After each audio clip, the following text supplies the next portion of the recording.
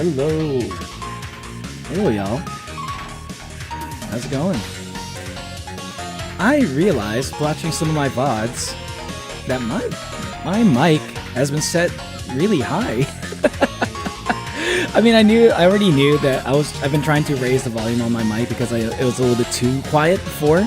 But then like I adjusted and I was like kind of like rewatching some of my past VODs, or past couple VODs.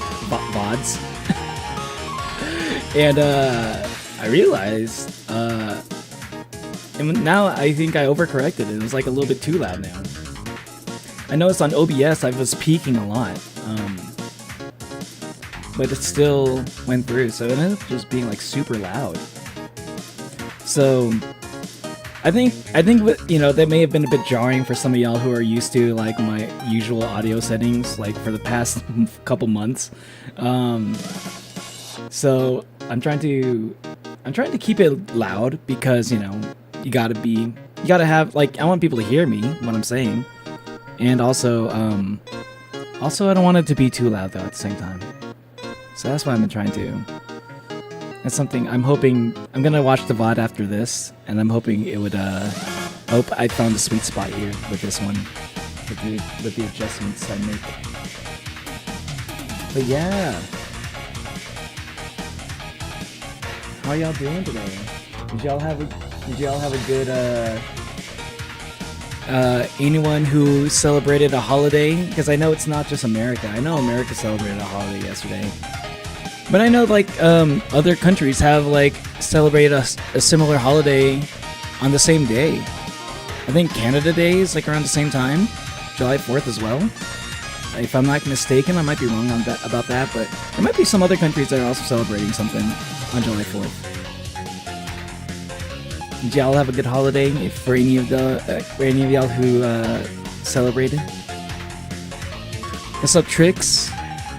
What's up, Artie? What's up, Hermes?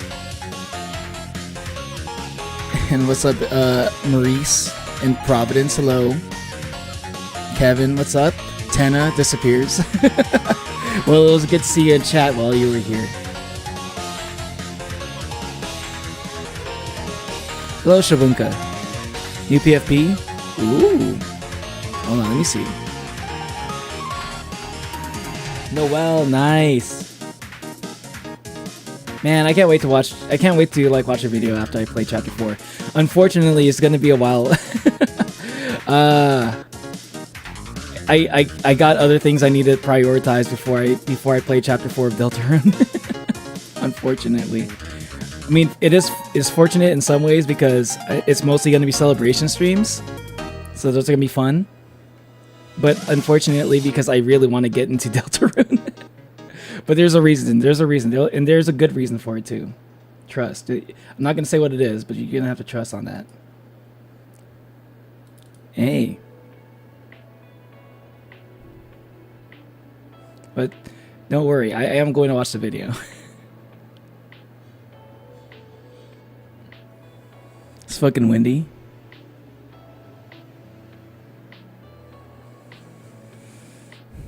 Wimdy. What's Wimdy? That was on last time. What I miss? Last time? Last time on Neo the Oni. Neo played Ultra Kill, the final layer that's currently out. It was the layer of violence. Neo fought valiantly against tanky enemies. He kind of got rolled on at multiple times during the stream, but at the end of the day, he still prevailed, and he did become John Ultrakill V1. Find out what happens next. Now.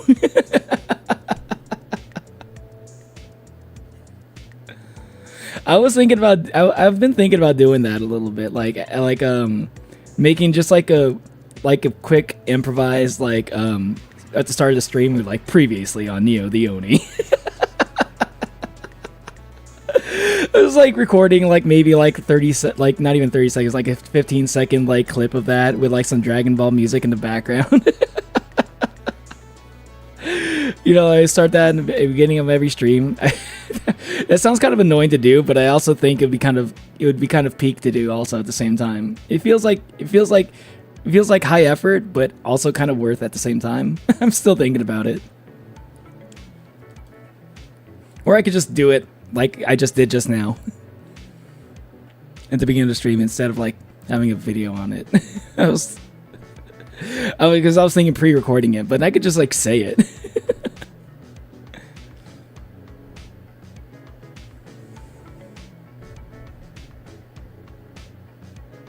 The last Ultra Kill stream? Yeah. What's up, Don Laucha?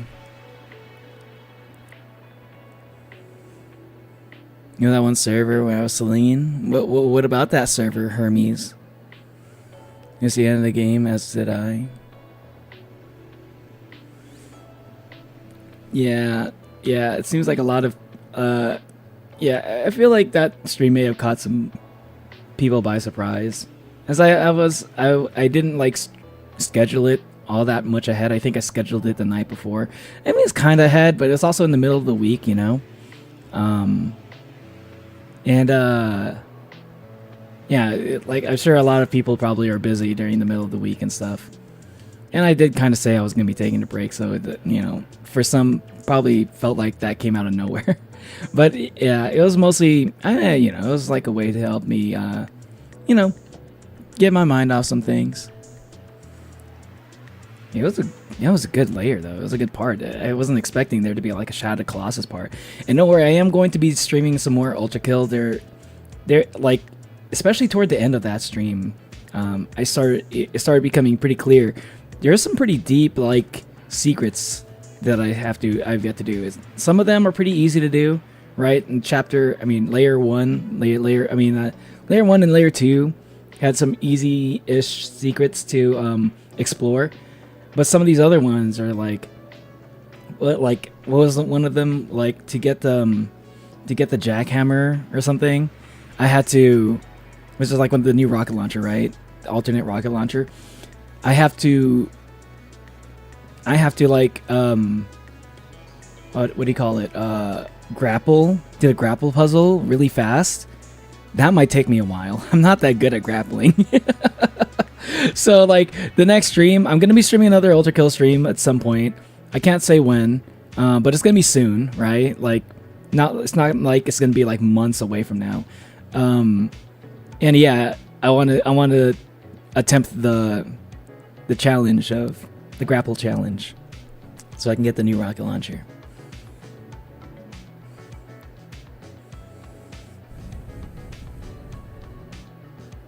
I love edging while I run.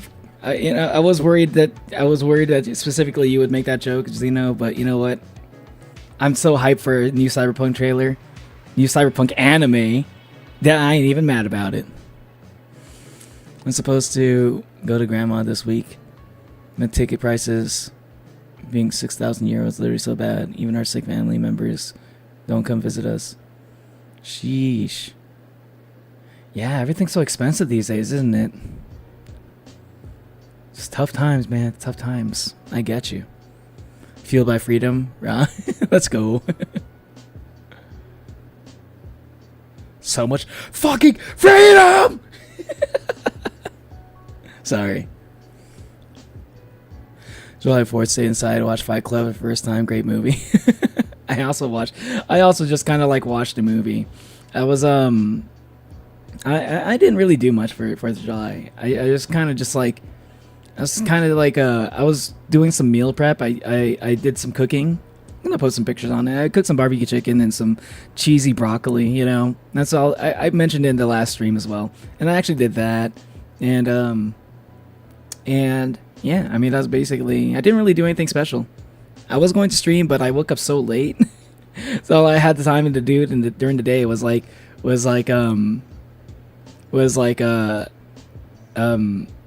just cook some stuff up and watch a movie and like hang out, watch fireworks with my dog in the backyard because people in the neighborhood are still putting it like launching fireworks in the fucking sky and shit. I don't think we're allowed to do that, but I don't think people around here care that much.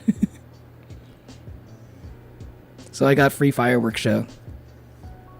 I don't know, my dog didn't really like the loud noises, so. Plane Ticket, yeah. Never watched Fight Club, even though we have it. Fight Club has got to be one of my favorite movies. So I think it's worth watching at least one time. Noel gets hit by Elvis Presley. Deltarune artist reference. Want to make a Twisted Metal game, but I'm like Toby Fox because I don't know how to write code. Does Toby Fox not know how to write code? Oh yeah, he uses stuff like Game Maker Studio and like RPG Maker. You should give it a shot. Make a Twisted Metal game. Hey, you know what? There are people out there. I actually am going to react to a video later during this stream about like a person who's like talking about making their own game, and it's something that looks very interesting to me. It was because like I'm a big fan of Sonic Adventure 2. It's one of my favorite games of all time, and one of the things I miss from that is Chow Garden, and there's like apparently somebody. There's like a YouTube channel where a guy's made a video talking about how he's planning on making, he's in the middle of making his own Chow Garden video game because Sonic doesn't want to do it. I'm doing against John Mover, Neo. John Mover, I just kind of brute forced it, not gonna lie. It was one of those things where I just kind of like, I just kept doing the same thing and tried to get slightly better at it each time. I didn't do anything special.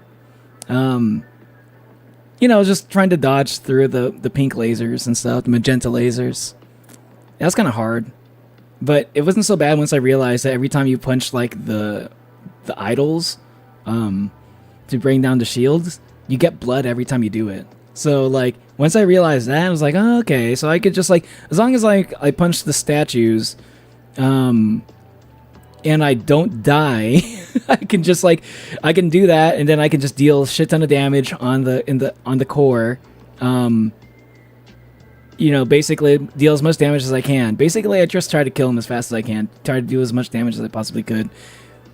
I didn't try that hard to dodge the lasers because it was kind of hard for me.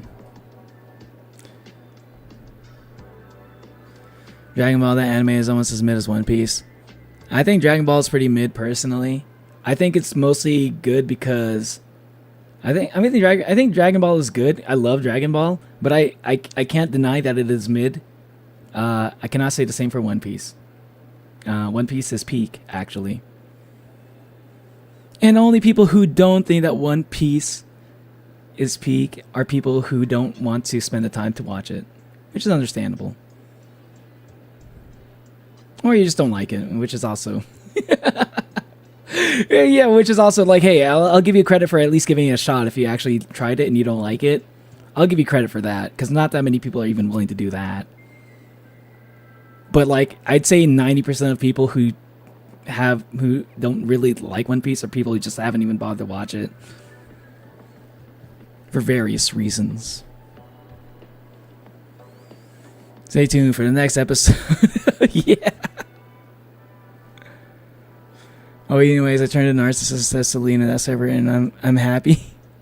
Oh yeah, speaking of that, speaking of narcissists, I've been playing Hades 2 lately. And I did finally beat Kronos. I wasn't expecting to beat him, but I accidentally beat him. I was like, damn, I wish I could have done this on stream. I just happened to have like a bunch of really good like boons and stuff. I had to get like a bunch of good powers. But you know what that means? I'm ready to climb Mount Olympus. On the next Hades stream, I am going to be climbing Mount Olympus, and that's going to be fun. For any of the Epic the Musical viewers in my audience, Epic the Musical fans in my audience, you're going to really enjoy Mount Olympus moments.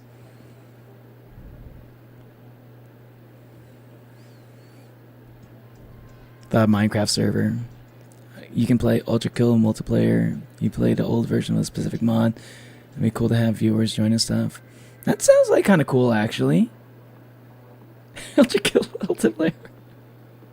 I might consider. I might do that actually. I've been thinking about doing some like other games other than like Gartic Phone to play with y'all. Something, ideally something free, and ideally something that isn't Roblox because I'm still scared to play it.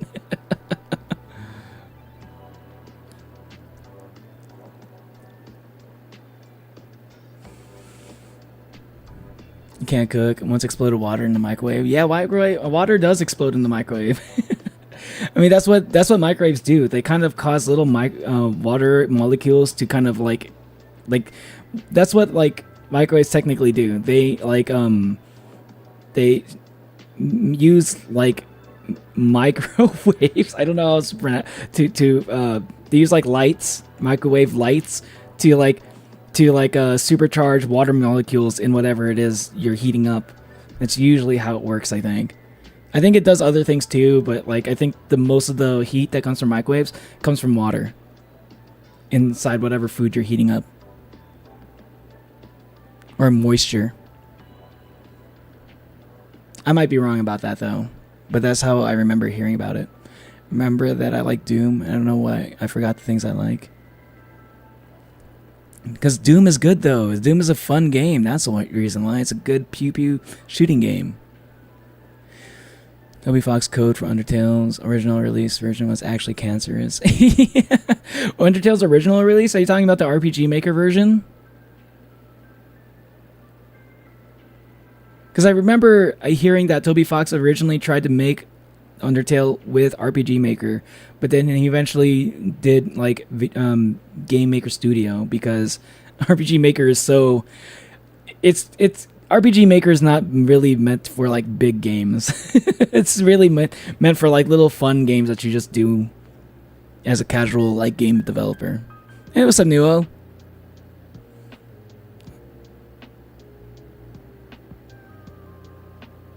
Gotta go. See you later, Shabunka. Weirdest thing you've read in chat one of your streams.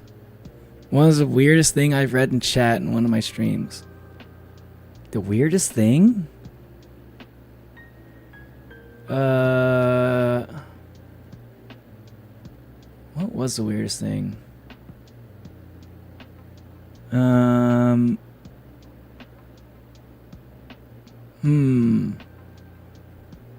I can't say, I don't know. I honestly don't know. Because like I think I can think of something weird, but then like I see a lot of things that are also equally weird like every day. So like I don't know, there's always at least something that like tops it every single stream. Not tops it, but like is on the same level. So it's like I don't think I've ever seen anything that was like the weirdest yet. And maybe what comes to mind is I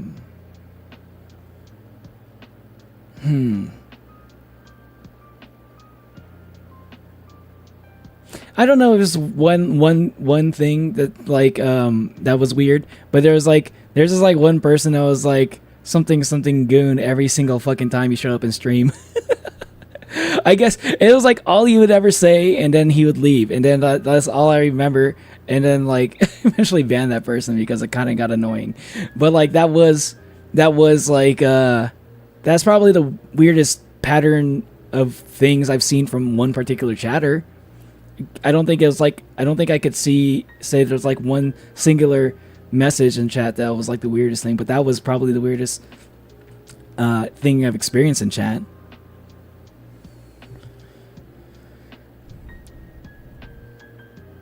You gotta go. See you later, Maurice.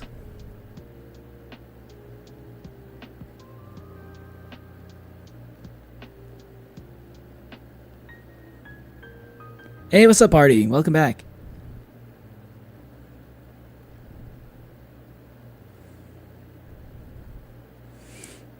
I think Dragon Ball is objectively kind of mid. I love Dragon Ball, but like you can love things that are mid. I don't think there's anything wrong with that. Just because you like something doesn't automatically make it good.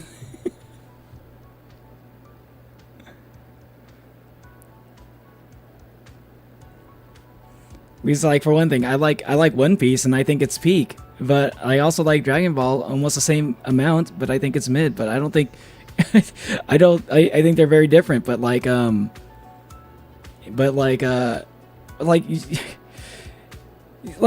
gotta admit that like Dragon Ball is just like every single time there's just like, oh, new transformation. Bigger, badder enemy, new transformation. That's all Dragon Ball kind of is. You can't deny that.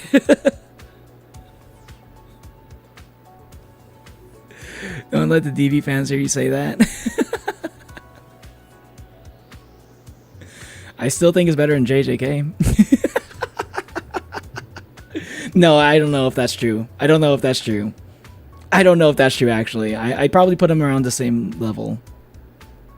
Because there are some things I think Dragon Ball does better than JJK. I also think JJK does things better than Dragon Ball in some ways too. It's hard to put one over the other, to be honest. What's up, regular skeleton? Oh, the screw worms. Oh yeah, forgot about that. Anyone notice that Dandadan dropped season 2? I did not notice it, but I am gonna react to like the OP and the like some Dandadan stuff today too. There's a bunch of new anime trailers that came out for Year in season 2. Like yeah, for Year in season 2, Dandadan. I don't know what this Virgin Punk Clockwork Girl is, but it looks kind of cool. New Class of 09 video. Chainsaw Man trailer. Like, yeah, there's a lot of anime trailers that came out. Probably because of Anime Expo. Yeah, gotta react to some of these. A lot of these.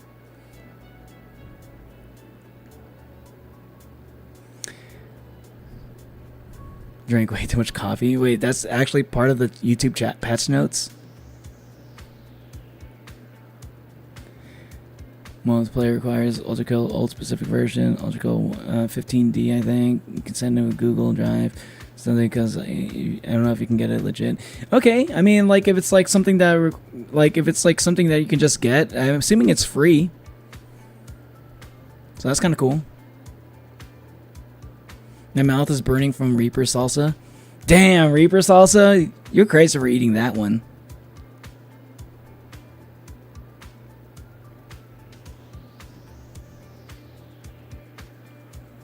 Black and White Dawn. What's up, Kai? Welcome to the stream. How you doing?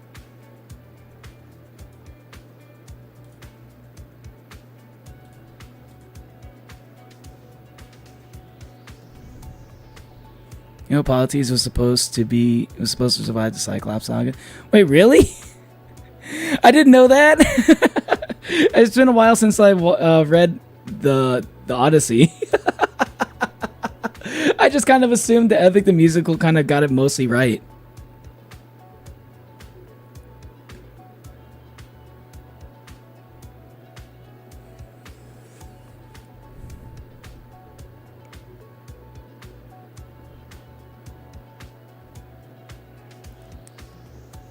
Gonna have to go to Foge. About to Wait, what? What are you talking about, Artie? You have to go to where? Just woke up from your nap. Want to wish everyone a wonderful time before going out. Alright, see you later, Kai.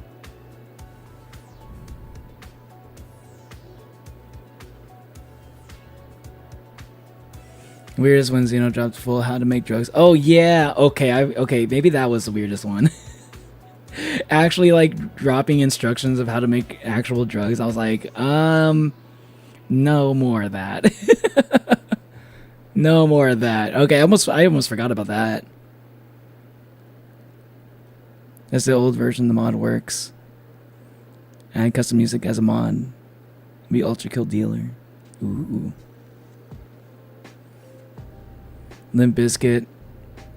And people say they're mid. Yeah. Like for it, yeah, like shit, dude. People shit on like Smash Mouth, and I fucking love Smash Mouth. Fucking All-Star. Fucking I'm a believer. I unironically like Smash Mouth. And I cannot say they're good. They're probably I don't even know if they're mid. They're probably like really bad. But I like things that are mid. Not everything has to be good or bad. I don't like that. I feel like these days everyone always has to be like everything is either really good or really bad, and there's no such thing as an in between anymore. Fuck your in between. Fuck your nuanced opinions. Everything you gotta love it or you gotta hate it. That's how I feel like. That's how like everything on the internet is these days. You can't just be in the middle or anything.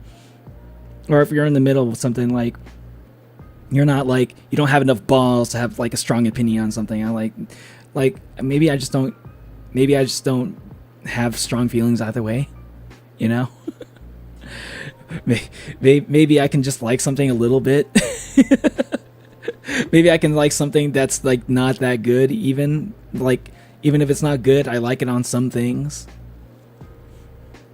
Maybe there's something that's really good and there's something about it that I don't like, even though everybody else seems to like it for whatever reason. And maybe there's something about it that rubs me the wrong way. One little thing that maybe doesn't bother other people, it bothers me.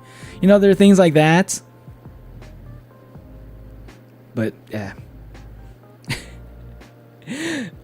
I wonder how strong. I wonder how like I wonder like how how true my statement is. Like nobody cares about nuanced opinions anymore. I kind of feel like that these days.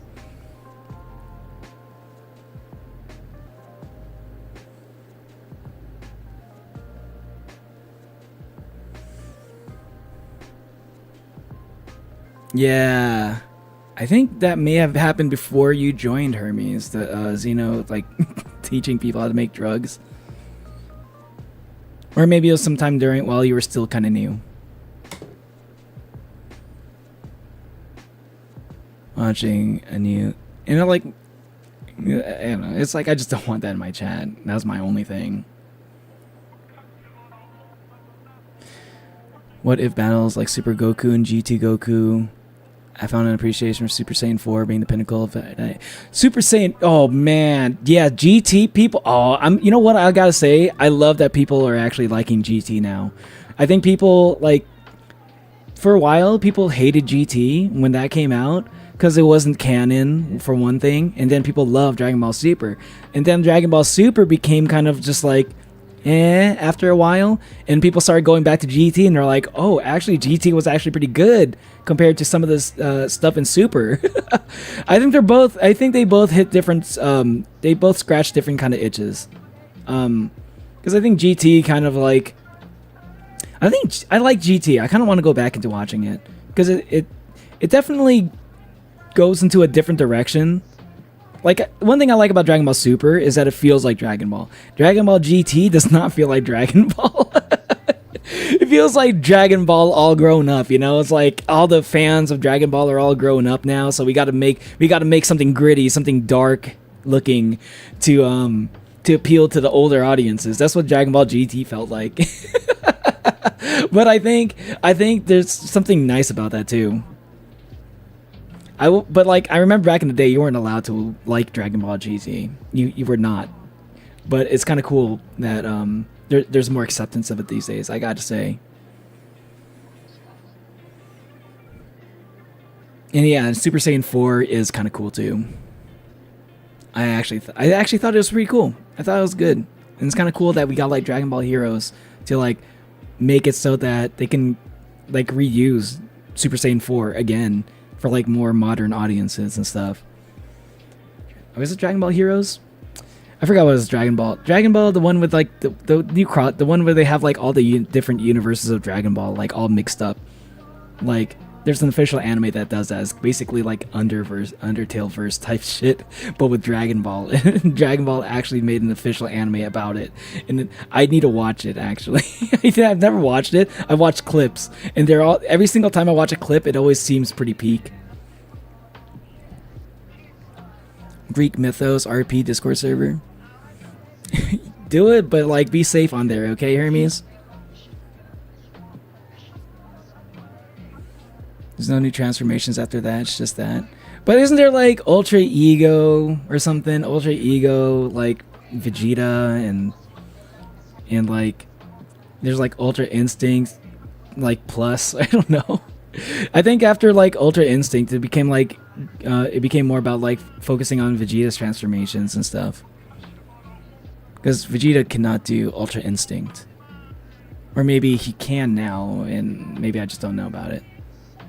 But I love the idea of Ultra Ego, though. And again, there's nothing wrong with it. But, yeah, I don't know. Maybe I need to watch... maybe I need to read the new Dragon Ball Super stuff, because I don't know if they've been coming out with new episodes after Tournament of Power. But yeah, I did not see too much of like the Zamasu arc with like Future Trunks. For some reason he has blue hair now. I need to watch that. I heard it's really good.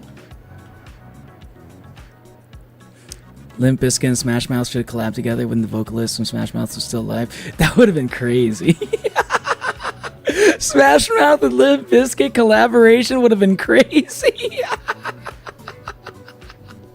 I can't imagine what that would even sound like. I feel like the people who would like to listen to either of those are like, I feel like there's no crossover between those two. Because I always thought like Limp Bizkit was like a bunch of like people who are into like punk music, right? And if like people who like Smash Mouth are just like people who like Shrek or like just normies at the time. Aeolus is the wind god, right? In the DVDs, you have all the seasons and episodes. Yo, nice, but it's okay. I know some places where I can watch GT. No worries there. Rivera is only gonna make Aeolus mythology correct, a male but a woman who got the job, so he changed it. But like it was actually kind of a good it was a good decision, because like I think Aeolus's voice is one of my favorite. Aeolus is probably one of my favorite singers in Epic the Musical, actually. And she only had like one song, I think.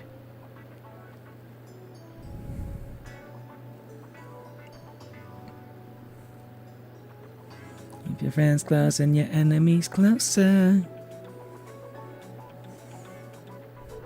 Hey, what's going on, Asagi? Filler might be a bad, but it can be good. That's another thing. Another thing too, like filler. I think people hated filler way too much, because now we got like a lot of anime without any filler, and I'm like, I kind of missed the filler a little bit, because you had some pretty good filler episodes. Some episodes with filler, could have been good. But the only problem with filler is that they tend to like just overdo it, and most of it is pretty bad. But sometimes you get some hidden gems in there. So I'm not sure how I feel about filler, not gonna lie, because I was one of those people that hated filler. But like in a world without filler, I'm just kind of like, I miss some of those filler episodes. I miss like having those episodes that didn't have like super high stakes, and then you see like the main characters just like kind of goofing around a little bit. I kind of miss that a little bit, even though it didn't really like keep me engaged with the show or the plot. I still kind of miss it in a weird way. Ego is so overrated, they didn't even use the concept once. Oh, really?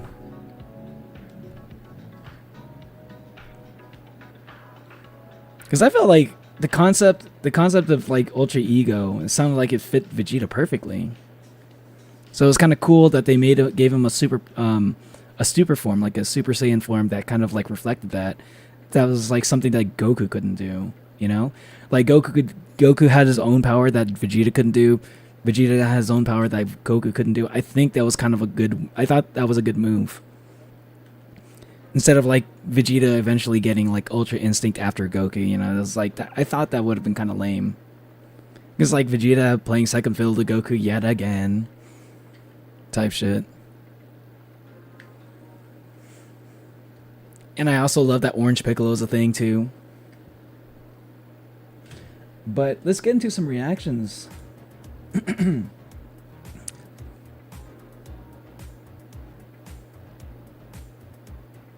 Okay, I was trying to make my back power to auto kill until Renroar, and I found you can't play old version legit until you learn to use the Steam console, download them. So yeah. Oh, you can still download old versions? Really? Super Dragon Ball Heroes, that thing? Yeah, Super Dragon Ball Heroes. Yeah. Like, I don't understand why I never really got into it, because I always liked the concept of it, and I think I will want to watch it one day. All right. Okay, we got quite a few things lined up here. All right. But I'm going to start off with Cyberpunk Edgerunners because this is the reason why I'm even doing this. This is the reason why I'm even doing this reaction stream today, y'all. I've mentioned it so many times in on my streams that like fucking Cyberpunk 2077 is like my favorite favorite video game of all time, and like fucking Edgerunners is fucking amazing. You know, I wasn't expecting it to be that crazy good, but Studio Trigger, obviously they're gonna make it really good. But goddamn, Edgerunners, great anime. Of course, they're gonna make a season 2 because of how well received it was. It honestly, I think like Edgerunners alone was enough to get like people interested in Cyberpunk again before even Phantom Liberty came out. Like Phantom Liberty, it was kind of like, it was like, oh, once Phantom Liberty came out, people were like, oh, Cyberpunk's finally good now, you know? Like, no, I think people realized Cyberpunk was started getting good again, like around the time that Edgerunners came out, which was before Phantom Liberty, if I remember right. But yeah, like Edgerunners was like one of the things that's just kind of revitalized, like, because everybody loved to shit on Cyberpunk for a good while. It was hard to be a Cyberpunk fan. So I love this anime for multiple reasons, because it got people to stop talking shit on my favorite game, and it got more people to play it too. And also, it was just a really good anime with some really good music. I really, really want to stay at your house.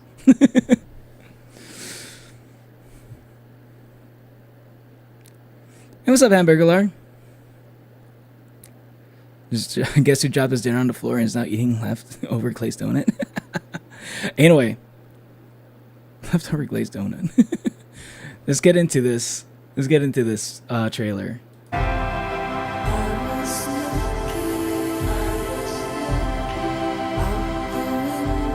Hold on, is it actually following immediately after the events of season 1? Because I thought this was going to be a completely separate story.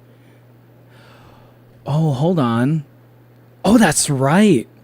Okay, maybe because Lucy's still okay. Lucy's still yeah, probably be following Lucy, right? I don't want to spoil. I don't want to spoil for anybody who maybe not watched Edgerunners. But yeah, I think this season will probably focus more on Lucy then. And not only that, but Lucy is also going to be in a DLC character in Guilty Gear Strive. Huh. It all makes sense now. Why they... Oh. Because I always felt like Guilty Gear, like, putting Lucy in as a DLC character felt kind of weird. But it also makes a lot of sense now that I know that there's going to be a season 2.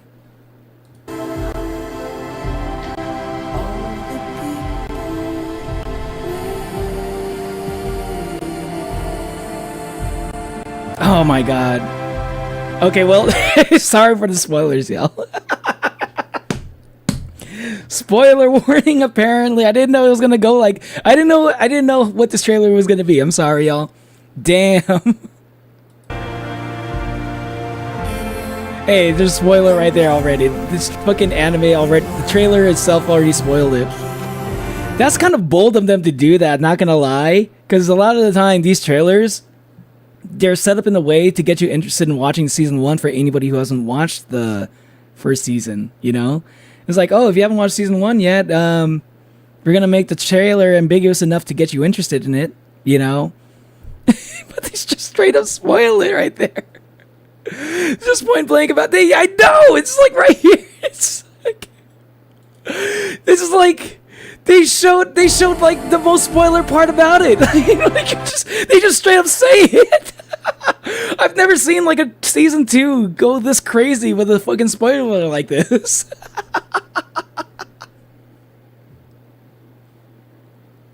This is wild.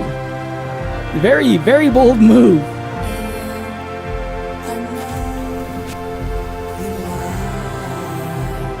Man. Yeah, but Lucy's still alive.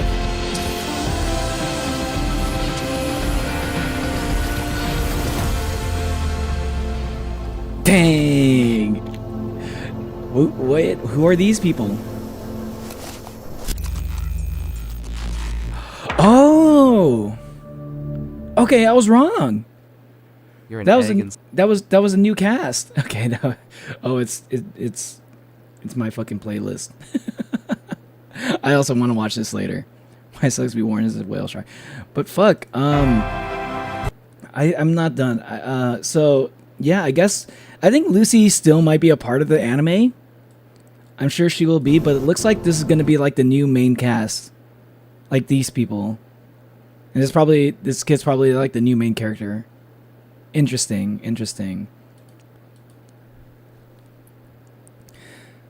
Just got spoiled about David from seeing the opening. I know, he's like the main character of season 1. It was like, so you watch, if you ever just like happen to be like watching this because it's trending and shit, like, you're like, I wasn't, I didn't watch Cyberpunk Edgerunners, but I kind of want to see it eventually. And the trailer reminded you about it, and you're like, oh yeah, I should watch that. Let's see what this trailer is about though, because everyone's talking about it. Wait a minute, the main character dies? And then you're watching episode 1 of Cyberpunk Edgerunners, and you're just like, this guy's gonna die. And I saw a video image of like what he looks like too when he dies. Not only does it say it, it even shows like this actual scene. They didn't need to do that. I thought this trailer was going to involve like Lucy stuff, because if they're going to show like more of Lucy, then yeah, it would make sense for them to show like, to spoil a few things, because it kind of makes sense. But if they're going to do a whole new cast, why even spoil season 1? This doesn't make sense. I'm not sure how I feel about this trailer. For like, I'm not sure if this trailer is good for like welcoming in a new audience. But then again, Cyberpunk has like so much clout that people would still probably like check it out eventually. This is a fucking... I can't wait for this. This is gonna be pretty peak. I already know it. Justice for Yamcha. Man, they did do Yamcha dirty. Not gonna lie. But I feel like Yamcha was supposed to be like... They needed somebody to be like the shitty like the person in the like the person in the fight, the Z fighters, who are just like, he was just kind of like the worst, and everybody kind of knows he's the worst. And they needed I guess it had to be Yamcha. I'm just glad it's not Krillin, because Krillin's kind of cool. I like Krillin as a character. I'm glad it's not Piccolo. Obviously, I'm a big Piccolo fan. He's a top tier dad material. Super Saiyan Wolf transformation. Super Saiyan Wolf transformation just turns into a furry. That doesn't make sense. They're supposed to be monkeys. So become wolf monkeys?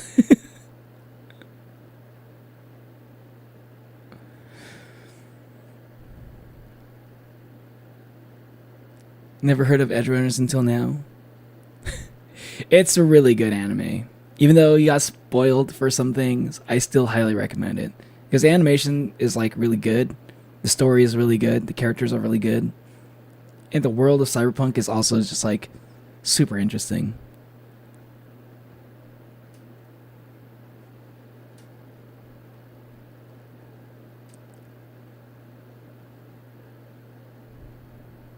Fish is doubly dead now. Wait, what?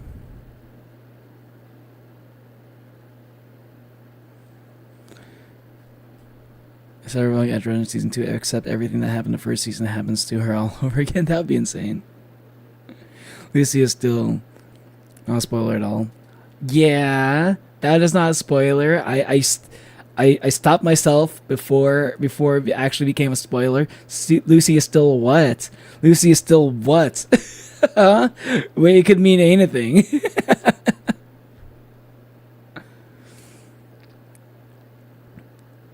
I'm sure that guy's not important.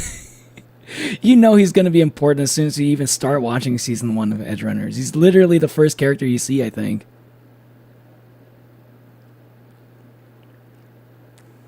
I bet the kid is dying. That's just how cyberpunk stories tend to go. The main characters like usually just die. Or some kind of die.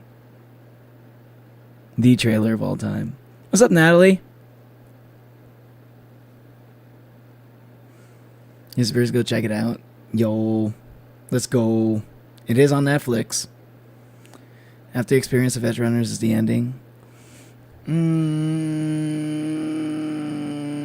I don't know. The first few episodes are pretty magical. Especially like, you know, once you see like when you see like David and like Lucy like hanging out and like you know getting to know each other and shit. That was some pretty good those are some pretty good moments. Seeing David like try out like cyber implants for the first time. I think that may have been the first episode. Yeah, maybe that was all in the first episode. So yeah, first episode and last episode, really good stuff. No, I think they're all good.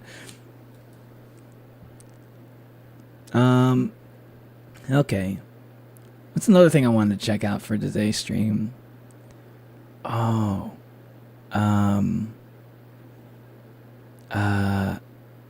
Oh yeah. I want to check this out. Apparently this is actually gonna be relevant. This I was thinking about watching this until I saw a bunch of people reacting to this video. I guess this might be something worth reacting to once I saw it. So I tried my best to not watch it. This is also one of the reasons why I've been wanting to do a reaction stream soon. Apparently this is presenting my finest work yet, Pomni. TADC, the Amazing Digital Circus video. Apparently this might be relevant to the story. This might be like, what do you call it? This might be canon. This is the word I was looking for. Song and the ending is so peak. True. But like, not gonna lie, all the songs are kind of peak in Cyberpunk. It's gotta be one of my favorite OSTs. But yeah. Yeah, I don't know what to expect. I know this is supposed to be the little ad video that they made to like you know, advertise the plushies that they're making for Amazing Digital Circus. But apparently like Gooseworks herself was like part of she contributed to the writing of this, so people are saying this might actually be important for like what to expect in the rest of the series. Apparently, I also heard that episode 6 of Amazing Digital Circus might not be coming out for a while. Because Gaslight District is also going to get an episode 2, and they're trying to like stagger these episodes, you know, which I'm kind of all for it, you know, like I know like I currently like Amazing Digital Circus more than Gaslight District, but Gaslight District only has one episode. Can't wait to see it. I think it's good. I think it's good that they're giving their resources. They're not like spreading their resources too thin, because the quality of episode 5 for the Amazing Digital Circus was really good. I don't want it to go back. I don't want it to go down in quality again. So I think I can wait. I can wait for the new episodes to come out. It's no big deal for me. I understand that people are going to be impatient about it though. Ad videos by Glitch are always so peak. I've never really watched any of them, so this is going to be interesting. This is going to be like the first one I've seen. You know, Jack Black was potentially going to be Kaufmo. What do you mean potentially? He could still be Kaufmo. We don't know that. And the Amazing Digital Circus has got enough clout that Jack Black could probably get casted.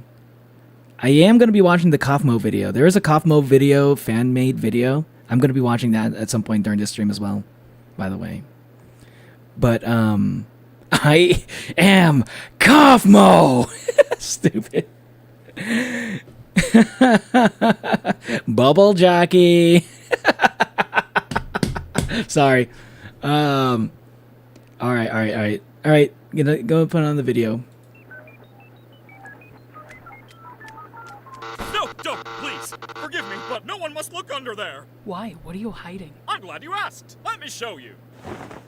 I'm the machine! I grant your every desire! Wait. Hold on, wait. Why was he saying he didn't want anybody to see it, but then he immediately shows it? No one must look under there. Why? What are you hiding? I'm glad you asked. Let me show you. Immediately contradicts himself. Machine! Fucking love Kane. I grant your every desire! Toss some material into my bowl, and I'll make whatever you want! I suck! You receive! Oh. That is such. This is such. That is such a Rick and Morty type thing. This character, that machine character, is so Rick and Morty coded. Not gonna lie. What does the little ribbon down in the front want? Could I maybe have some help asserting myself more? Wish granted! Holy Toledo! Wait, why? I'm not gonna lie. This is kind of throwing me off. Why is the subtitle so different? But they're saying basically the same thing. Why is the subtitle saying the same thing basically, but they're saying way different words? It's kind of throwing me off a little bit. Manager Gangle, all right. Feel like I could get anyone to do anything. That was so painful. Whoa, I want to try. Hey! Oh yeah! That's the good stuff. That's such a Rick and Morty type thing to do. Okay, I'm sorry. It's such Justin Roiland type humor. Wow, this outfit makes me look like a whole different Dude, Slay King. person. Come on. I kind of want that jacket though. I saw that merch. I saw this merch in the shop, and I like out of everything I saw, this is probably the thing I can kind of see myself wanting to get. I like this, how this looks. This jacket looks kind of sick. The other thing I really want to get is the Bubble pin, because Bubble's my favorite character, and that's like literally the only merch of Bubble. How is there not a plushie of Bubble? I saw this comment in my Bubble video, and I agree. How the fuck is there not enough Bubble merch? Gooseworks, you voice this character. You need to make merch of him. Person. I like watching dub with subtitles. What's your desire? Christine. Not my name. Don't lie, Christine! I know what she wants. Is that like her original name?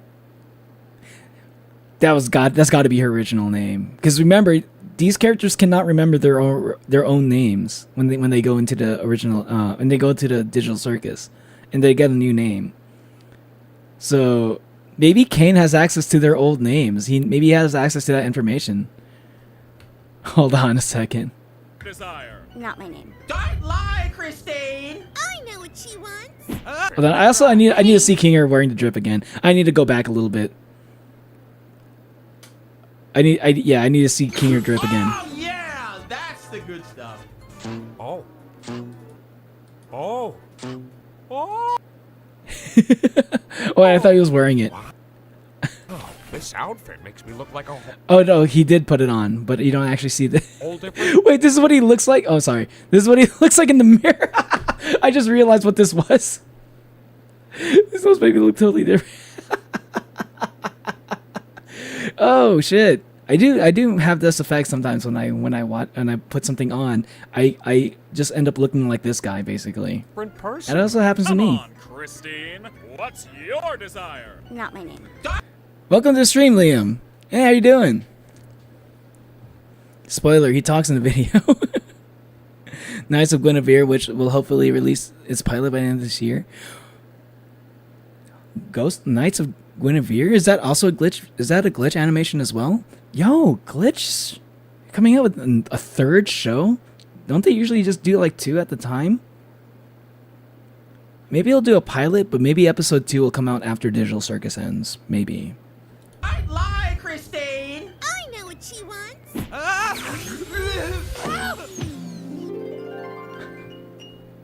Oh, what kind of a sicko are you, Pomni? You sick bastard. That's what Christine wants, huh? What the f is going on? Oh, could I have a horse? I don't think that's even true. I don't remember Pomni voting for this. I watched that episode a lot of times, okay?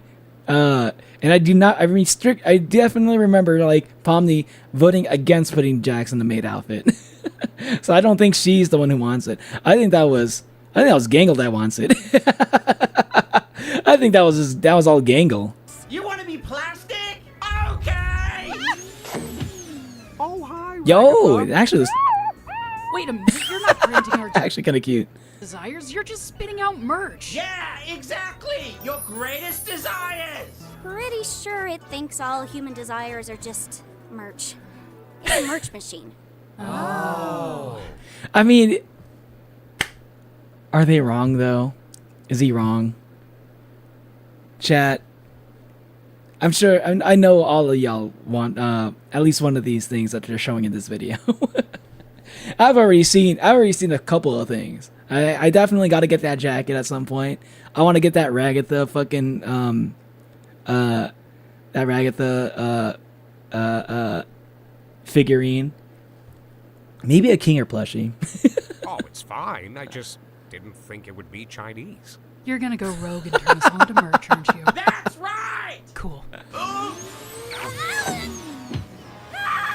Wait, what? You're right. Hold on, wait, what? Wait. That's right. Cool. She's a pencil, and it's like, what do you call it, pencil topper? Okay, out of all the merch, I didn't know people even still made these. Do people still use wooden pencils? I thought everybody just uses mechanical pencils now. Hopefully you could still use this for those. Pomnino was the only one aside from Jax who voted no. Exactly. I'm pretty sure that was Gangle's wants and desires to have Jax in the maid outfit. Neil is the one who did the vote. Exactly. Because Gangle knows exactly what the audience wants to see. You know, as Bubble says, the sex appeal. I don't even understand the whole. Like, damn. I mean, it's like, I don't know, people are weird about the maid outfit thing.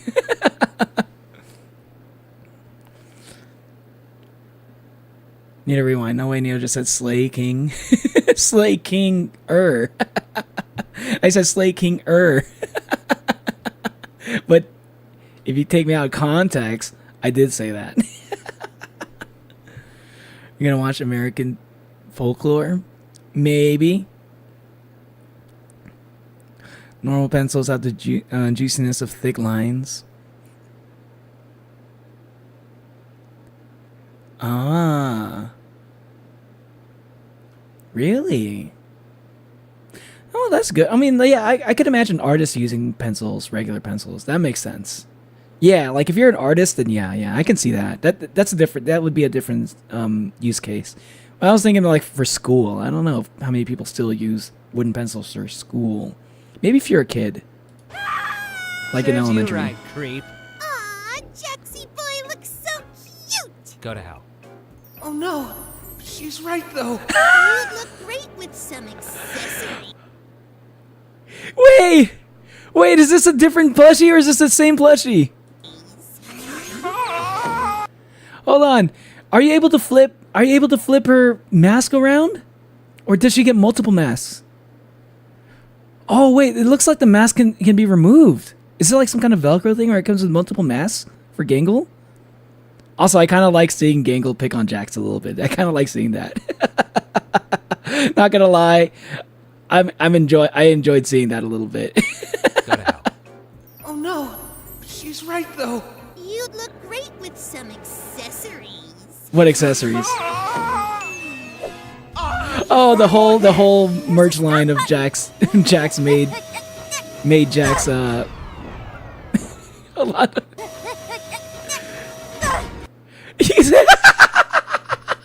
I love that shit. You can see the hand right here. He's wearing a black glove, but you can see the hand holding the pencil. It's so stupid. Okay. Oh no! What are they gonna do now? Take me too! I can quit whenever I want. I like this. This is canon now. Oh, Yeah, I love all of these figures. Not gonna lie, all of these are actually really good, and I don't mind that this is gacha, except for the fact that what if I buy like 6 of these and they're all like I get doubles or something, you know? That's the only thing I would kind of suck about it, because I kind of want at least one of each of these. Coach Dictator, fucking stupid. Bartender Zubel, fucking like stupid Ragatha. These are also good. Is this Anime Pomni? No, it's President Pomni hey, Coffee. with the baby headlamp. What's up, guys? The Digital Circus episode. Wait, 5. what? I can quit whenever I want. I like this. This is canon now. Oh, hey, Coffee. What's up, guys? That's his voice. Okay, that's not Jack Black. There's gonna be a Kaufmo scene in the next episode. There's gonna be a Kaufmo flashback. I know it. That's the only reason I can think of is the reason why they would like reveal Kaufmo's voice right now in this. That's the only reason I can think of.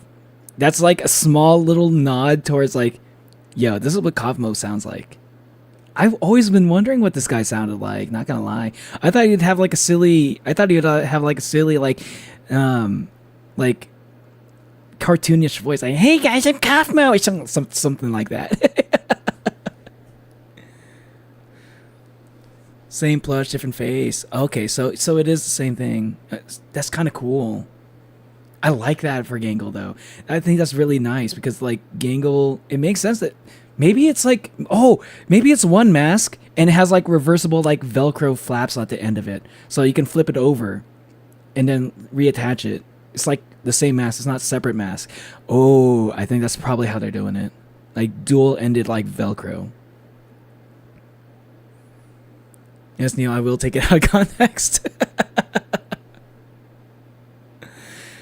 I am Kaufmo. Hey, what's up, Kazantho? Abstract Jockey. Abstract Jockey. It was announced that the abstraction wasn't the end of Kaufmo's story. Ooh. You know what? You know what would be very interesting is if there is a way for people who abstracted to come back from being abstracted. That could be an interesting moment. Yeah. I don't know. It doesn't sound. The only thing about that is like it sounds like the next few episodes are gonna be dark, and I don't know if that would be a good thing or not for them to come back from being abstracted. The Digital Circus Episode 5 Merch Wave is out now. Digital Circus Dot Store, made in my insides with love. That vinyl just looks so sick. I don't like collecting vinyls. They take up so much space and they're so delicate, but like that just looks so sick. Spice up your Digital Circus Animini's figure collection with the brand new Costume Adventure series. Look at this. I like how also the Kaufmo scene was like the most replayed. Everybody else was like, what the fuck, Kaufmo? These stupid babies. They look so cute next to their super rare cousin. And for the next week only, buy 2 single Animini's figures and get the third 50% off. Even ones from other franchises. Well, it's Ooh. possible. But be quick, the new DC Animini's has limited stock. So once they're gone forever. Wait, really? Maniacs plushies Ah, get free fuck you. to torture with cuddles, humiliation, No! and gentle tomfoolery. Hell is Don't real. give me FOMO. Don't No! fucking How tell dare you boss with a weaponize FOMO against me? My one weakness. Wait, what? Tomfoolery. Hell is real. Adopt your own girl boss with the manager Gangle plush. She'll watch you work and, best of all, watch you sleep. Soothing music So they did demonstrate the masks are removable. Okay, so, but there's like the mask underneath is the sad mask. for your ear hole. If you're one of those people that wear clothes, we've got this stargazing shirt, a vase That's a cool shirt. Not gonna lie, I like this art style for a shirt. This looks cool. a varsity jacket, and this big Cool Tops jacket hat. too. Ragatha is now plastic, just I'm not too crazy about the hat because I've seen so many hats that look just like it and it doesn't stand out that much. But there are some people who like that aspect of it though. But the only thing is I have another hat that looks just like that. I don't want to get another one. This Ragatha figurine does look like really you cute though. freaks wanted. Anime! The whole Fuck you. Don't call me a freak. I didn't want this, but I didn't ask for it. But now that it exists, you know what? I wouldn't mind having one. But I also don't want to spend the money for it too. Not gonna lie. wait, what the f is it? You guys are And finally, this Digital Circus voting pin, featuring a sliding hand to show your current emotion. Oh, that's cool. I'm feeling quite dorsalist myself. That's kind of So, cool. Did I do good? Dude! Oh! Bucket bubble at the end. The bubble pin. I need to get that. Oh. do good. I literally mentioned it. I literally mentioned it too. I need to get this pin. Fuck this. I hate that this gets in the way. But dude, I need to get that pin. I hope that's not limited. I hope that's not limited edition. Ah, man. The pin is a must-have for me. Like out of all the things in the merch shop, I gotta have the pin. But if that can get sold out, maybe I should just order one. Ah, the FOMO is setting in. I know the shops with the gacha things, I like to buy the whole set. Oh, if you can buy the whole set, then that's kind of cool, actually. I'd be down for that. Circus, Gloink, and Queen. Everything will be Gloinks. You will be Gloinks. I will be Gloinks. God will be Gloinks.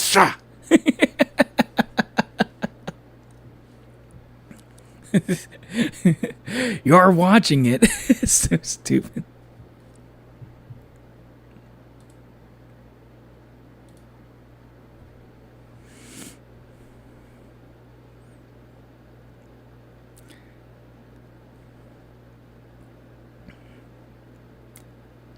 Gloink and Queen.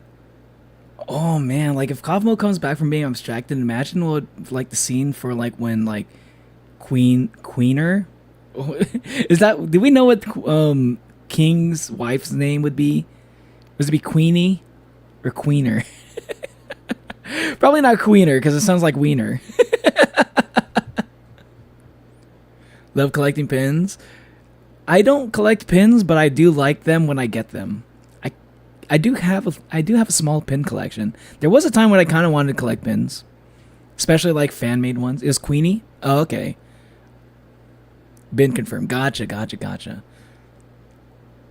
and Queenie makes sense. Dorsalness. Is the dorsalessness is a reference to that one analog horror video Gooseworks made? Gooseworks made an analog horror video? I kind of want to react to some Gooseworks content at some point. I saw that she made like a JoJo's Bizarre Adventure video, and I kind of want to see it. So if I have some time, I might check out some Gooseworks videos at some point during this stream.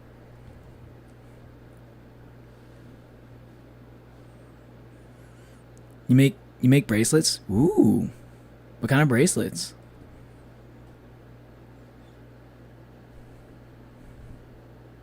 But I do like this. I do like this. It sucks that this is the only bubble pin, the only bubble merch. I feel like a bubble plushie would be really, it would like kind of go hard.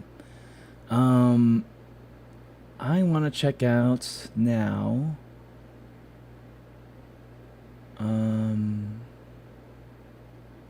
Okay, I did want to check this out real quick. I know there's like a few of these, but I kind of want to check this one out right now. I saw this. I keep seeing this in my feed, like Amazing Digital Circus retro anime theme.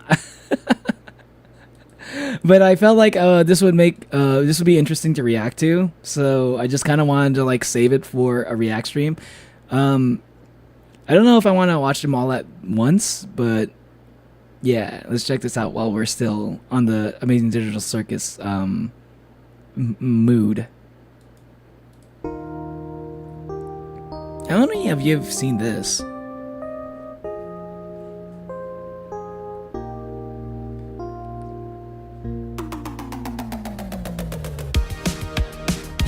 Yo, dude,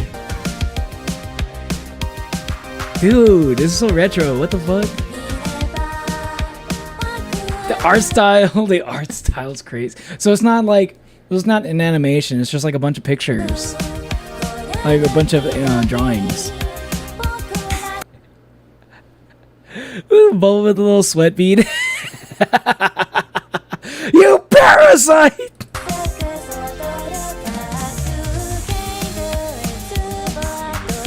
Dude, who did this fucking what?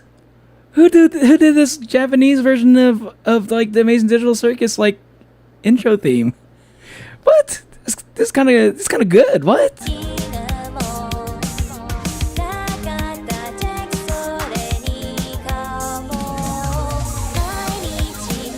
Who? I wonder if, okay. I saw that this video was like came out a year ago. I wonder if this video was like the inspiration for the anime scene in episode 5. You know how they had like the anime moment? I wonder if this was like contributed to like them like making that a part of the episode.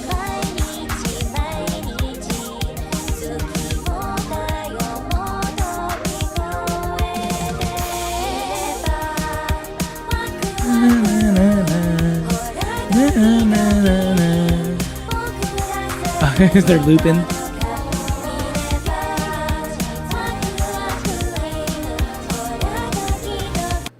I need to see more Zooble. I'm glad we've been seeing more Zooble lately, but I hope we see more Zooble in the future episodes, because I still think there's not enough. This song is kind of good though. So this is the only one that's actually animated. Okay. I might check out some of the other ones later.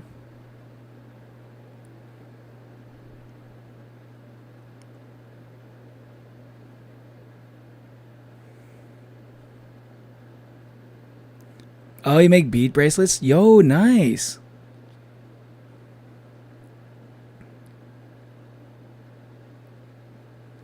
Bubble would be super easy to make a plush for, right? And Bubble would make a good plushie too, like a round ball plushie. Who doesn't want one of those?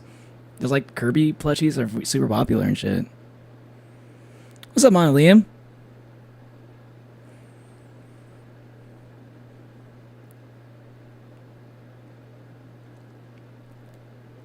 Pretty sure it's official dub song with instrumental mix. Oh, really?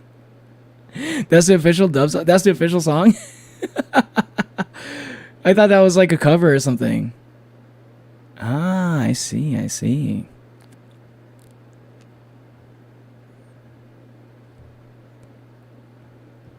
Okay. Okay, there's some other things I wanted to see. The Kaufmo thing, I kind of want to check that out later. Ooh, I want to check out Freerun Season 2 trailer. Yeah. Because Freerun is probably one of my favorite anime ever. And it just came out like last year or a couple of years ago. No, last year. And I fucking love it. It's like, I don't know, and I've watched a lot of anime over the years. Man, I need to make that list of anime I've like all the anime I've watched. I need to make that tier list. That's gonna be a 900 subscriber special, which I might end up doing tomorrow. By the way, I might do a 900 subscriber special tomorrow because I think tomorrow would probably be the best day to do it. So, yeah, look forward to that. You get to see all the anime I watched and where I rank all of them. I'm gonna have opinions. Freerun, yeah, let's go. I fucking love Freerun, dude. Freerun is such a good anime. BRB, okay, Tricks. Okay. ずっと何も知ろうとしなかった。私は一人で生きていけるようになることだけを考えていました。俺はきっと逃げ続けていた。けど The animation still looks good. 今は違う。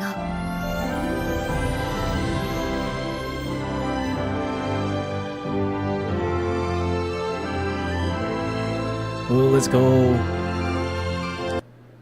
Oh, it's okay. Let's say that's a flashback. Dude, they're not showing too much. They're not showing too much about what's gonna happen because I already read a little bit ahead in the manga. I stopped because I got into other manga and I didn't really want to. If I can read other manga in my free time, and save like the new free reign content for the anime because the anime is so peak already. I don't want to read the manga first and then like watch the anime and then compare the two. This is hard for me to like watch an anime after I already read the manga. There's a reason why I don't really watch a lot of One Piece anime episodes, even though they're good now because I've already read the manga stuff. It's kind of cool to see like unlike. Wait, no. It's kind of cool that they're not really showing too much about it. So like everything you're seeing here is not really spoiling too much from season 2. 早々のフリーレン第2期2026年1月放送開始。旅はこれからだよ。 Ooh, I'm just gonna say, dude, don't forget the fact that the entire end of season 1 was for them to go into like this the part of the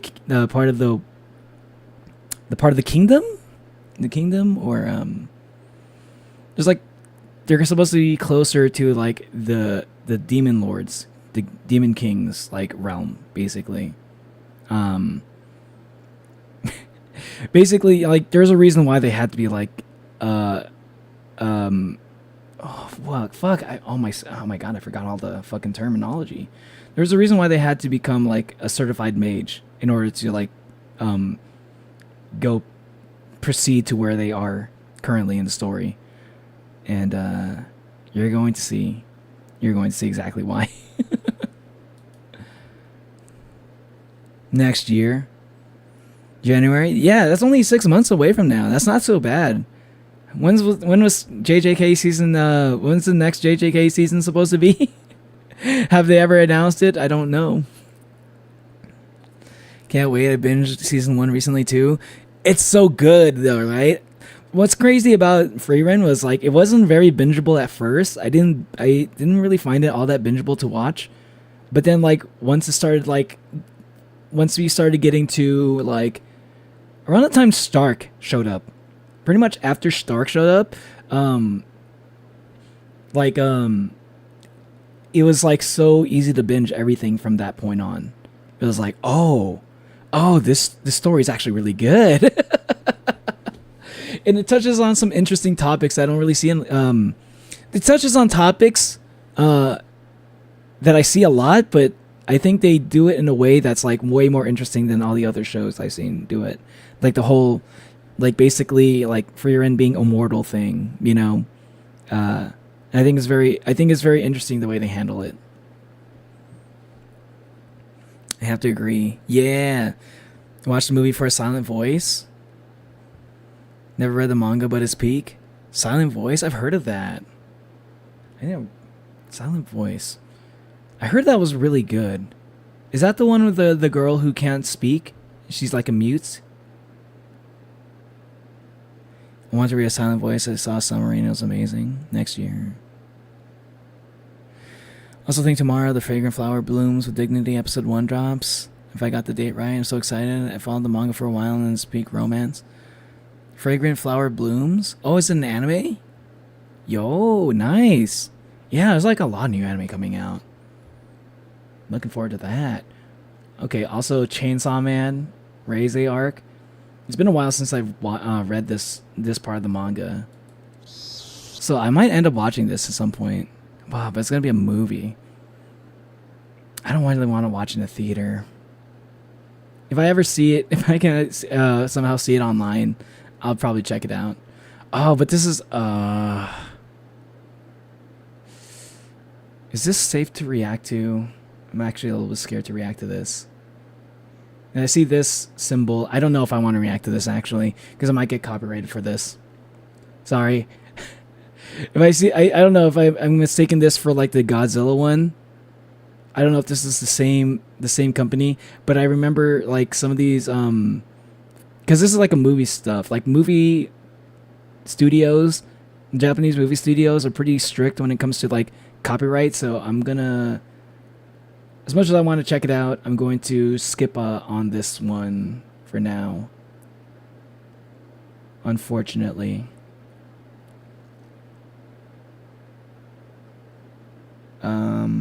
What do I want to check out next? This looks kind of interesting. I wonder what this is. Dungeons and Television official trailer. I have no idea what this is, but it just showed up on my feed. I'm just gonna randomly check it out because I thought the thumbnail looked kind of cool. It's me. Sorry, I accidentally capitalizations. What's up, Gary? Hey, how you doing? Heard a silent voice. Never watched it. But I heard it can be sad. Yeah, it's like one of those anime that's like really good at making people cry. Deaf girl can't hear. Oh, the girl can't hear. That's what it was. It was something like that. The English dub got an actual deaf VA. No way. That's kind of sick. That sounds like hard to do. A deaf VA. I didn't even know that was even a thing. He's actually deaf. An ex-bully, her bully both change and become good for each other. Ooh. Oh wait, so like the main guy character was a bully? Oh, that's interesting. I didn't know that was part of the story. If that's the case, I kind of want to check it out now.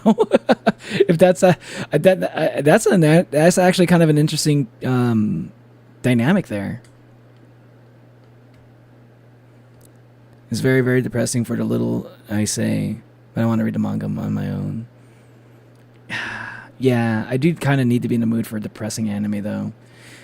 It's been a while since I've watched, like, sad anime, so maybe I'll give it a shot, and maybe it can get me on my sad anime arc again.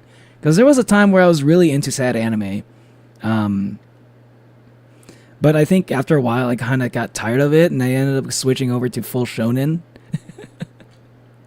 It was like I had like multiple arcs. I had like arcs where I was just like into like I was into like seinen for a good while. Then I got into like sad anime. Then I got into isekai anime. Then I got back into seinen again. And then I got into like did I already mention the sad anime part? And then I got into shonen all over again. And I'm kind of stuck on the shonen arc a little bit. I still watch other anime, but like I feel like the type of anime I've mostly been watching is shonen. But I'm starting to get a little bit tired of shonen, not gonna lie. So I might I think that's maybe it's time for me to switch genres again. Maybe it's time to get into sad anime again. Yeah, it's been long enough. Yeah, maybe I'll check out Silent Voice and Violet Evergarden. There's another anime that's like sad that I eventually want to watch because the animation is really good. But I watched it a little bit, but I was not in the mood for it at the time.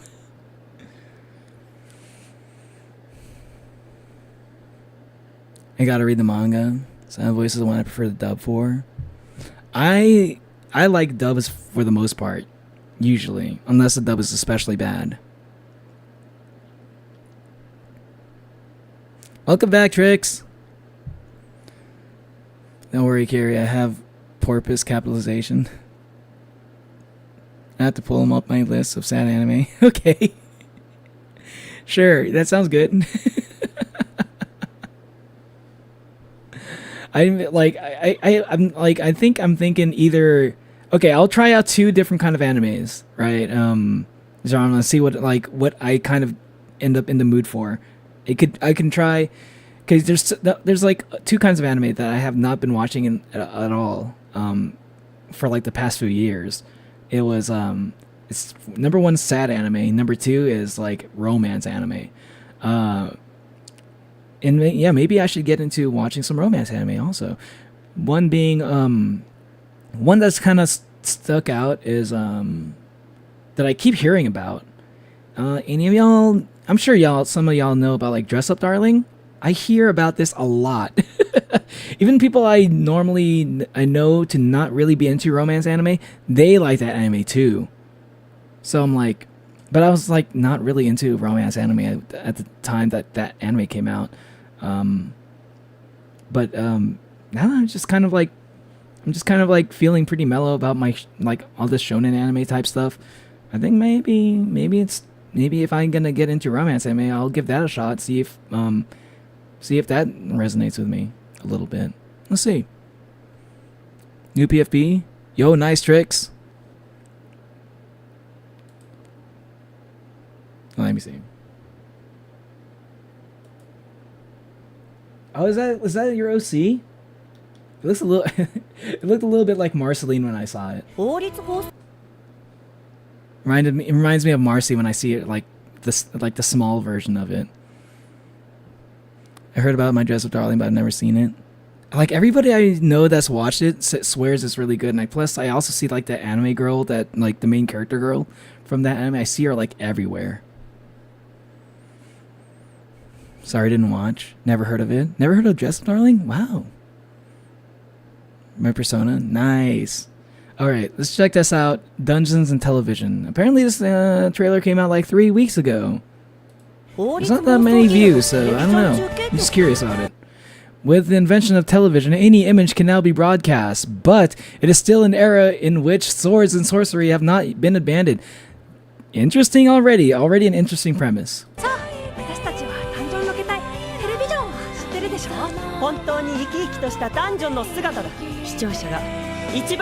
I kind of like this animation style.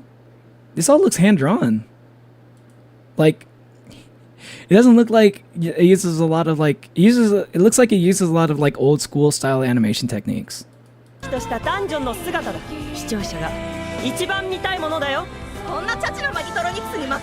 Like I feel like I see a little bit of, dare I say, Ghibli influence a little bit.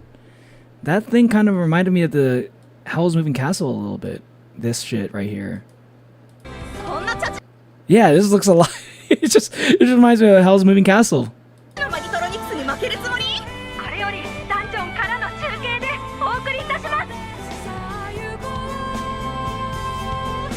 Not gonna lie, this actually looks really interesting.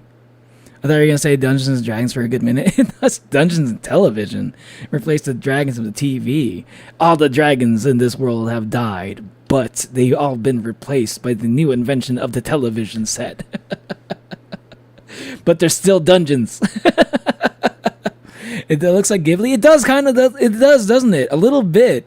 Like, I can see like the Ghibli influence all over this anime, and I'm kind of fucks with it. Getting reminded of Wait, F and F? What's F and F? Friday Night Funkin'? Warm and colorful? Yeah! But you know what? Like, I feel like free runs kind of like made me excited that they're finally making a lot of like fantasy style animes that's not isekai, you know? I mean, this looks like it's kind of like towing that line. It's not isekai, obviously. I haven't seen any evidence of it being an isekai.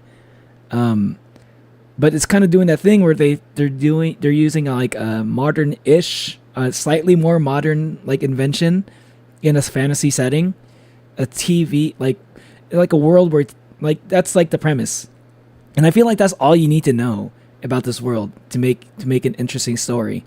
Like, imagine a fantasy world where there's TV.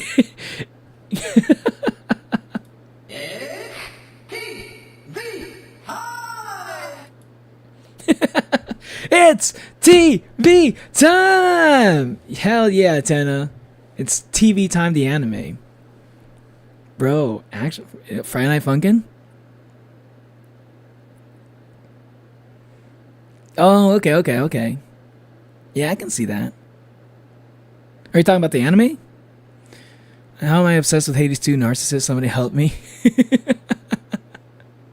Hades 2 Narcissist.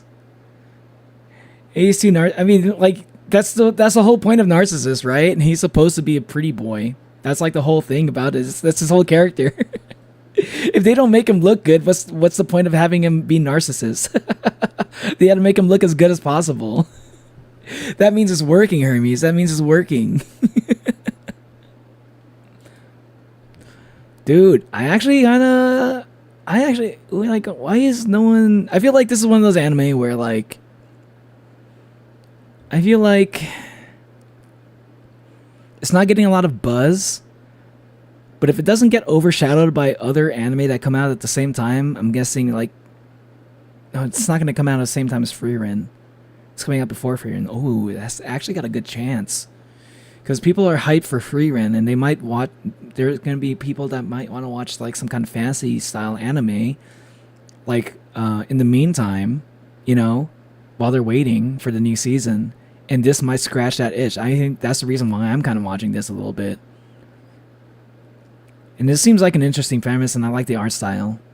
And that's literally the only reason why I even watched Frieren. It's like, I like the art style for Frieren. I like the premise. And then it became one of my favorite anime ever.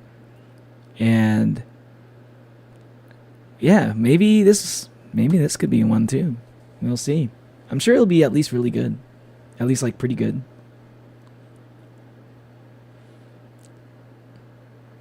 Alright, Hades 2, Narcissus is a fucking twink, yet I want to be him. You want to be him, or do you... Is that what that is? Oh, shit. Oh, fuck. Oh, my God. How could I forget? That's yet another thing I wanted to react to. Oh, that's right. Alien Stage came out. Okay, I'll be honest. I have not... I still don't really understand a lot about what's going on in Alien Stage. But, I'll watch it anyway. It's been a while since I watched the last Alien Stage, but I do remember it was it Luca? And, versus, I forgot the other girl, and then, like, there was, like, and like, the whole Alien Stage, like, place got raided by the... No, it was Luca, no, it was not Luca versus the girl, it was Luca versus, the guy. The rocker boy. Yeah. The punk rocker boy. Yeah. I think that's what it was. Okay. Yeah, let's check out. Every message should add 5 points to XP, not gonna lie. Okay, hold on. I kind of want to check this out too. I'm so curious about this new live stream thing. Okay, there's not a big... It's not gonna be like a whole thing, but I just kind of want to see, like, the summary of here. Leaderboards. What is this leaderboards thing? I wanted to react to this video just real quick. I'm gonna put it, like, on ×2 or, like, ×1.5, just so I don't want to spend too much time on it. But I kind of want to get the basic idea. I might not watch the whole thing.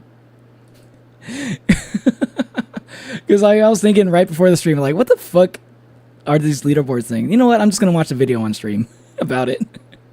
So everybody here can see what's up with the fucking leaderboard shit. Love Alien Stage and like Till is so fine. I'll watch Alien Stage right after this, but I just kind of want to understand this leaderboard situation. Know the Equalizer? I'm not familiar with the Equalizer. With a new live stream. I hate when isekais are so boring. Can't you be an interesting world and it's medieval and something special, dude? There can be some good isekais, but there's not that many of them anymore. Feature, particularly for the live chat, and is called Leaderboard. What is it all about?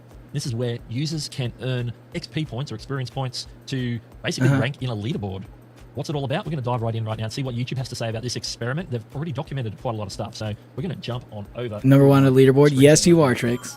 All right, what you can see here is the article on YouTube's help page, and I'm just going to highlight the sections, and we're going to go through it really quick. Now, this is the basic gist of what it's about. The leaderboard creates a fun, interactive, and rewarding environment for viewers that encourages ongoing engagement with their favorite creators. I mean, I understand that part. And ranks viewers based on their engagement. But like, how does it work though? Now, they do note that this is an experimental feature and currently being rolled out to a select group of creators. Is that what? I'm one of the select group of creators? Wow. Really? Maybe it's more normal now. Maybe it was only like a select group of creators 3 weeks ago. Maybe everybody has it now though. So right now, it's I have the power. Come across this on some live streams, and if so, what they're going to do, what they're doing is basically looking for feedback because it's an experiment. So if you see it and you have some opinions about it, make sure you go and drop some feedback during or after that live stream. I need to know how it works though. This is how it works. The leaderboard reflects and ranks each viewer's engagement in the live stream. Viewers earn points by actively engaging during the live stream, and the leaderboard displays the audience ranking based on their total points. Okay. The more viewers engage, for example, via live chat messages, super chat, super stickers, or gifts, the higher they may rank on the leaderboard. Okay, that's basically what I thought. Viewers engage with the live stream, they'll notice the crown icon at the top of the chat, which displays the cumulative points that they've earned by engaging with that specific live stream. Clicking on this icon will take viewers directly to the leaderboard to see the top 50 engaged viewers. The top 3 engaged viewers. So, okay, it cuts off at 50. Interesting. But I'm not sure how... It still cuts off a little bit. I feel like I still think it cuts off a little bit before that, even. Even get a special badge next to the name. Maybe it's percentage-based. Live chat. Now, one thing they note is only viewers age 18 and over are eligible to participate. That's what it is. Okay, those of y'all who are probably like wondering if like why you're not seeing like yourself in the leaderboard, that might be it. That's got to be. I think that's the reason why. They have to be 18 or older. So if you're not 18, that's probably the reason why you're not seeing yourself on the leaderboard. Now it kind of makes sense. But like, hold on, I saw some of y'all on the leaderboard a little bit though. Even if you're not like 18, or maybe you're using an 18+ account. I don't know. I don't get this feature, dopamine bait. It basically is dopamine bait. It's like basically a little small way to reward you for people who like donate and stuff. People who do like super chats, people who like chat a lot. It's like it. Normally you do that stuff, you don't really get that much in return, like other than like the streamer like acknowledging you. Even that doesn't happen all the time either. But like now this gives you a little bit of extra, and you can show it off in front of all the other people in chat. Roja said I talk too much in the nicest way possible. Now we're 18. You're just using an 18+ account probably then. I agree there are some amazing isekais. However, most are just money farms and it sucks because it's such an interesting concept. I know, man. Monolium, if you're not like opposed to watching old anime, like one of the oldest like isekai is one of my favorites still. Fucking El Hazard. Good anime. I don't know, maybe as it's the rose tinted glasses working. You actually maybe don't watch El Hazard because you're still pretty young actually. And I think El Hazard, even though I watched El Hazard when I was a kid, but it's like it's got a lot of very lewd moments in it. It's kind of crazy the kind of anime that I watched when I was younger. I think I was like younger than you when I watched it, but I don't know. I'm slightly tipsy. My eyes are vibrating. Yo, let's go, Remy. I am going to be doing a drinking stream tomorrow, I think. Assuming nothing comes up. YouTube is 18 plus account. There you go. It's okay, okay. Shows up on your tablet.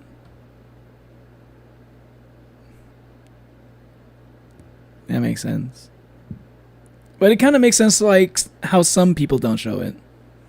Because there are some people who probably aren't 18 plus on their account even in my chat maybe. And maybe that's if for those of y'all who probably are wondering why you're not seeing it, and if that's your situation, you're just like using an account that actually reflects your actual age, that might be the reason why you're not showing up in the leaderboard. So that explains that. I don't know why I can't say participate. I wonder if there's anything Eligible else to and know about participate in the this. same sentence. This is an interesting thing. I'm not sure why that is. Domain expansion. Maybe Another because stream nexus. maybe under 18s can't see the Those chat. podcasts. I don't know the reason. That reason may come out in the future. Now, Yeah, I don't understand the reason for it either. It doesn't make make any sense. the reasoning why they encourage people to participate in the leaderboard. The leaderboard offers a fun new way to connect with your favorite creators. Okay, yeah, and that's other fans basically through what live I was streams. thinking. Here's Okay, it's all giving you it's all pretty two versions of obvious life. stuff. Let's And you can let's opt out. do this. Okay, there's a way to Already opt out leaderboard. also. If you So maybe for me, okay, so maybe if you're like, oh, I am 18 plus, but I still don't see myself. Maybe you accidentally like set your privacy settings to be very strict, and you even turning off, or maybe you didn't even know what like leaderboard participation was, and you turned it off. Maybe that's So also not to another participate, reason. You can opt out in your YouTube settings. So if you're on desktop, you sign into YouTube, you go to settings. This is just out when you're like on the main homepage of YouTube. So if you click settings, settings is like if you click your profile picture. This might be you have it. menu This options. could be a reason, like the privacy thing. El Bazaar. Underneath, further down, there's a settings option, and then there's a set of menus. So on the you left-hand can side opt that you can put out. Privacy. So if you're like the type of person like me, sometimes whenever something shows up, new features like, oh, do you want to participate in this? And like I don't have no idea what it is. So like, oh, it's like a privacy thing. Like I think I'll opt out of this automatically. So maybe I accidentally opt out of it. But it seems like you can opt back in. Leaderboard More questions that we FAQs. might have about leaderboard. Is there how long is the leaderboard visible? Is there anything I can do with the experience points I've earned? Yeah, that's First actually a good question. How long is the leaderboard visible? The leaderboard is visible during the live stream while it is active. After the stream ends, viewers, they can't participate in it. Is there anything I can do with experience points once I've earned them? Now, this makes sense. You'd think that you could do something with these. The top 3 on the leaderboard earn a badge, which appears next to their name when they send messages in chat. Okay, that seems to be it. Right now, during experiment at least, that is it. So, There might be more. There might be more that you can do. Maybe you get maybe if you get enough EXP in the future, they might make it so that you have access to special emojis. That'd be actually kind of sick if they do that. Yo, take that, Twitch. I don't think it's still anywhere near as good as like Twitch's chat like features. Maybe one of the top 3 spots on the leaderboard to unlock a badge. How long do I get to keep it? board and unlock a badge. How long do I get to keep it? So it's just for the duration of the On the stream. Obvious. So again, very temporary thing. Now, how much is each eligible action worth? The experience points, or XP, are automatically calculated when viewers send a live chat at no cost or purchase a super chat, super sticker, or gift. But that doesn't even answer the question that they even pose. Yeah, that just like literally does not answer the question. What the fuck? What's it worth? It's worth XP points, but we're not going to tell you. Maybe it's going to change. Maybe they're not sure what to make them yet. That's why they're not listing it here. I don't know. But obviously, like stuff that it's like probably like the more money you spend is probably going to be worth more. Probably, it's definitely it's easily a pay to win type thing. Yes, there is a cap on the number of points that can be earned from your live chat messages, and that basically answers the question. There's a cap, but they don't tell you what the cap is. So there is a cap. Interesting. Okay. And we've discussed that. We've seen that some caps are like very low. People get to the cap very quickly. So when you cap out on like just live messages and you still want to progress, you gotta spend the money. That's how that is, I guess. Interesting. I mean, I think the concept is pretty cool. Thanks for the informative video. I think it's a cool concept. I like it. Gotta hop off. Might be back later, but I don't know. Alright. See you later, Trix. Thanks for hanging out. Now it's time for your Genjutsu. Honey's echo stream. Am I echoing? I thought the leaderboard was stupid, so I opted out. Fair, fair. I mean, it doesn't seem like it. I don't think it seems like a bad thing, but yeah, like it also doesn't seem like it adds all that much either. It's like something, right? It's like a small something. Some people might be excited for it.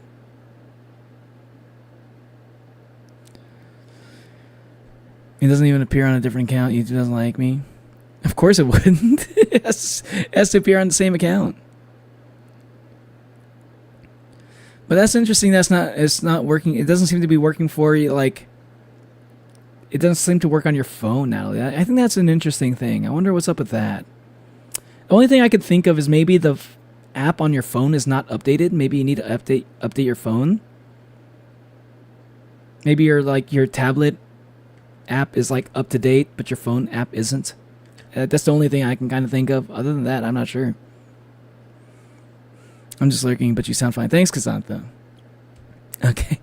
Someone mentioned, like, because I've been having, like, randomly weird, like, audio issues when, like, off stream, I was, like, kind of, like, trying some things, and, like, some stuff happened. So, whenever, like, there's something going on, I appreciate it if you all let me know. You just want a streamer chat burn in chaos. Yeah. Doesn't work on any of my devices. Now that's interesting. Yeah, maybe it's only available. I don't know. Oh, my phone hasn't been able to update things because the storage has been full. So that's probably it. There you go. That makes sense. You gotta clear up some space. I'm just taking a guess. I'm joking at first. Okay. I thought you were talking about, like, my stream was actually echoing. I was like, oh. Oh, okay. Let's see. What did I want to see? I wanted to check out a little bit of Deltarune stuff. Oh, wait, no. I also want to check out this anime trailer. Wait, what? No. Fuck. There's a lot of stuff I want to see. Alien Stage. Alien Stage. Oh, yeah, that's right. Right before I was going to watch that video. I want to watch Alien Stage. I almost forgot about that. Damn. Okay. All right. Alien Stage time. A lot of y'all. I know a lot of y'all were pretty hyped when this came out. I'm pretty hyped too, but it came out right after my reaction stream, so I was like, damn, when's the next reaction stream gonna be? I got other games to play though. But, like, also at the same time, there was not a lot of things to react to when this came out.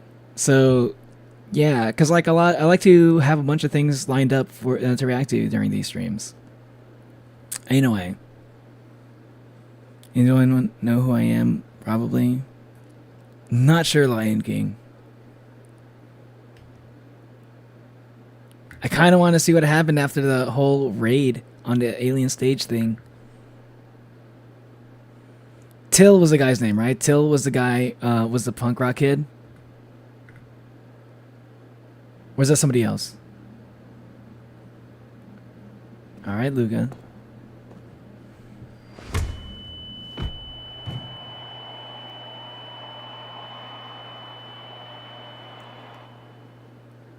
우선 떨지 마.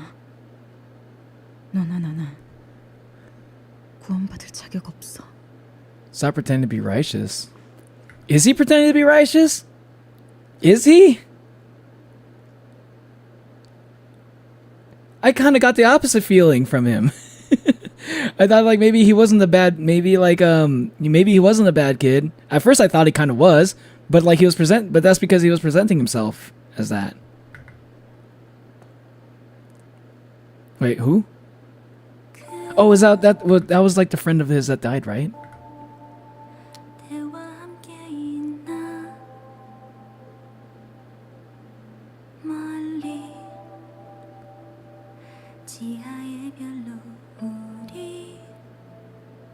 Let's go. 영원 어쩜 그 너머까지 Maybe she was talking about herself? I don't know. 당신과 나도 우리 Oh, wait, no, I think I understand a little bit. Okay, I think I get it now. It's like... Yeah, I think I remember. It's a little bit it's a little bit dangerous, my friend. Oh, okay, Hermes. Okay, Hermes is Lion King, apparently.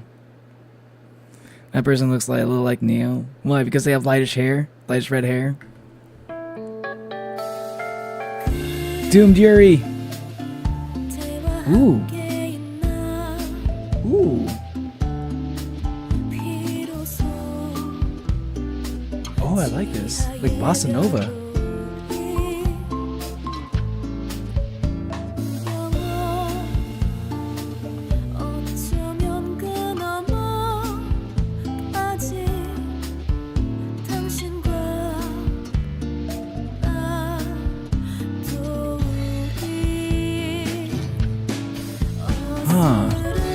I'm trying to understand what's going on here.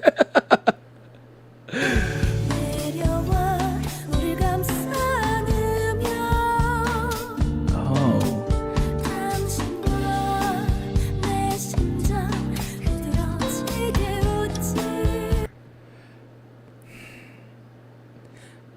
Only thing I'm getting from this is that, like, just the environment that these kids grew up in kind of make them, like, kind of broken a little bit.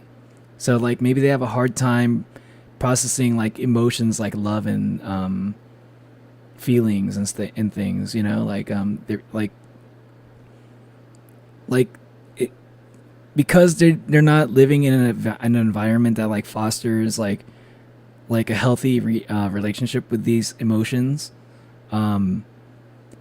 It expresses itself in very strange ways that we've seen throughout the Alien stage, and I think this is like a representation of that. That's what I'm getting from this. Been meaning to do this. I'm deleting stuff on my phone so I can update things. It's the newest YouTube patch, by the way. I don't know what the newest YouTube patch is. I don't have the numbers. The newest YouTube patch is YouTube version 199.892.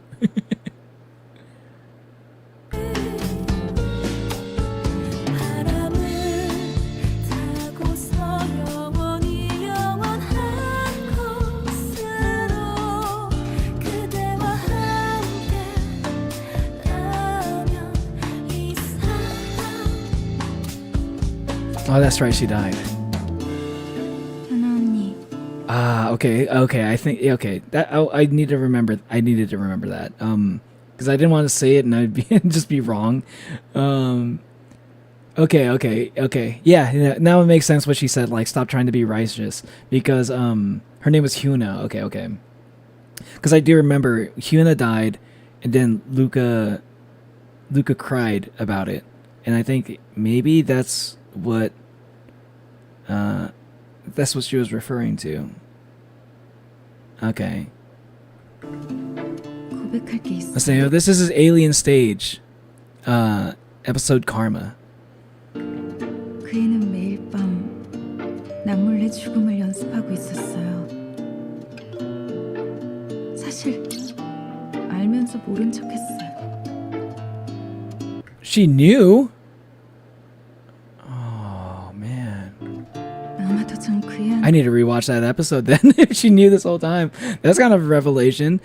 I need to rewatch that episode now to see, like, what it looked like, knowing the fact that she knew during that whole time. 네, 그렇게까지 절박하지 않았나 봐요. 언니의 사랑과는 다르다는 거 알아요. 하지만 이것 또한 사랑이었어요. 그 누가 뭐라 할 수 있겠어요? 언니도 그 애의 표정을 봤다면 날 질책할 수 없을걸요?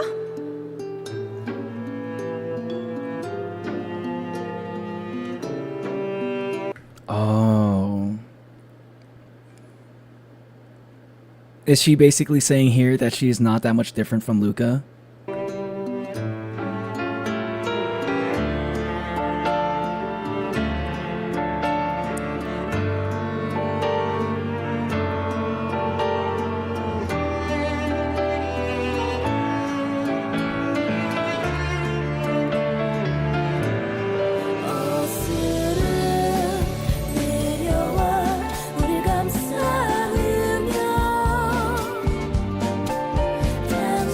This is so fucking sad, dude. Oh my god.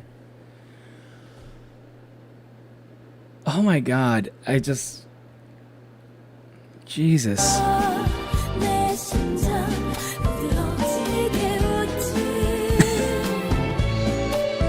This just feels like... This just feels like...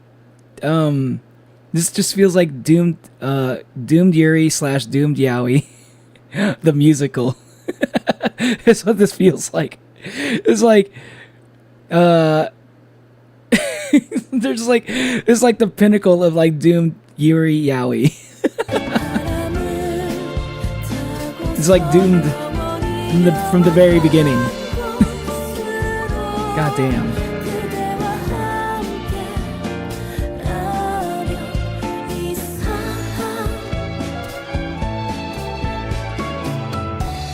당신은 도망치고 있는 것뿐이야. 단 한순간도 자신의 진짜 감정을 직면하지 않았지. 적당한 대의나 정의 같은 것에 매달리면 뭔가 해결되는 것 같았나요? 돌아온 게 그 개죽음이고 자유가 주어진다 한들 우린 똑같이 외로웠을 거예요. 인간 그 자체가 이 모든 괴로움을 주범이니까 사랑하면서도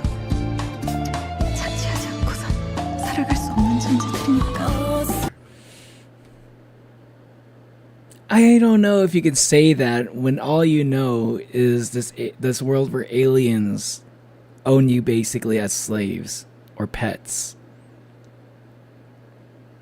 Or maybe this is just like the thing where because that's all they know, that's all they see humanity as.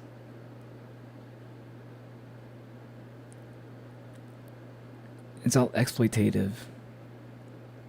Because I understand, like, love is exploitative. I understand that concept, and I definitely think that there are some people who feel that way. I feel that way sometimes, even. Does that have to be, though? Does it have to be? That's the question. I need eyeglasses. It goes blurry. Doom LGBTQ the musical, pretty much. And it came out right at the end of Pride Month too. Not yeah. You can't deny that probably there was probably a reason that they did that. What's the name of this? Mental Note. Wait, did you already? Wait. Oh, wait, no, I already read that.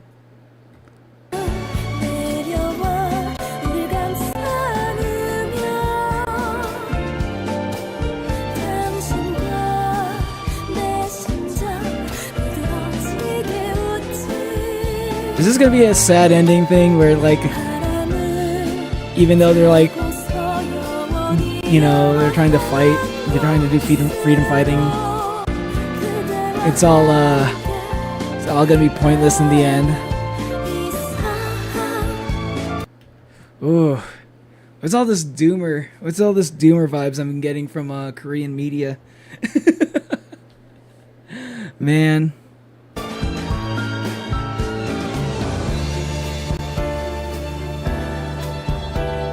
How's Korea doing? How you doing, South Korea? South Korea, are you doing all right? I feel like a lot of your shows have been extremely pessimistic lately. How's Korea doing? I think they're not doing so good. I think they're experiencing like very declining birth rates, similar to Japan. Dude. Man, the world is crazy right now, dude.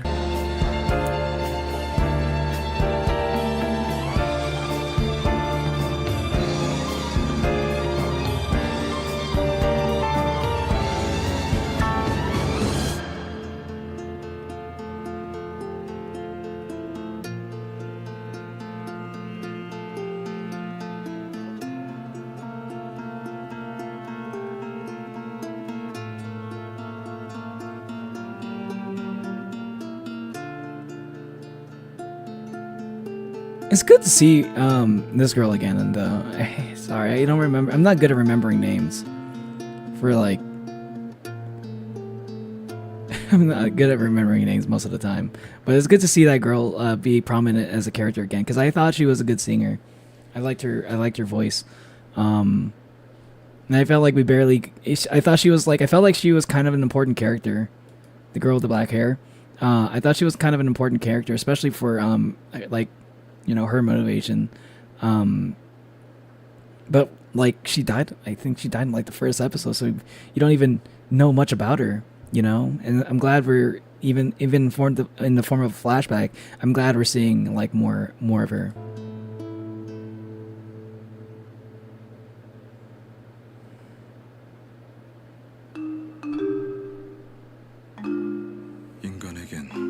그리고 이 짐승들에겐 Who's Isaac? 순수함은 사치였다. 끝나지 않는 고통 속에서 사랑하고 사랑하며 언젠가 올날의 희망을 품는 것은 살고자 하는 본능인가 이타심인가 그 중심에 있던 여자 지금은 마녀라 불리는 그 여자는 늘 사랑을 찾곤 했다. 그 사랑을 탓할 수 있을까? So now she's like public enemy number 1. 이 원자의 굴레는 어디서부터 왔으며 도무지 해답이 없는 시련을 I think she's even surpassed like Yuna in that regard. 이 생명들이 극복할 수 있을까? And it sounds like she's kind of wavering on her sense of purpose a little bit.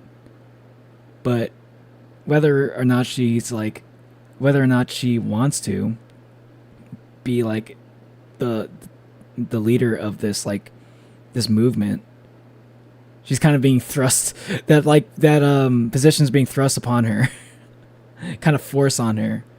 And I think a lot of this episode was her. I wouldn't say she's feeling conflicted about it. It feels like straight up she doesn't want to be the leader or something of this. She doesn't want to be like. All she wanted was like. She's like she wanted to grieve her lover basically. And then all of a sudden this is going on. The baby clones. Blows up a stage in mind. Aliens. I'm fucking playing. What do aliens even look like? These are the aliens. Like these things. You see them around. They just all look a little bit different. Yuji's cousin. I mean, if we have the aliens from Alien, the aliens from Q, the aliens from Predator, etc. There's just like all kinds of aliens. I think they just kind of like, they're just like super... They all just like look very different.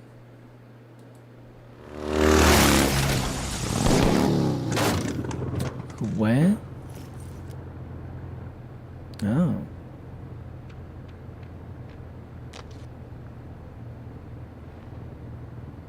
Wait, who is this person?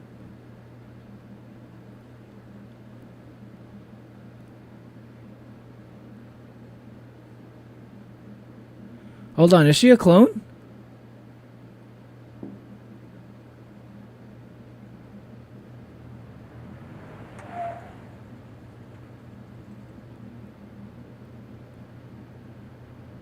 Or is this a flashback? Oh fuck! No! What? Oh my god! That was Till, right? So wait, those are clones. So they're just like mass producing these people. That's fucking wild. That's fucking wild. They're just like mass producing them. They're just like manufacturing them like fucking like a fucking commodity. They're like, oh, get your new Luca clone version 2.0. Now even more depressing and even more talented. Like, that's That feels weird, man. That feels weird. He fucking survived? Yeah, I thought he died too. But I think that the whole point was like they were trying to save him, right? So it's good to see that they succeeded. The world rejoiced until it still was alive. Yeah. I was she shocked and reached for the other guy. Yeah. That's crazy. Damn. Is there gonna be more? Because this looked like like an ending. This kind of looked like an ending. No happy endings, just people carrying each other's ghosts. Humans are the root of all this pain. One of the most accurate sentences said in history. I mean, literally, yeah, because the humans are the ones that are feeling the pain. So, of course that would be the case. Because like when you're seeing this, like when you're seeing all this, this felt like this was like a like closing off the entire story. This whole episode felt like that's what they were doing. I think this may have been the ending. Good to see that Tilla's still alive though. But damn, that's the definition of a bittersweet ending, you know? Like there's no satisfaction. The world still goes on, carries on the same way it does. People are still getting hurt, you know. All the things that we experienced all through Alien Stage, it's still gonna happen, and all the freedom fighting didn't really like change much. But at least Tilla's still alive, baby. Hell yeah. And that's the good side. That's the happy side of it. Bittersweet. It's the end, but it can also be a new beginning. Yeah, I can see that too.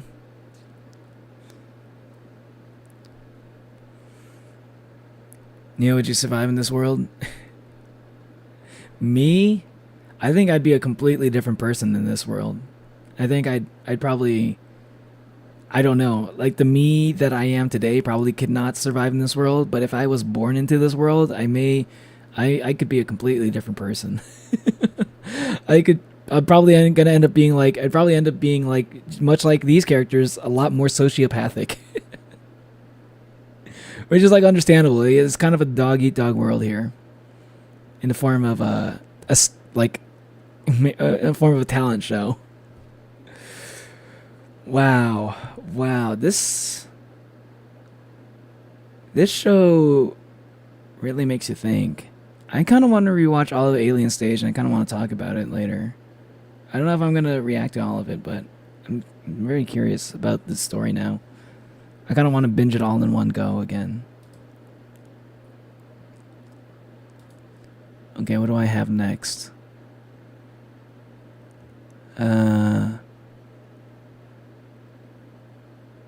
I want to see Class of 09. There was a new Class of 09 video that came out.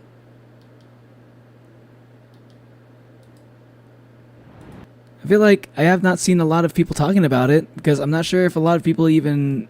I'm not sure if this is even official.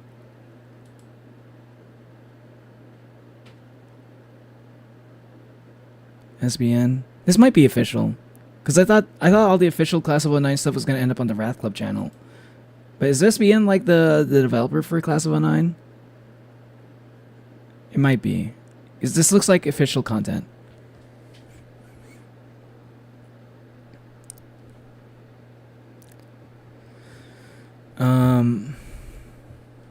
That's why she was shocked and I ran out of budget and wanted to give closure and said they didn't get enough for the or maybe they ran around, they didn't get enough for the final episodes. No, it looked like that's where they was gonna end it. It was kind of hard to imagine like how they're gonna continue the Alien Stage story after they like actually like they actually like do a raid on the Alien Stage.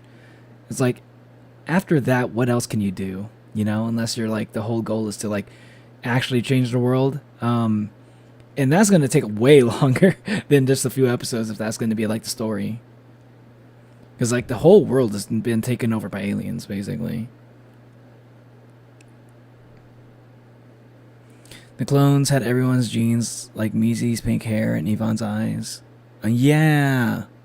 So they're just like mixing up like everyone's like genetics a little bit, like putting in little variations. But it seems like they are manufacturing them like artificially. Mizzy is her name. I keep forgetting Mizzy's name. You'd be an alien that'd be protecting your child. Probably. I'd probably be an alien, yeah. I'd probably be an alien that's like spoiling the fuck out of my child.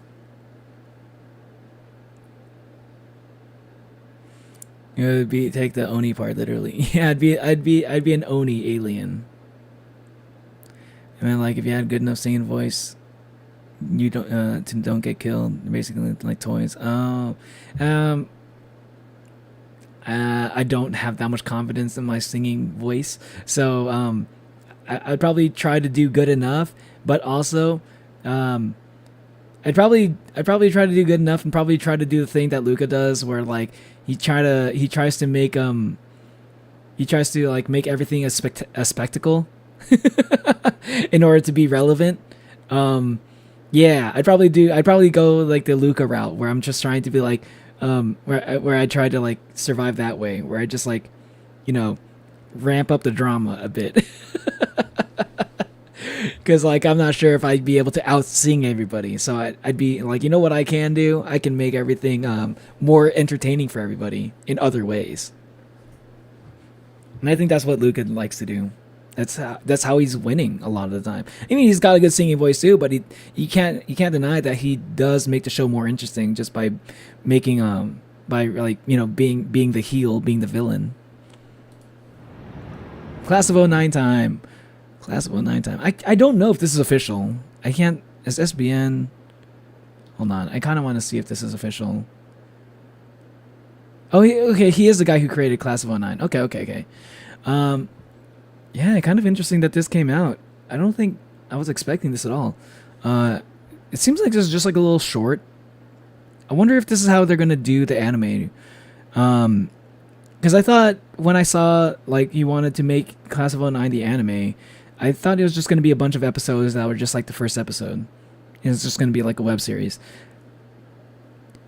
I wonder if this is gonna be how Class of 09 comes out moving forward, where they do little mini episodes, or are they going to be doing like, or are they just going to be doing these in between the longer episodes? I wonder, because it doesn't seem like any of the it doesn't seem like from the first anime, it didn't seem like it was going to be following like a linear story or anything. It's just going to be like a bunch of random like episodic non-linear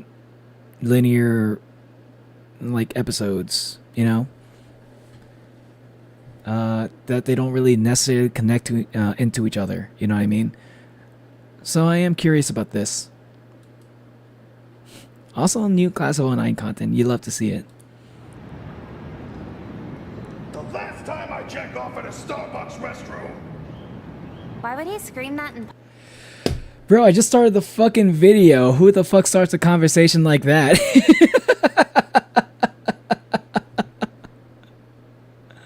Jesus God. The last time I check off at a Starbucks restroom. You know what's kind of funny? It's actually kind of funny. I was watching Idiocracy recently. And like in Idiocracy, like Starbucks kind of becomes like a whorehouse. A brothel where people go to get like cheap hand jobs or something. So it's actually kind of funny to hear that after watching that movie. Alien Stage reminds me of the Q, but not as bad. I'm not sure what the Q is. Why would he scream that in public? A Starbucks restroom? Because he's a fucking freak. He's a fucking freak, that's why. That was the coach guy, I think. The Starbucks restroom. He's probably like the worst character. Meaning there's multiple he's done. Wait, no. It was him, or...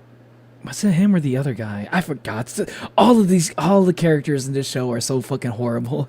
Except for Jekka, a little bit. Even she was kind of bad a little bit in one of the games. Starbucks restroom. Meaning there's multiple he's done that in. Well, no, it's a big chain. Multiple. It's not like he deemed that one the chief king Starbucks after kicking him out for jacking off. God, we're not much better. We just got kicked out of Chipotle. Not for jacking off, though. Still, you can't scream at the lady for not putting enough chicken. I started by speaking to her, and her English wasn't very good, so I had to say it louder. Why? Because the louder you... Is this like exactly? Is this what happened after like that one Chipotle scene with the extra chicken lady? Like, is this what happened after that, or is this like a separate instance? You speak English, the more every nationality understands it better. It's like the rule. What did you just Her say? English wasn't very good, so I had to say it louder. Why? Because the louder you speak English, the more every nationality understands it better. It's like the rule.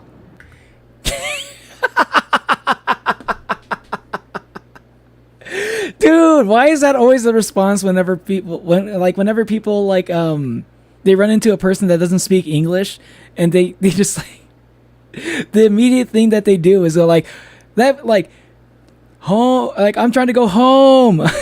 Bathroom. Do you know bathroom? I like ごめんなさい。わかりません。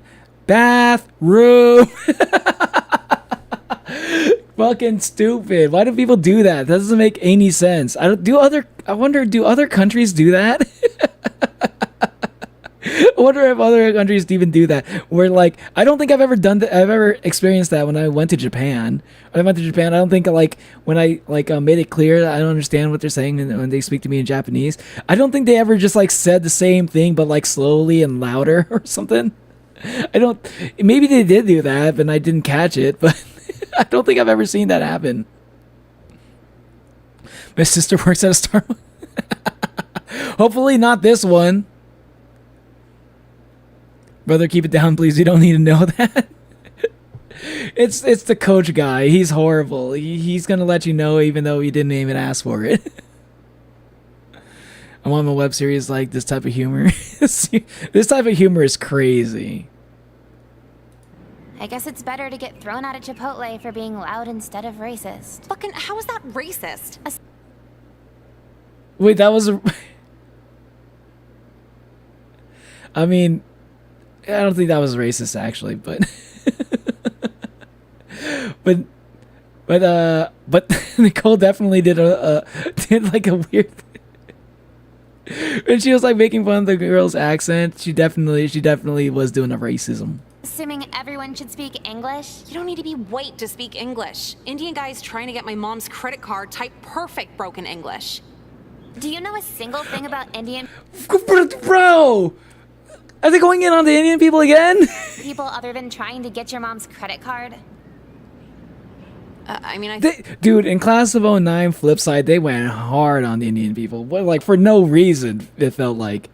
Thought that was basically it. Oh my god. It's literally just no English. I think the citizenship test should just be that and nothing else. So they don't even need to know the president? I think it's better to know the language than to just go, who's this? It is a pretty controversial topic. But I think... I don't know, man.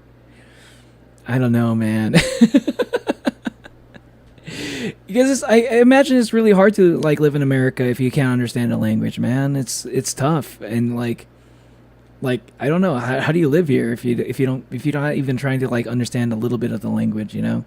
I'm not gonna say like you should, but like to like be able to live here or something. I'm not gonna say that. That's a whole nuanced conversation I'm not prepared to have. But like I just feel like shouldn't you want to at least learn the language a little bit, you know? Just to make your life a little bit easier while you're living here? This white guy. Who's that white guy? So I'm less racist than the government. That's like saying you're less tall than Yao Ming. Is that the guy from the Brisk commercial? Wait, what? Hold on. I need to rewatch that. Wait, what the fuck how did that conversation end up like that? Wait, what? So they don't even need to know the president? I think it's better to know the language than to just go, who's this white guy? Who's that white guy? So I'm less racist than the government. That's like saying you're less tall than Yao Ming. Is that the guy from the Brisk commercials? What? It's like saying you're less tall than Yao Ming. I'm not exactly sure if I understand how that follows. But pretty sure most people are shorter than Yao Ming, so isn't Yao Ming like one of the tallest people in the world even? What? No, Brisk is the evil snowman. That's not Brisk, it's Nesty Cool. You don't even know who Yao Ming is. How the fuck would you know Ice-T mascots? I will bet you everything it's the Wasn't Eminem one of the Ice-T mascot, Brisk T mascots? Nesty Snowman. You're on. I do kind of remember the. told I you do it's kind of not remember. I do kind of remember the snowman a little bit. This is. Oh yeah, that's right. This is 09. Damn it. Yeah, no. Yao Ming was the mascot for McDonald's. That's what he was the mascot for. What do I have to do again? Now you need to get kicked out of Denny's. How do I do that? By being not racist.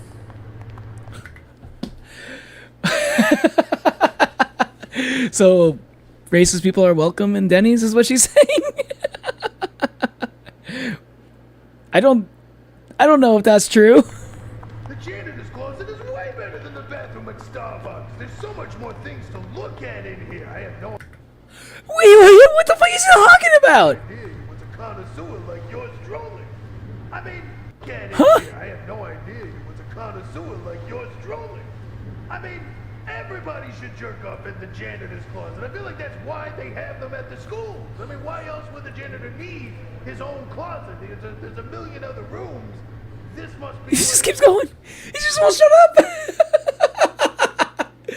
I can tell. Who's the guy? I wonder who's the guy that voiced the fucking coach guy. Was it the maker? Was it SBN?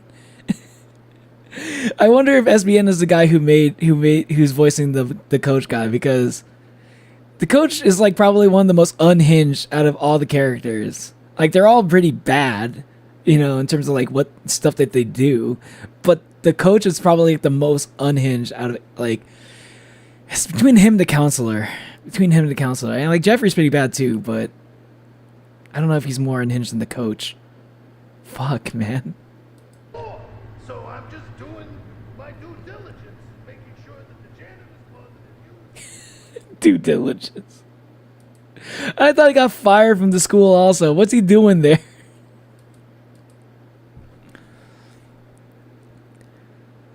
If my friends, native speakers of Spanish, don't understand me when I talk, I often find myself repeating myself. It happens. Sometimes I gotta repeat myself because sometimes I say things in a weird way. Or sometimes I ask people to repeat themselves because I have ADHD and sometimes I'm not paying attention. Bruh, I know, seriously, this, like, that coach, anytime he says something, it's a bro moment. Okay, I wanted to check out some Deltarune stuff. Okay, I wanted to check out this Acid Tunnel of Love animation because I did say that I want to check out some Deltarune animations at some point during any of my reaction streams. So I'm going to check out this Tunnel of Love one. And I'm going to check out also after that, what was it? The bathroom scene. Okay, so this is going to be Chapter 2, Deltarune Chapter 2 spoilers for anyone. So, warning. In the next animation I'm going to watch is going to be Chapter 4 spoilers. So I'm going to give a heads up for that, okay?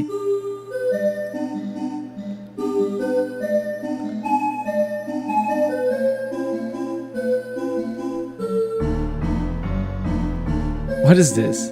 Oh, are they just doing an acapella thing? Oh, it's just like a song thing. Okay, I thought this was gonna be a whole animation. Okay, I mean, this is cute. I'll still watch it.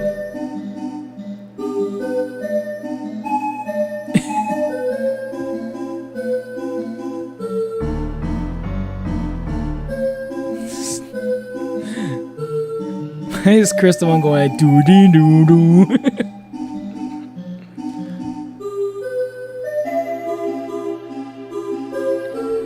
I like the Noelle animation.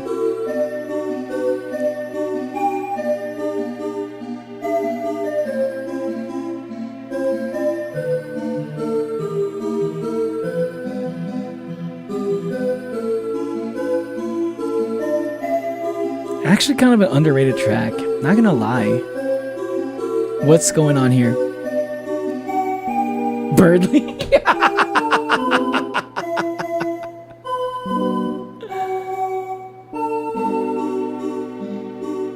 Of course, Birdly would show up in the back. He's got the fucking smug looking face.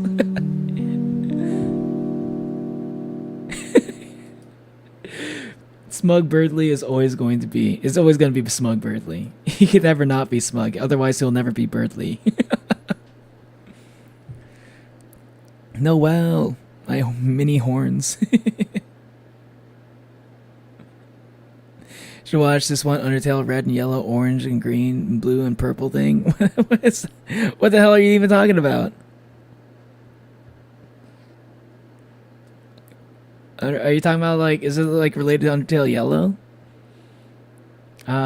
Okay, but before that or after this, I wanted to check out the bathroom scene. This is gonna be a chapter 4 spoiler, by the way. And it tells you have been warned. Chapter 4 spoilers. It's gonna be just like a 1-minute video, so watch out, y'all. Chapter 4 Deltarune spoilers, specifically Snowgrave route spoilers. So if you haven't done that and you don't want to get spoiled, here's your warning, okay? But this is like, I saw this in my feed the other day, and I had to watch it because, like, bro, one of the few things that I've already done in chapter 4. Finally, I can react to something in Deltarune from chapter 4 that's not gonna spoil me, because I still have not done Pacifist, but I did do Snowgrave, so I can watch this. Let's fucking go. It's important. This is gonna be like one of those moments. I'm not sure if it's important, but it's like one of those things that's kind of crazy to see for the first time, and it's pretty jarring. So I definitely would encourage you, it's probably one of those moments that's probably best experienced watching it yourself. So this is like pretty, like, there's not a lot of big differences between. There's a few big differences, but there's not that many. There's not that many big differences between Snowgrave and Pacifist for Deltarune Chapter 4. This is one of the biggest differences. So yeah, return after 3 minutes, fair. Go back to my mod profile. Okay, Hermes. Okay, I won't look.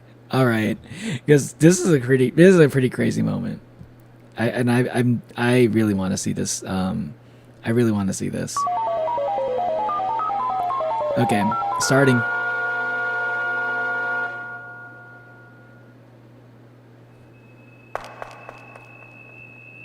Ooh. Chris is fucking pissed off at the fucking player. Dude.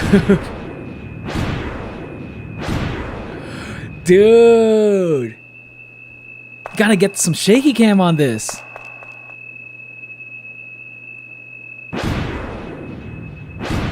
Damn. Damn, he's capturing that anger well, though.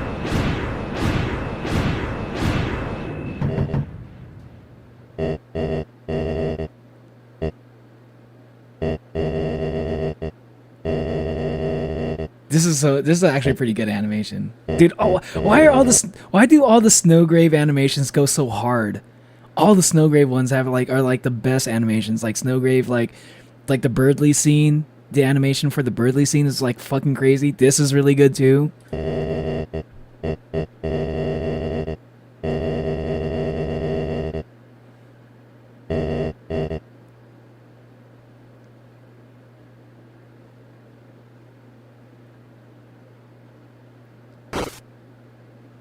Damn. It was pretty simple, but it got the job done. That was a good. I also want to check this out later. Death Battle Tom and Jerry, and Tom and Wile E. Coyote. But oh man, I wanted to make sure I hit the like for this one by Ramon Gonzalez. Nice one, man. Nice one. This is what I mean though when I say like Deltarune fans, like Undertale and Deltarune fans, pretty crazy good when it comes to like channeling like their creative energy out of passion for the story for this game, you know. Dude, good shit. Bro, what did we do? Oh, you want to know what we did?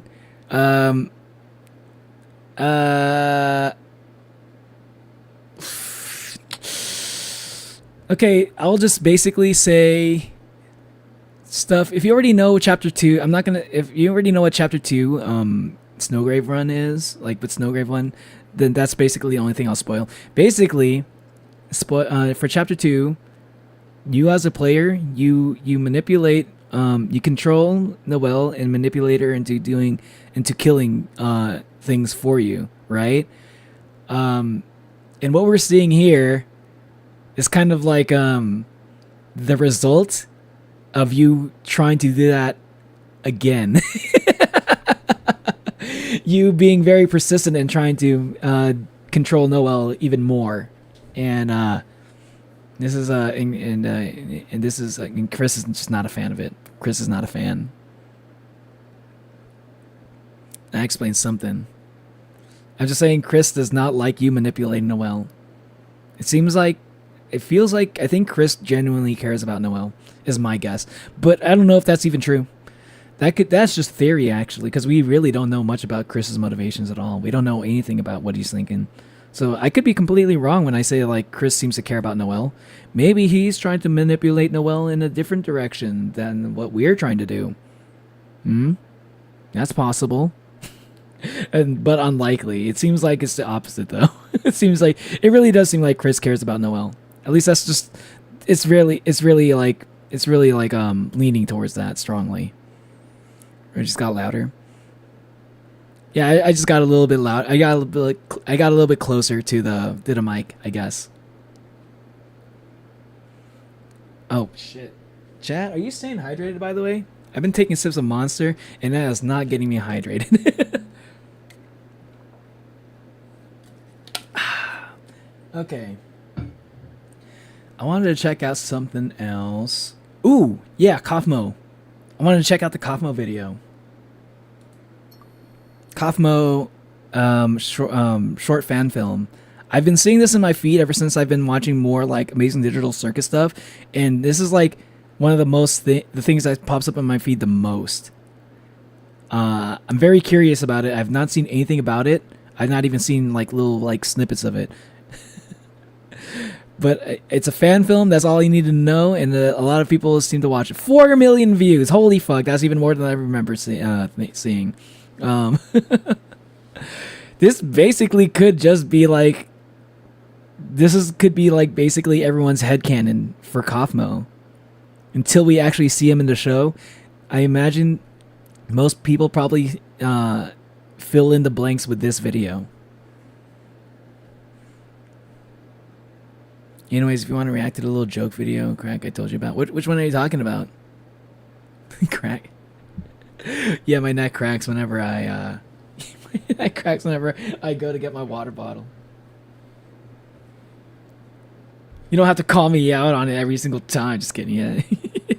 Feel free to, actually. I think it's funny. What's the little joke video you're talking about, Hermes? Are you talking about the Undertale thing?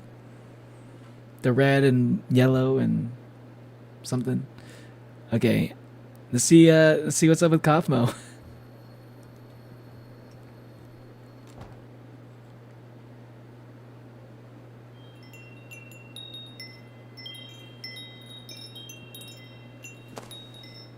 Oh, so this is like really well animated. Are all of these like, does Glitch do all of their animations? Like the Glitch animations and like animations like this, do they use Blender? I suspect they're using Blender because a lot of like indie studios like to use Blender as their like main software for animation. I've heard, at least. A lot of like YouTube channels like to use Blender for their animations. Because I'm kind of in the process of slowly learning Blender a little bit myself. So I'm very curious about that. One day I'd love to be able to make animations like this too.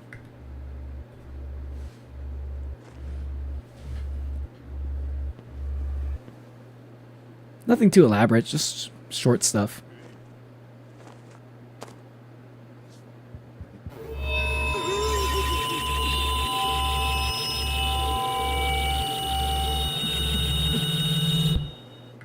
Kafumo's gonna have like a Joker origin story, isn't he? I'm already seeing it. This already feels like Joker. It feels like Joker vibes, like the first movie. Hey, would you like to hear a joke? Why did the chicken cross the road to get Why? to the other side?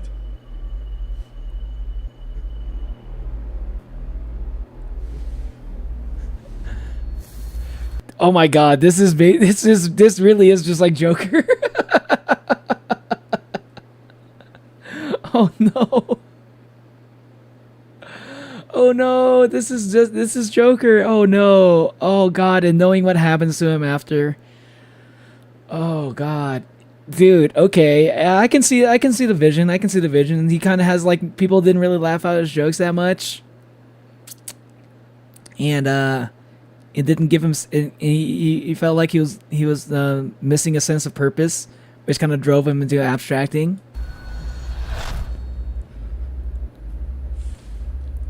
Why is Jax the only person I can see here in this crowd? Hold on. Oh wait, no, okay. Maybe he's the only one that stood out. I can see Gangle and I can see Zubul. Is Kinger here? Oh, he's right there. What's the name of the fish that tasted funny? Clownfish. That's a good one. That's not a bad one. Wait. Why?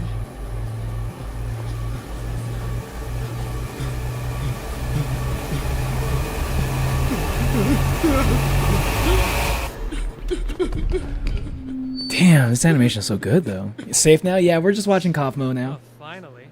Can I leave now? Well, yes, I guess. Damn, that Jax voice is actually a pretty good impression. That sounded that sounded different from Jax, but it sounded close. It sounded like a pretty good impression of him. Oh, also, don't forget, get prepared for the song, everyone. It's a little bit harder to do a Kane's voice though.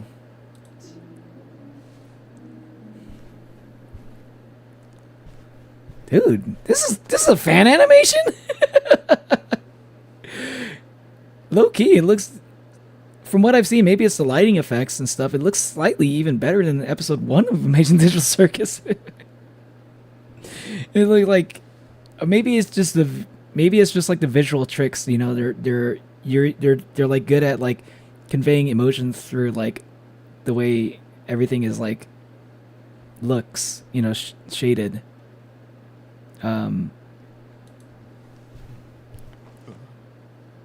Which is not what like episode 1 was trying to do too much.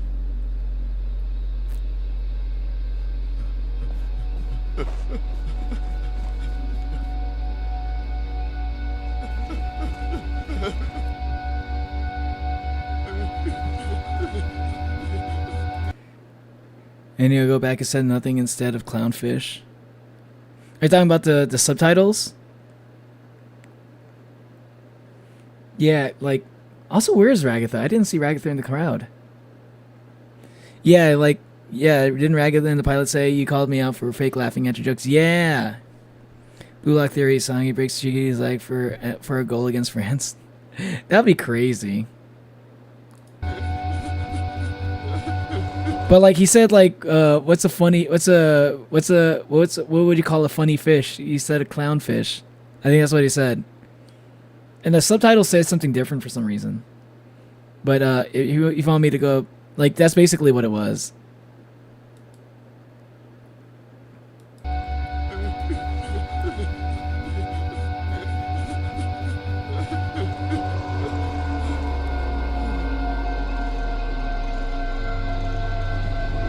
Dude, this is actually really good. No wonder why I got 4 million views. Holy fuck. The texture on the fucking gloves. Dude, this is really nice. Someone made this just for fun?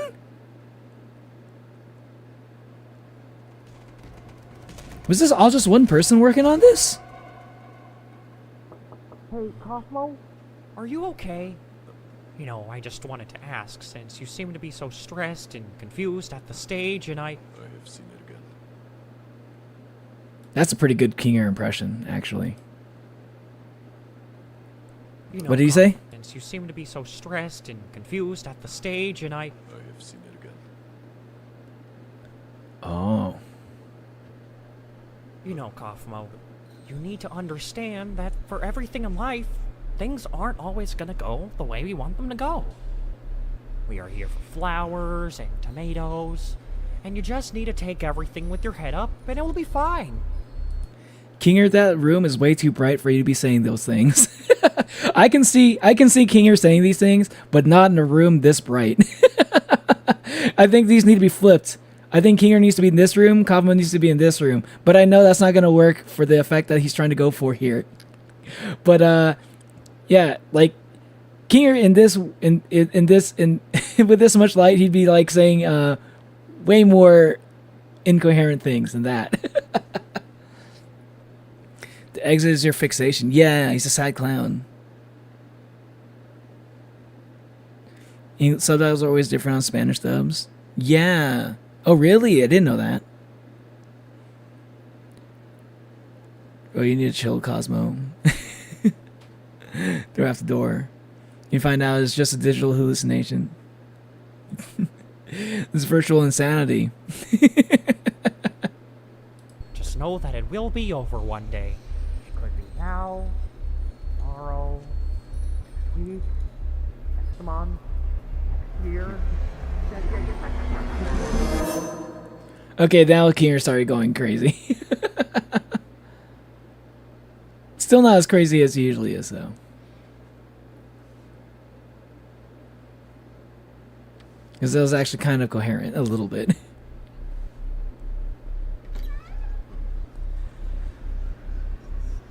I can't wait to see like what Cosmo's like looks like animated though officially. I think it's kind of cool. I like that we're actually seeing him like moving around as an actual character in this world. Because like all we ever seen of him was like the cardboard cutout, the little image of him on like the fucking wall on the door. So we had no idea what Cosmo looks like as an animated character. So like even in a fan animation, this is really nice to see.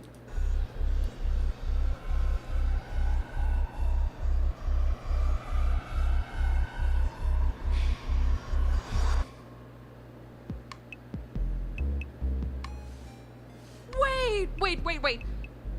Where is Cosmo? The show's about to start. Didn't anyone tell him? Just...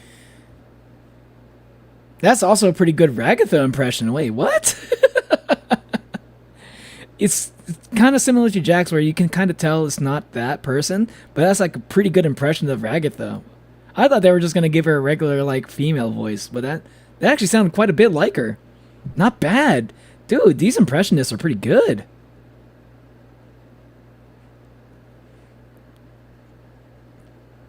Kane's VA said the only thing you have to do to get into Kinger's voice is go, "Oh, hey guys, it's me, Kinger. I don't know. I'm trying to sound a little bit like Kinger right now, but I'm not sure if I'm really pulling it off." Something like that. Yeah, I guess I can kind of see what you mean though. I can kind of see what you mean. Yeah, like that. He does say that a lot, doesn't he?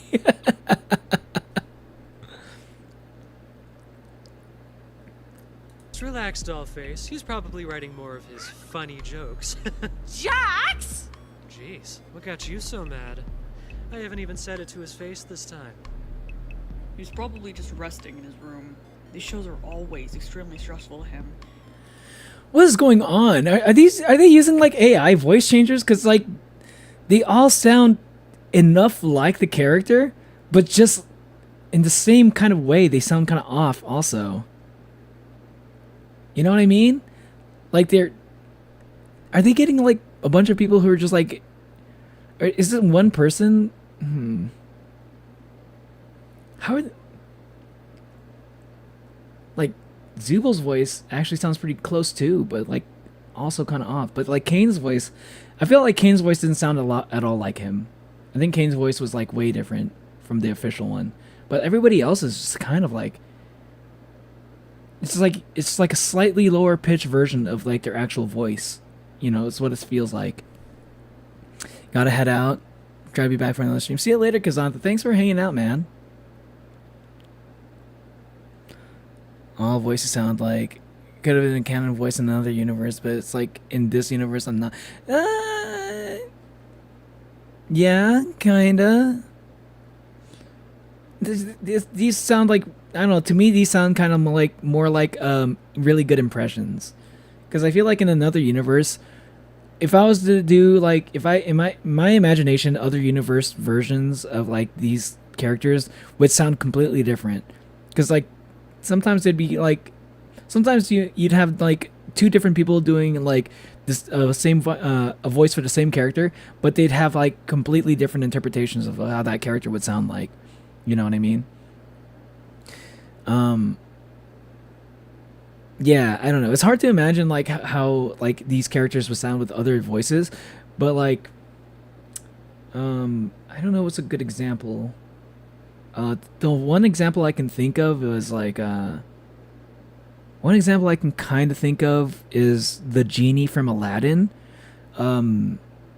where they had Robin Williams as the voice actor for the genie, right? But in like other Aladdin movies, I think they had Homer Simpson, the guy who voices Homer Simpson, as the voice for the genie for like the straight to video movies, the ones that didn't end up in the theaters. And I felt like his interpretation of the genie was like very different. It sounded similar enough, but I think there's also another popular actor that was, if like Robin Williams didn't want to do the voice for Genie, like they had another guy do like what do you call it, an audition for it, and he sounded very different from how Robin Williams interpreted that character. If you were to watch those I forgot what the video was called, but yeah, it's like that. Like, to me, in other universe, like voices would sound very different, not slightly different.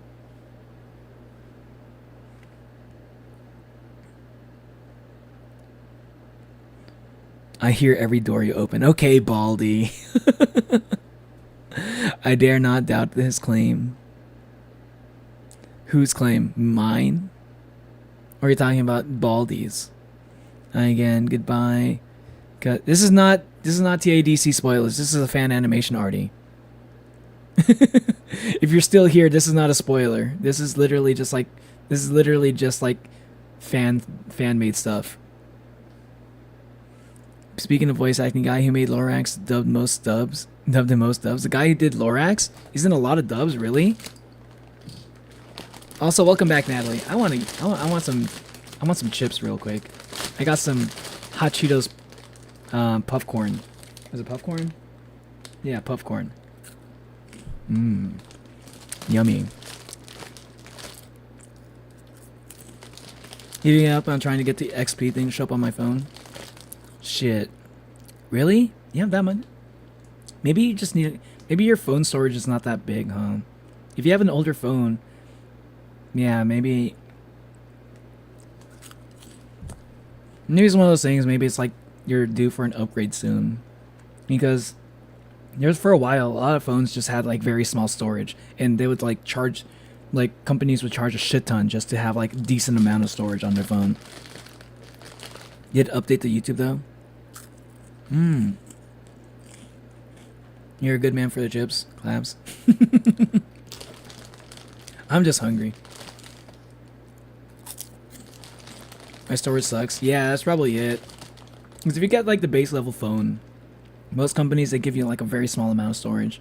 And like they don't give you the option to have like micro SD like expansion slots. It sucks. Fucking Apple, dude. I love Apple, but I hate when they do things like this. If they weren't so good at doing other things, I would drop them on the spot. You're just lucky that software experience is usually pretty solid compared to other platforms that I use. Very smooth, very easy to use. Convenient, even, is the word I was trying to say. But back to this animation. He usually doesn't quit like that. The XP still shows up on your tablet. Getting hungry hearing you eat chips. Sorry, I need to go back a little bit. He's probably just resting in his room. Probably writing more of his funny jokes. Jax!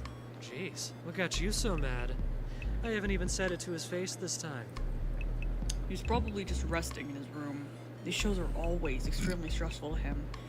But he usually doesn't quit like that. Dude, I really like the texture on Ragatha though. Why is everything like more so detailed in the textures? It's so good. Does Ragatha have that many like her textures aren't really that detailed. Like you see a little bit of textures in the official show, but it's not usually to that much detail. The description should have the cast list. It probably should. Let me see.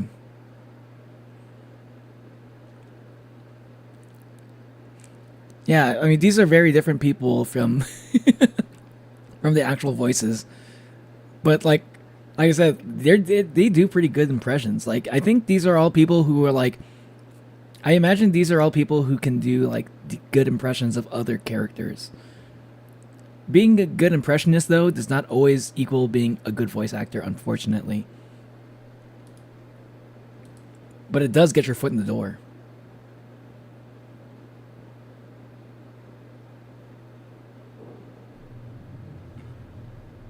I wonder what does anybody in chat, have you ever if you've watched this, do you know what was the episode that came out before this one?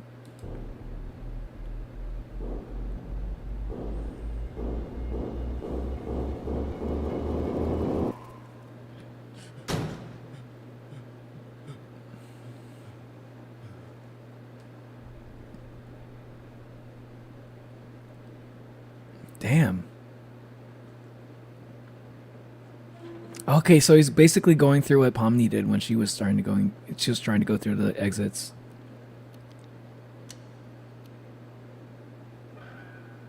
Is he gonna end up in the void as well? This is like so much scarier than when Pomni was doing it.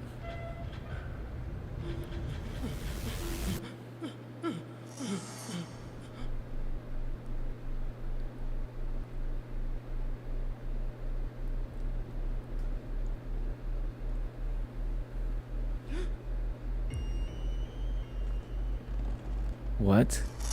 What am I Ew! God. I hate like scratching a chalkboard type sound. Ugh, I hate that. When was this posted? I can check. This was posted on August last year. August 16th, 2024. So like about a year ago.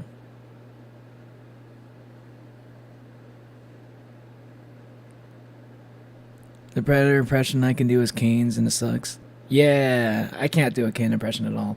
I can try to sound like I'm trying to go for a Kane impression, but it doesn't sound like Kane at all. I feel like Kane's voice is really, really good. I think that voice actor who does Kane and like the spams and stuff, if he's not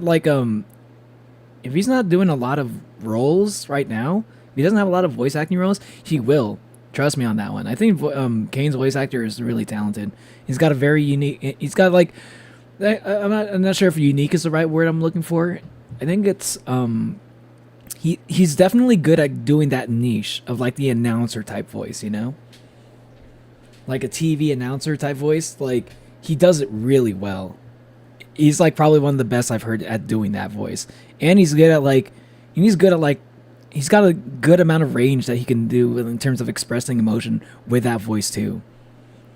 especially from what I've seen with him in, you know, from all the Amazing Digital Circus and the Spamton videos, like, he's yeah, he's good. And like trust me on that.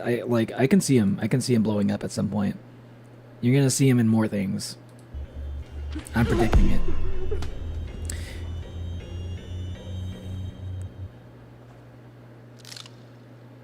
It's him writing exit on the walls. Yeah, just like in his room. What the fuck?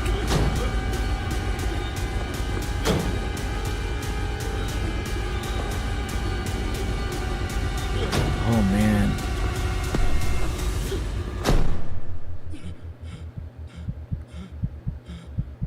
Yeah, shaky cam.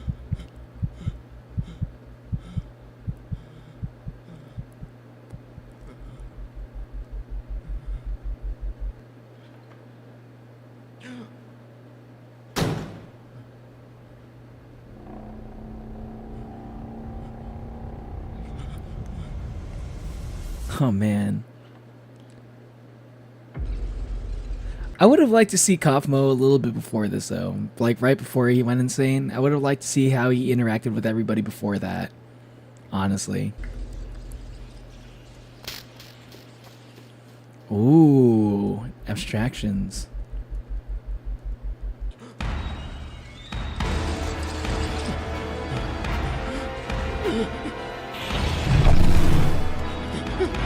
Now this is very interesting, okay, because we've never actually seen the perspective of a person who is about to abstract. So this fan, whoever made this, what is this person's name again? Bonksy. So I guess Bonksy's interpretation is like before they abstract, they see visions of abstracted beings chasing them, or something like that. Or maybe this is just how like Kaufmo experienced it in their mind. Oh, there you are.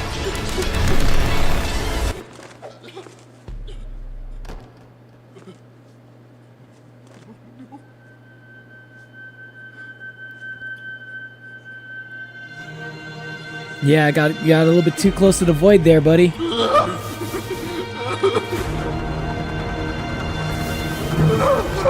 Ah.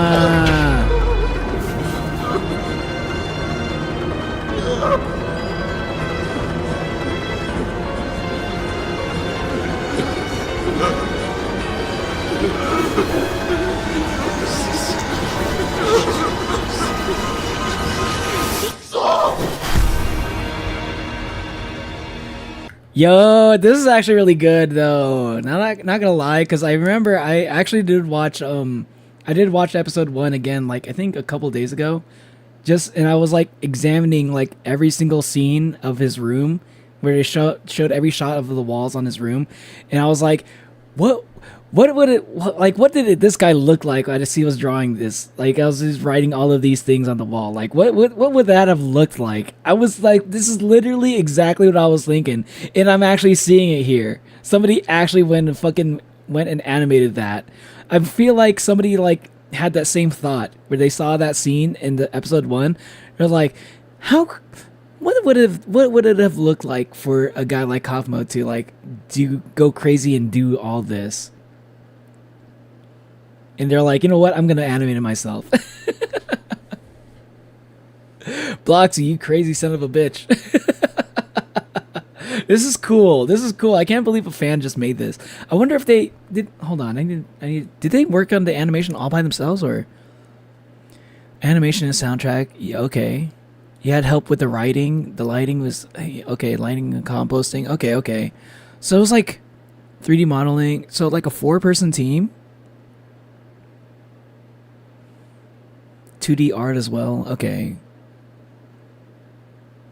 4, 5, 6, 7, 8, 9, 10. So they had like 10 people. He had like 10 people working on this. Okay, that makes sense. That makes sense. Okay. I was about to say, if this was all one person, holy fuck.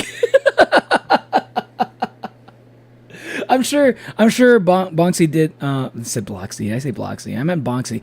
I'm sure Bonksy probably did like a good chunk of it, like a really like probably the most amount of work on this. But holy fuck though, this is crazy. Just like as like just like a fan made project that you're not really like not even, this is not even that big of a channel. It's like only 50K.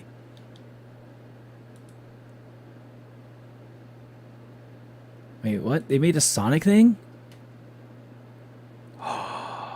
Metallic Madness animated. I need to check that out. Hold on. After this. No, what was in that room? Oh yeah, my favorite being. This seems before the pilot, but it was after episode 2. Oh, the animation. Okay, okay. Like, it takes place before the pilot. Yeah, yeah. It definitely used episode 1 as the basis, but, like, I wonder if, like, I don't know if they say anything on episode 2. I don't know if they say anything in episode 2 about, like, I don't know if they talked about Kaufman that much. No, they did. They did talk about Kaufman. That was the episode where they had like the funeral for him.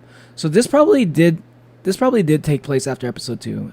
That makes sense. Like they probably started like making this after episode 2. Like started the process of making it at least. It's kind of crazy. They just got like 10 people to like work on this.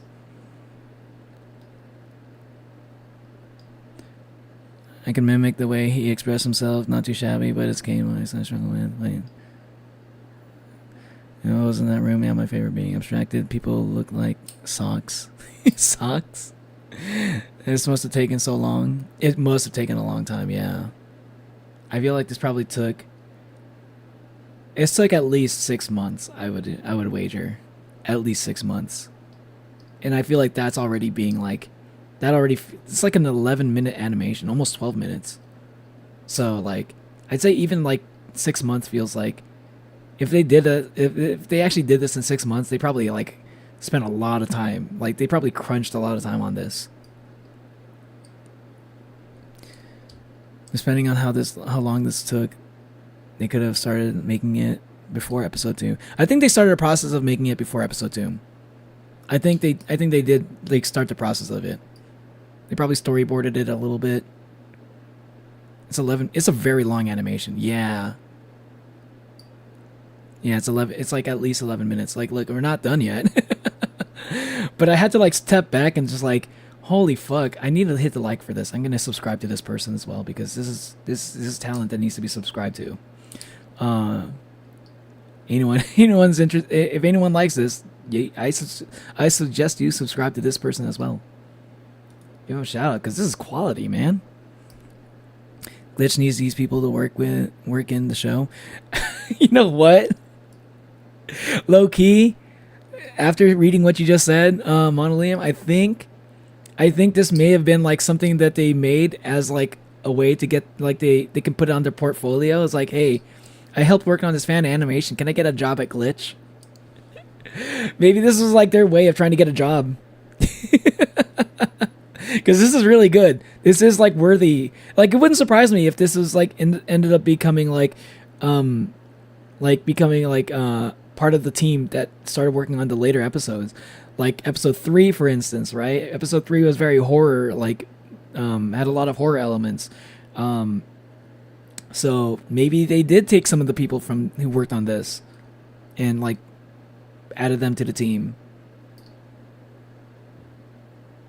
Do a funeral for Gummy Gooey. He's an NPC. That's the reason why, pretty much, yeah. Because they're going to see him again. They're not going to see Kaufmo again. Alright, continuing on.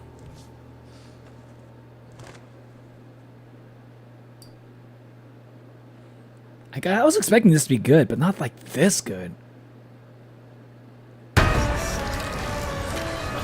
Oh, dude, that fucking jump scare, though.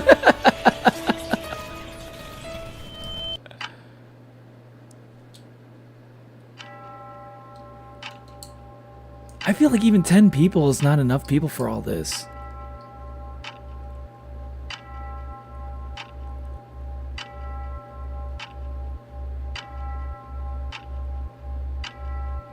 God damn.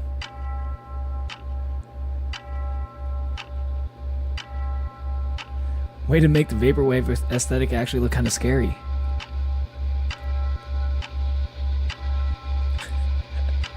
I saw that.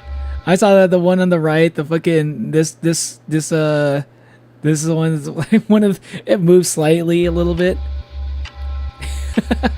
That's creepy. What was that?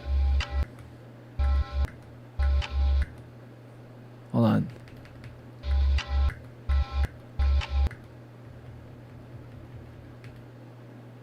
Oh, Scoffmo without a mouth.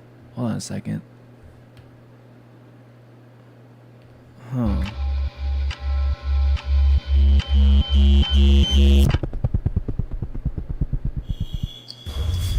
$3 a.m.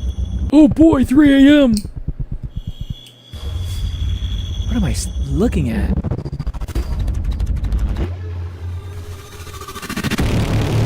This is just analog horror at this point. Oh my fucking god. I was about to say like horror, like vaporwave horror. Wait a second, that's just analog horror. Dude, that looked kind of cool though. What was that? Hold on. I like that. Dude.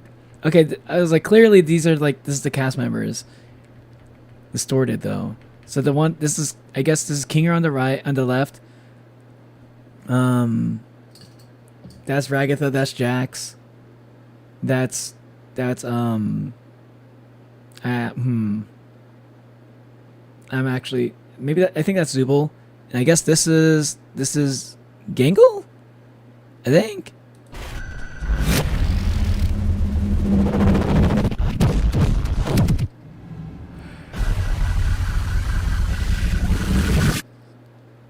Whoa. Oh my god. This is really good. How the fuck do people just assemble like a group of people to help him out with these things? Like say like if I wanted to make an animation, like how the hell do I get other people to like join in on a project like this, you know? Not saying I will, but like if I hypothetically if I ever wanted to do something like this, how does one even go about doing that? Did this person just happen to be friends with all of these people already? This is good.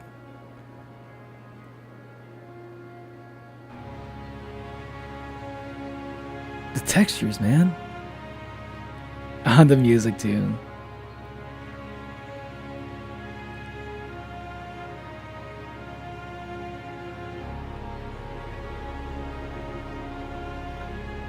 So are we gonna see them already abstracted, or are we gonna see them like transform?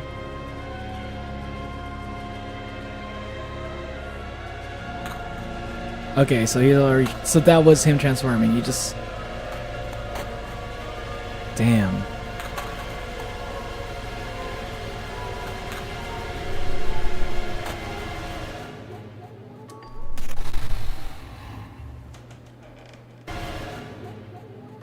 You see one of our friends.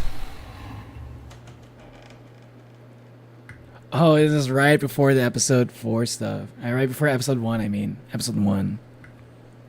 Damn. Holy fuck.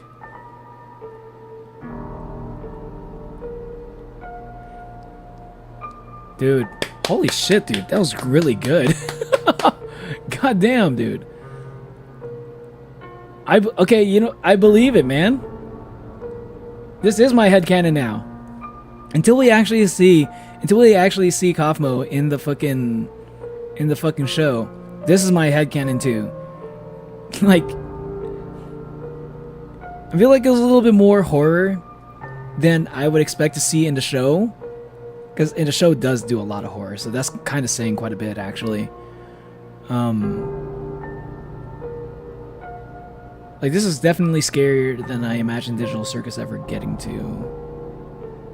But I might be wrong. Maybe Digital Circus will get this scary too. Dude. That was good. Oh, I like how I ever since, like, because I put these things in the fucking playlist, it just moves on to the next one. Oh, All of a sudden, ice cream video. Sorry. I want to go back and see, read some more of this description. Contains flashing lights. This is a fan short made by people who love the original show and is not affiliated with Glitch or Gooseworks by any means. But they will be, or they probably are by now, because I'm sure like this kind of level of talent did not go unnoticed by either Glitch or Gooseworks. If I was any of these people, or if I was a part of Glitch, or if I was Gooseworks, I'd be like, bro, these guys are good. We need to get them on the fucking team.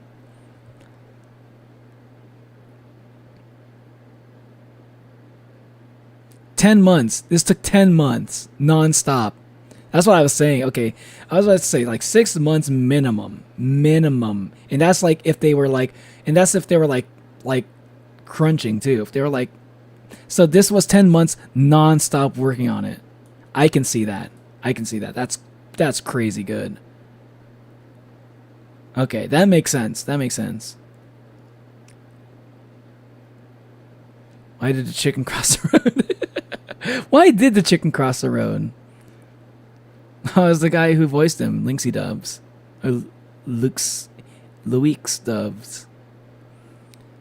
Not giving Cosmo his own episode. Fine, we'll do it ourselves.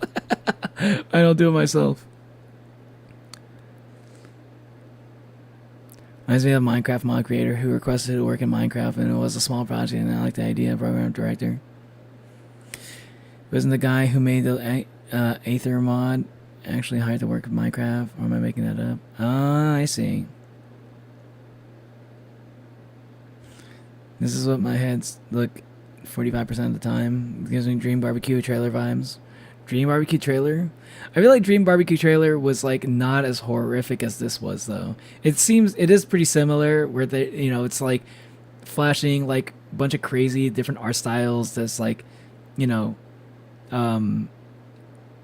like wild, what's the word I'm looking for? Surreal imagery, basically. Definitely got those vibes going on, but I don't think Enna like leans into the horror aspect as much as this does. I like this. This is canon now. Okay. I think it's just like really well done, and in my head this is canon, and it wouldn't surprise me. It wouldn't surprise me if like this is like enough of a, this is like such a good project that it wouldn't surprise me if this influences like, sometimes, you know, people like creators want to like, they already have something in mind for like what they want to do for certain characters for late reveals later. But sometimes they might get inspired by other people's like fan work, and they're like, oh, that's a good idea. I might steal that a little bit. You know, that could be a thing that someone would do. Liminal. Wasn't you watching? I was watching the Kaufmo video. It's a fan animation for the Amazing Digital Circus. But it's time to watch something else on the list. Not sure what it's gonna be though. Okay. So speaking of fan-made stuff. Okay, I wanted to check this out. This might not be that super interesting to a lot of y'all. So I'll try not to pause too much on it so it can go by pretty quick. But I am a big fan of Sonic Adventure 2. I mentioned this before. I'm a big fan of Sonic Adventure 2.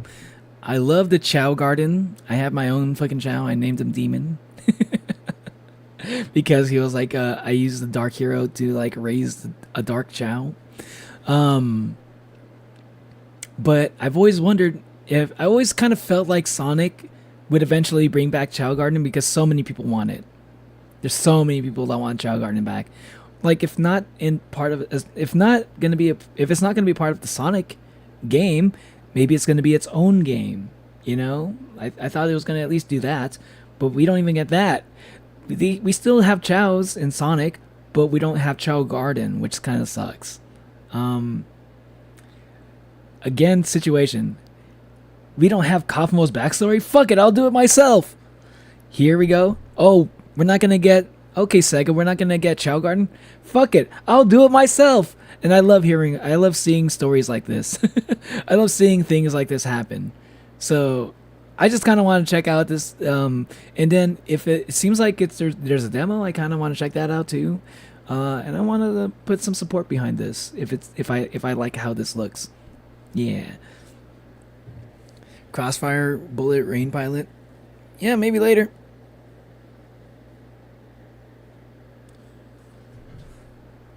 I love Chow. I think Garden as a kid. Yeah, right? I fucking loved it. Eating an apple. Nice, Natalie. Yeah, we just finished. Yeah. You just finished the TADC fan animation. But yeah, fuck yeah. Chow Garden was fun. I just like, it sucks that we don't have anything even close to it.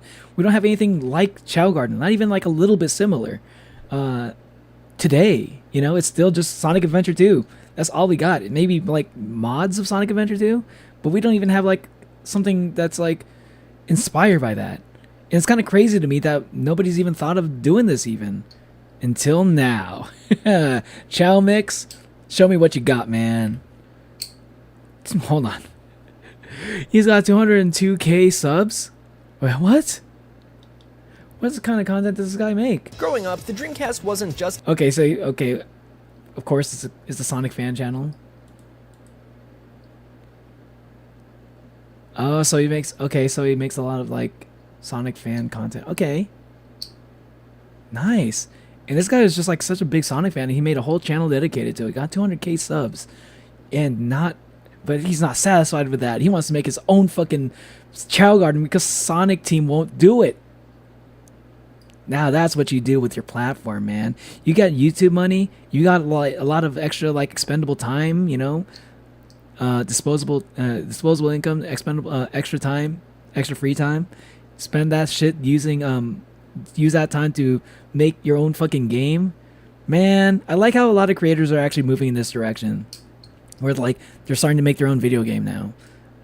Okay, maybe not a lot of them, but I'm seeing more and more YouTubers doing this. You mean Chow? Chow's a Sonic thing. Yeah, Chow's a Sonic thing.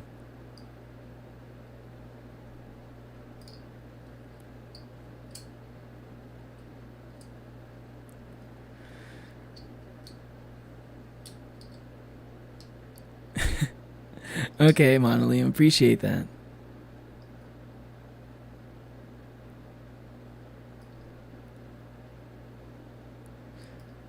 You said you're gonna react to God Games Ultimate Edition. Yeah, I'll check that out later. Yeah.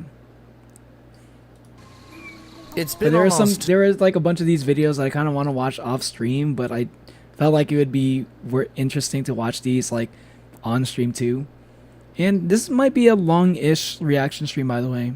So I have a lot of time unless my internet craps out again or something like that happens, or some weird shit stops the stream. Hopefully nothing comes up during this reaction stream. I do want to react to a lot of things during this stream, so we got a lot of time. To 25 years. Okay. Show me what you got, Chow Mix. It's been almost 25 years, and you know what? I'm tired of waiting. Yep, 25 years. 25 years. We can't even get like. There's not even an indie project like that's even trying to do the same thing. That's kind of crazy to me. Fine. I'll do it myself. Fucking Giga-chan. Hell yeah. I like how this even looks like Sega inspired. This kind of looks like a mix of like all the Sonic, these like Sega properties. Like I see a little bit of like Billy Hatcher. I see a little bit of Sonic. I see a little bit of like Super Monkey Ball in this all-in-one like character design. Hey, what's up, TJ? Leaders History Rap Cipher. Leaders of History Rap Cipher? Maybe later. You gotta remind me later, though.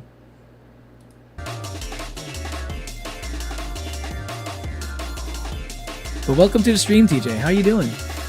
I'm just reacting to a new Chow Garden video game that someone is making on their own because Sonic doesn't want to do it anymore. Oh, I see that. I see that again. Speed, glide, power, swim, turn, boost, charge, wait.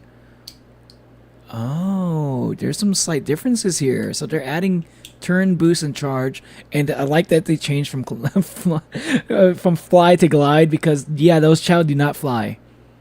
At least that's not what we see in the Chow racing. Chow can fly, but we never see them fly in the Chow races. We only ever see them glide, which is kind of interesting. But, yeah. Hydration check, y'all. And posture check.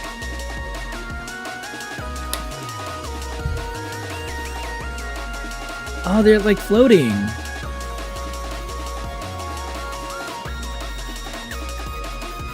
Hold up. Hold up, wait, there's the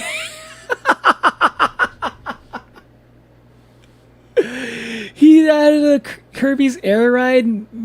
He added Kirby's Air Ride in this. This guy is just like making all the games that like they're not making anymore.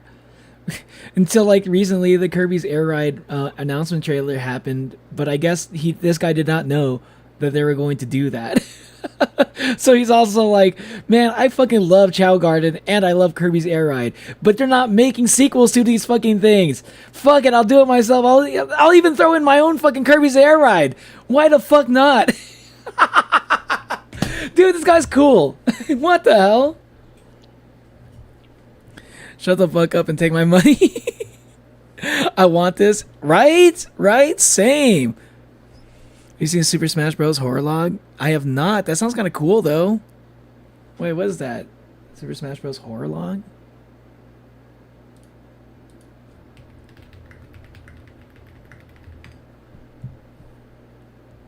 What the hell? Oh, I kind of want to check that out. That sounds interesting. Okay. I'll check that out later.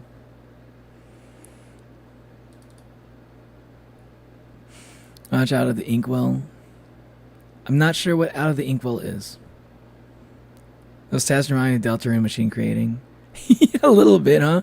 I forgot what the Deltarune machine stats were because they're usually pretty irrelevant.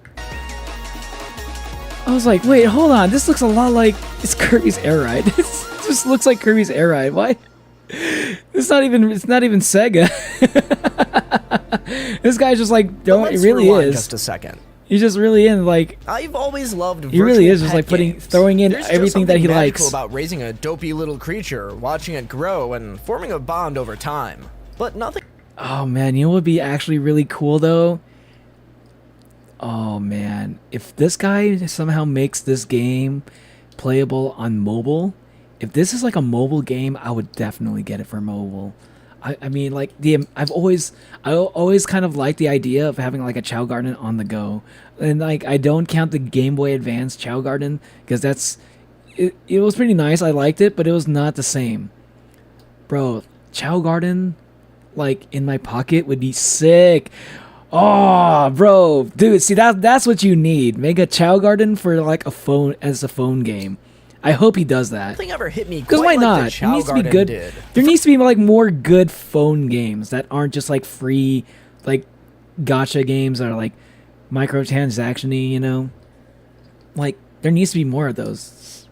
And I think mobile gaming, like phones are good enough that you can like make some pretty decent games, you know, for them. First time I played Sonic Adventure 2, it absolutely blew my mind. These weren't just simple pets. Each Chow was unique and had seemingly infinite potential. The way they gradually changed depending on how you raised them. How their shapes, colors, and personalities evolved over time. It was so mysterious, especially before I understood how it all worked. You never really knew what kind of Chow you'd end up with. It gets even crazier once you do understand how it all works. That's the thing. It's like you don't understand how it works, but you get the basic idea and it's already fun. But then when you do understand it, it's like, oh my god, there's so much detail that goes into this, even more than I thought.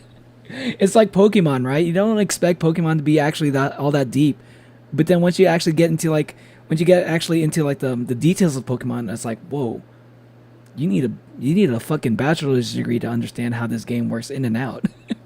Chow Garden was kind of like that a little bit, especially once I started watching videos about it more. And that mystery, that wonder, the seemingly endless amount of possibilities. It stuck with me. To this day, I still think the Chow Garden is something truly special, but there was still always so much room for improvement. I always wish that I could take my... You just finished Spy Family. Does anyone have any anime recommendations? Epic Edits, I recommend Apothecary Diaries. Why? Because that's the first thing that came in my mind.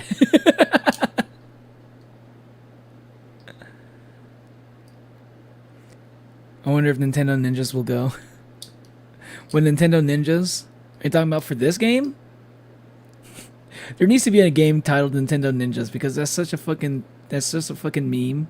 The Nintendo Ninjas, and they're gonna be like, "Fuck it, we'll make a fucking game called the Nintendo Ninjas," where they the whole goal is to like to assassinate people who pirate your video games. Nintendo, you need to do that, all right? Hey, everybody knows that you do that. Like you're not even gonna kill the people who pirate your video games. No. Like the Nintendo Ninjas, what they do is like they serve court orders. Like you gotta find you gotta like you're a Nintendo Ninja, you're stealth, you're like sneaking into people's like apartment complexes and stuff. Your goal is gonna be like Hitman, right? It's gonna be, you gotta wait for them to like leave their room or something. And like, yeah, it's gonna be like Hitman, right? It's Hitman, but with Nintendo Ninjas. And like, once they're vulnerable enough, you can come up to them and serve them a fucking court order, suing them for millions of dollars for pirating a game. dude, yes, video game ideas, dude. That's the one. And fuck it, if Nintendo won't do it, I'll do it myself. I need to write that down. I need to fucking write that down. That's actually a kind of a fire idea. Maybe I'm not going to do it like a 3D like Hitman style game, but I could probably try something to do with that concept. I think that'd be hilarious. Oh man, that's actually kind of a fire idea. And I think it's just memeable enough that people would actually kind of like would probably like be interested in it. Okay, hold on. Nintendo Ninjas game where you serve court order to game pirates.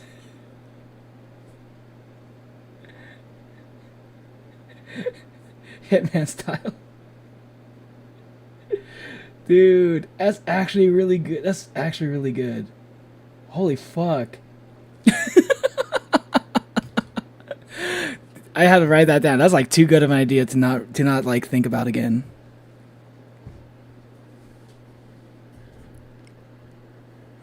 I remember these guys from Sonic 3 the movie. Yeah, they were in Sonic 3 the movie. I have a feeling we might get another Pal World situation unless Sega allows it. But like the thing is, like with Pal World, the difference with Pal World and like Pokemon is they're still making Pokemon games. They're still making Pokemon games. This guy might run into problems with the Kirby's Air Ride though, and I think that's a little bit of a...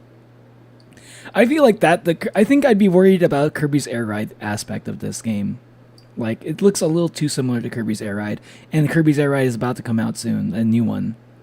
So, he might run into problems with Nintendo.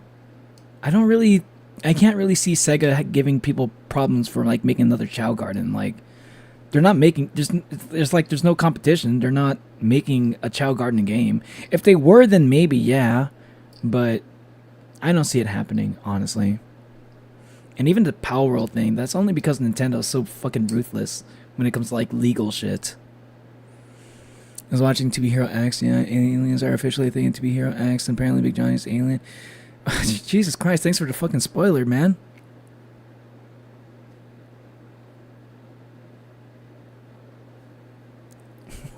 Why? I have not caught up on To Be Hero X. Why are you throwing that in there, dude?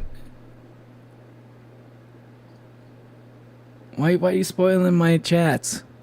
Do you not know that spoilers are not allowed in my chat? Are you not aware of that, Nico? The hell? I don't even know who Big Johnny is, so maybe it's not that big of a deal, but like, what the fuck? Gotta catch up on Apothecary Diaries 2 episodes behind. Wait, are there new episodes of Apothecary Diaries? Did that start up again? Because I know they stopped airing new episodes for a while. I know there was a break. Are they updating it again? Because if they are, I need to get back into that. See you later, Monolium. Chow beyond the garden and go on adventures with it. There was so much potential, and I was so excited to see where it would go next. So I waited and waited and waited. But the spoiler's a spoiler, man. Doesn't necessarily have to be a spoiler for the thing, but like, it's like no spoilers, man. Like usually, you gotta ask first. Like, hey, have you seen the latest episode? Like, I'm not caught up on all these things all the time. And even then, like, other people in chat might not be, like, caught up and maybe, you know, fuck. Jesus, man. You get one of those. You do that again, I'm banning you, okay? nothing ever came. The Chow Garden is something that fans have been begging for to make These a new return. episodes? Fuck it's been yeah. a whopping 25 years, yet we haven't gotten anything similar to it from the series since. So, I don't know about you, but I think we're long overdue for this style of game to come back. And if they won't do it, then I will. Welcome to the game I've been developing for over 2 years, Star Garden. To put it simply, Star Garden is a love letter to all of my favorite games. It combines the virtual pet raising of the Chow Garden, the high-speed action and satisfying flow of Sonic, the flair and stylized energy of Jet Set Radio, the deep mechanics of Super Smash Bros. Melee, the intricate lore of Kingdom Hearts, and most of all, the chaotic, unpredictable nature of Kirby Air Ride. In Star Garden, players are able to raise adorable Super Smash Bros. Melee raising of the Chow Garden, the high-speed action and satisfying flow of Sonic, the flair and stylized energy of Jet Set Radio. Jet Set Radio is also included? Oh yeah, I can kind of see it with like the grinding rails and stuff. The deep mechanics of Super Smash Bros. Melee. In what way though? I'm not sure if I saw any of the Smash Bros stuff. The intricate lore of Kingdom Hearts. And I think I think this guy's trying to do too much. I think this guy might be trying to do too much. That is it's like one of those things you kind of don't want to try to do too much, and then everything you just kind of become the game becomes kind of mediocre at everything you're trying to accomplish. I'd say focus on trying to do like one aspect of a game really, really well. I'm a little bit worried already. I feel like I'm a little bit worried that he might be overpromising a little bit.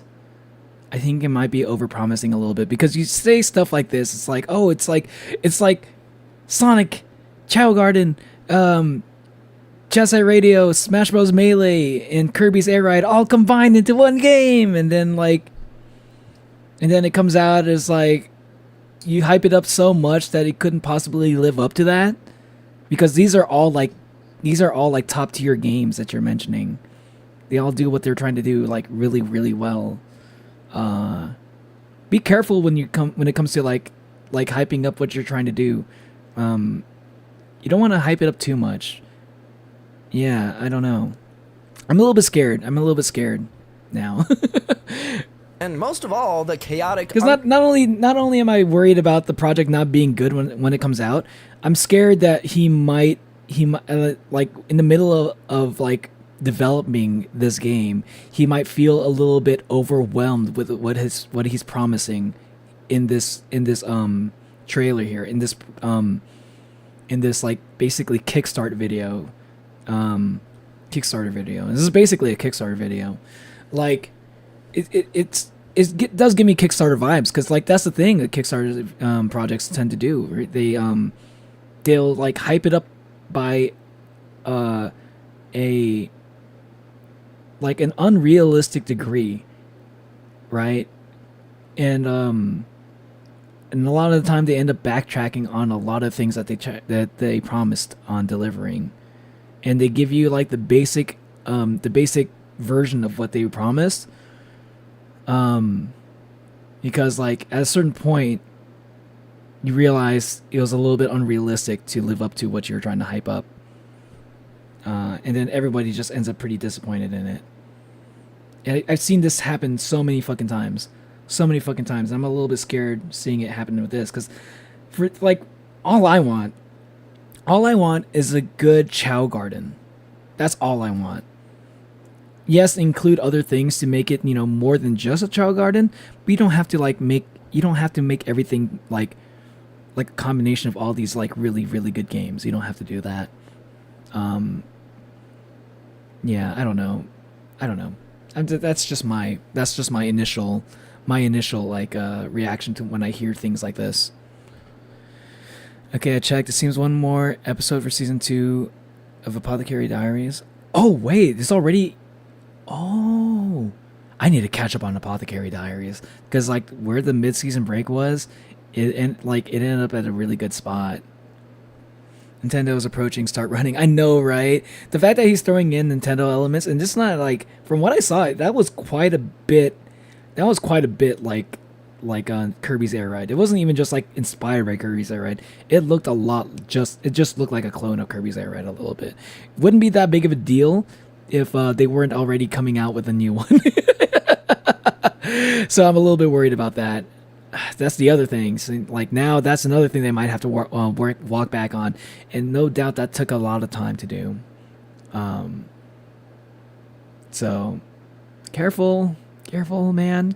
Careful, Chow Mix. I like what I'm seeing so far, but please don't overpromise too much. Unpredictable nature of Kirby Air Ride. In Star Garden, players are able to raise adorable cosmic pets called Lumi. Lumi are full of personality. Lumi. They can dance, sleep, swim, wear clothes. Dude, they got sunglasses.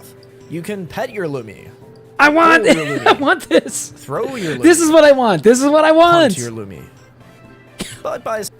Throw your Lumi. Punt your Lumi.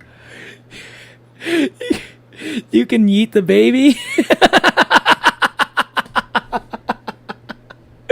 Yeet the Lumi. Dude. Okay, he's throwing in everything, huh? Nice. I like that. Love Apothecary Diaries. Nice, Isagi. I actually want a Death Note game that actually shows the deaths. It annoys me, but they don't show it. Isn't there like a Death Note version of like Among Us? Is there like a Death Note Among Us game that came out recently? I heard that like when that game came out, a lot of people were playing it on stream, but like I feel like I only saw people playing it for like a week, and then all of a sudden I don't hear about it anymore at all. Because I actually think that's like kind of a good idea for like for a Death Note concept for a video game, make it Among Us. Yeah, because like Death Note's all about mind games. It's actually kind of perfect. All right, I need some chips to snack you actually on. want to be nice to them, you can feed them special fruits to nurture their stats. Speed fruits increase speed. Power fruits increase power. You get the idea. Ooh. Eventually, your Lumi will evolve based on the stat you've raised the most, transforming into one of 8 possible evolution types based on those stats. That's right, 8. While the Chow Garden capped out at 4 Yeah, it's kind of like evolutions. Damn, 8. That's kind of cool. primary stats, I we gotta see all of decided to them. double that for Star Garden. Now, looking at these stats, you might be thinking, turn? What is this, a car? Yes, that's right. Here comes the twist. The entire hook of the game. Your Lumi transform into rideable shooting stars. That's kind of cool. So that's what that was. What? The vehicles that you ride around on in the overworld. And these stats directly control the handling of their vehicle form. That's kind of cool. What? Leveling up stats like speed increases your max speed. Glide. That might make it different enough from Kirby's Air Ride. It looks very similar to Kirby's Air Ride. They might need to change it. Maybe they just need to change it from being a star. I think just maybe don't make it a star. That looks way too much like Kirby thing. Like if they don't make it a star, I think they'd be safe. I'm a little bit worried about the star thing because it just looks like a warp star.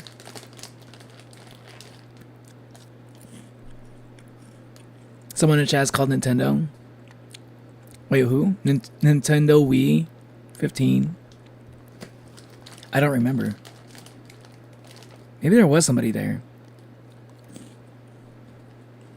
Or is somebody in chat doing that? Call that I missed? Maybe I didn't see. Because I'm not seeing. What's Ninkoro, Nico? Is that a anime, or is that like a is that like an indie animation? It allows you to stay in the air longer and fly faster. Power increases your damage output and also your acceleration. Swim increases your speed on and under water.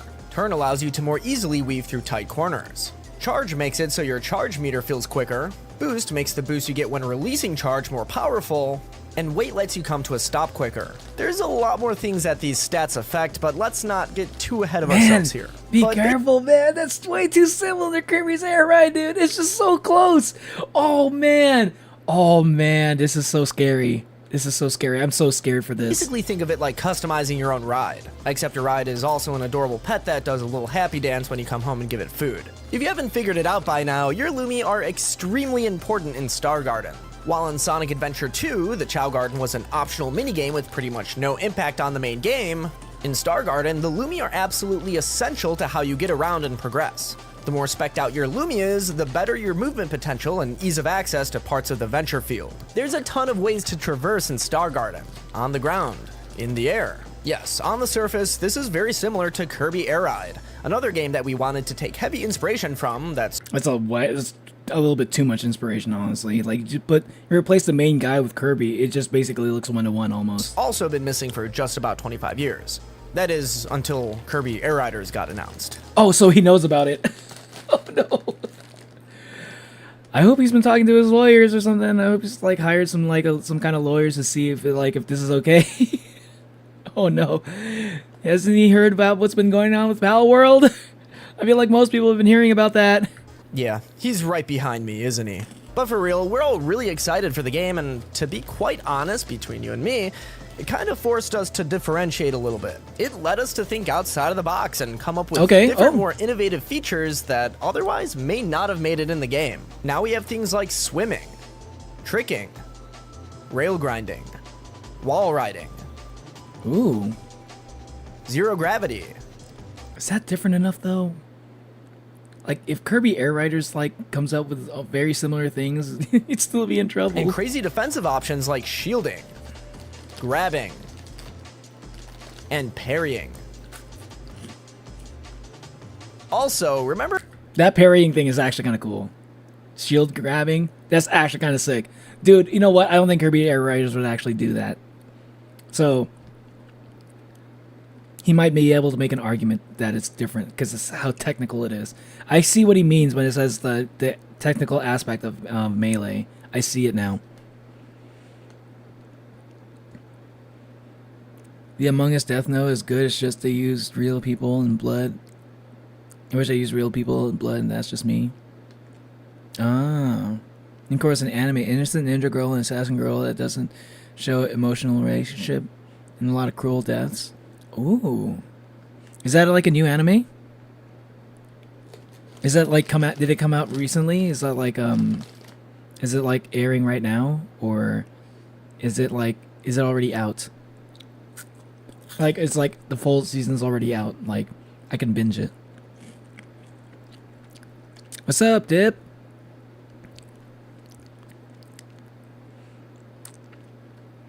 After all these days, I haven't missed a stream. I think I only had the only stream you missed was the Ultra Kill stream, I think. Remember I said that Lumi can evolve based on the stat that you nurtured the most? Well, as they evolve into a specific stat type, their vehicle form also evolves into that same stat type. Now that's kind of cool. Each evolves. Still looks a lot like the legendary Warp Stars though. Star has their own special abilities unique. What did he call them? Also evolves into that same stat type. Each evolved star has their own special abilities unique to them, based on the stat that they were evolved. I thought you said Warp Star. Ah, man. I hope okay, he has made it different for sure. I'm just worried because Nintendo, I think Pal World is different enough from Pokemon. Personally, I think Pal World has done a lot of things that are way different from Pokemon. That did not stop Nintendo from fucking suing their ass. I hope this guy realizes that. Towards. Each venture field, or a term for large explorable overworld zones, lets you bring up to 3 different Lumi, and you can freely swap between them on the fly. Think of this like the seamless character switching in Sonic Heroes. But this opens the door for all types of creative, Wait, like what? the seamless character switching in Sonic Heroes. That is kind of cool. But this opens the door for all types of creative Lumi builds. Maybe one Lumi has a glide-focused exploration build. Another is built for high-speed traversal for winning races. And a third is pure power to uncover breakable shortcuts. We want each player's journey to be unique to them, depending on how they choose to raise their Lumi and level them up. And we're also making sure to design every map to be flexible, encouraging experimentation and rewarding different stat focuses. It's fun to raise virtual pets in the garden and do little mini-games, don't get me wrong. And yes, we'll have plenty of Lumi mini-games in our game as well. But what I always wanted more than anything was to be able to go on an adventure with your virtual pet. And this is our answer to that. Ooh. Speaking of adventure, Star Garden can— Oh, I thought he was talking about something else other than like the turning him into a vehicle thing. Okay, that is kind of cool, but it would be kind of cool to have them as like going on an adventure as the cute little fluff ball thing that they are, not necessarily as a warp star. Played in either single player or multiplayer mode. For those that want to immerse themselves in Star Garden's deep and— Hey, it's Leo. single the character's player name or is Leo. multiplayer mode. For those that want to immerse— Hey, check it. Hey, look who it is.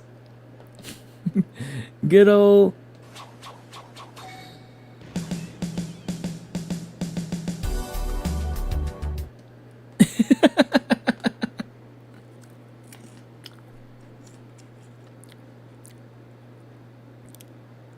Nintendo's a very L company right now. They sue everything for real.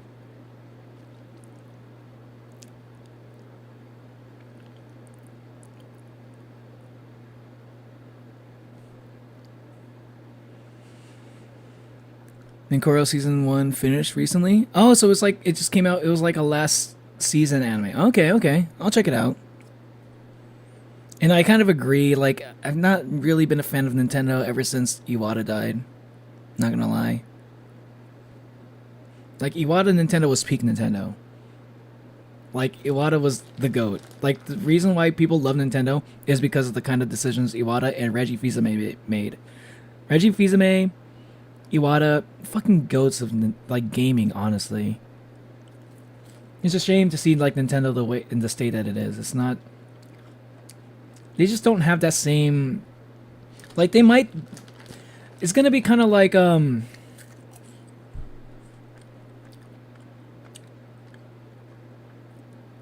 Y'all know about like the story of Apple. How like Apple products kind of like they used to be like super innovative. They used to like be super creative with like all of their products back when Steve Jobs was still the guy.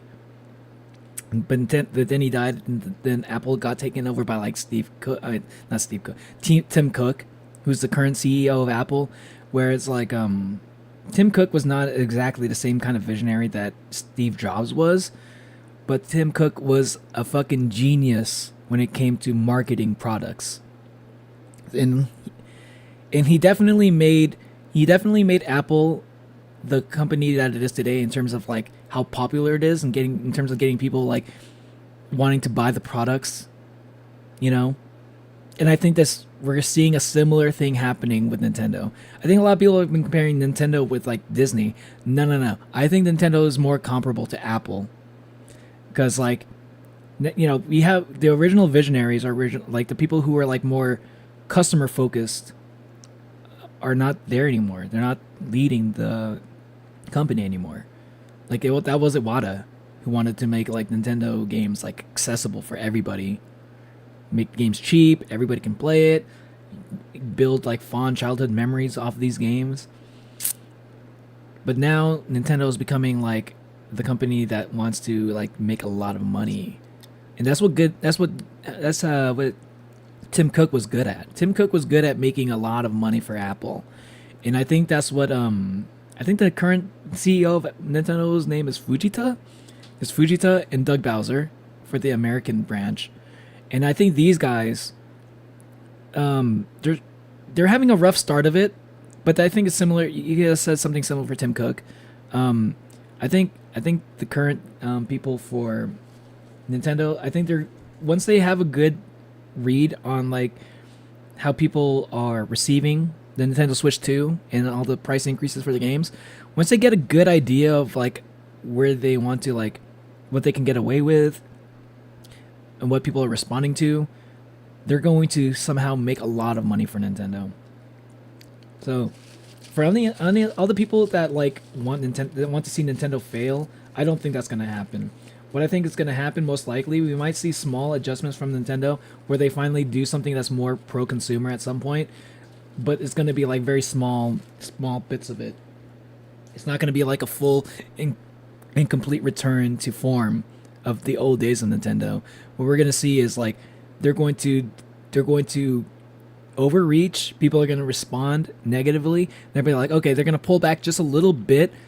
They're going to maybe drop the price of the Switch a little bit. Maybe release more games that are not going to be $80. Eventually, they're going to find a way to make Nintendo super profitable, because that's what these CEOs are good at. The ones that are currently in power right now. Know nothing of Hello Neighbor. This is the thing Neil's watching. Is like a devlog or something. This is like this is basically a fan-made version of Chow Garden. If you don't know what Chow Garden is basically like is basically a little. It's like a little mini video game, a little mini game that was part of Sonic Adventure 2 that people were a big fan of, but Sonic never wanted to do it again. So this guy is making his own Chow Garden. Nintendo's the dark side of the Force. I do have some thoughts on the Nintendo thing, the whole Nintendo thing. Immerse themselves in Star Garden's deep and, at times, surprisingly dark lore, they can play through the game's story mode. Star Garden's story follows our two protagonists, Leo and Lyra, cosmic ecologists who crash land on a mysterious planet during a routine mission. Over the course of their adventure, they'll raise Lumi to aid them on their journey and explore 5 expansive venture fields in order to repair their ship and return home. Along the way, they'll meet a slew of lively and mysterious characters. One of which, who we haven't revealed yet, Sonic fans are sure to be very excited about. All I'll say is it going to look like Billy Hatcher? For now is that they're... Or is it going to look like another Sonic character? What's a Sonic character that we have not seen enough of? I don't know. They're not only inspired by, but also voiced by a legacy Dreamcast-era voice actor. In Star Garden's multiplayer mode, players can take control of Leo and Lyra along with a colorful... Now you got me interested. Who the hell is this person? Cast of additional multiplayer characters to compete in local and online matches. Our main multiplayer mode, Cosmic Clash, pits players against each other in a free-for-all match. I never really played Dreamcast games, but I played a lot of games that got ported from the Dreamcast onto the GameCube, so... Rapidly collecting stat modification stickers to build the strongest vehicle to see who comes out on top in the end. We also have plans for more game modes, like that's a very Lumi Kirby exhibition Air match Ride-esque. mode and a team battle mode. Star Garden has been a passion Very project I've been Kirby Air working on for Ride-esque. Be careful, man! the last 2 years, along with some friends at our indie studio, Game Garage. This is our answer to the void left behind by the Chow Garden and other game genres from the early 2000s that we grew up on. Star Garden is a project that I truly believe in. That's I've very poured my clearly heart what and I'm soul seeing into here. it for the past 2 years. And I love want to it. see it be the But best just be game careful it when can it comes to possibly Nintendo. be. So far, Star Garden has operated on a complete $0 budget, apart from certain things that we paid for out of our own pockets. So I beg the question, what would Star Garden look like if it did have a budget? Well, we'd be able to hire more So this was all out of pocket? That's kind of crazy. programmers, bring in more artists, have more intricate cutscenes, have more voice acting. The possibilities are endless. So that's why in early August, we'll be launching the Kickstarter campaign for Star Garden. Okay, I knew it. to help This is a fund its Kickstarter. continued development and flesh it out to become the game I know it can be. Make sure to follow our Kickstarter page on getstargarden.com to be the first to be notified when it goes live. And just to make sure everyone is completely sold on the idea, if all goes according to plan, we're planning on releasing a free multiplayer and Lumi Garden demo for everyone to try out shortly before the campaign goes live. That way, you'll know for sure if Star Garden is the game for you. Hell yeah, a fucking demo? Okay, that's already pretty good. Okay, that's way more than like most things promise. Like a lot of these Kickstarters or people that like talk about like, oh, we're gonna make this game that's very similar to that game you used to like, but companies don't want to make this game anymore, like Mother 4 or something. Dude, we're actually getting a fucking demo Mother 4 never got a fucking demo. It had a bunch of like fucking videos and stuff that looked good, but never actually like was playable. This is actually doing better than like most of these other things.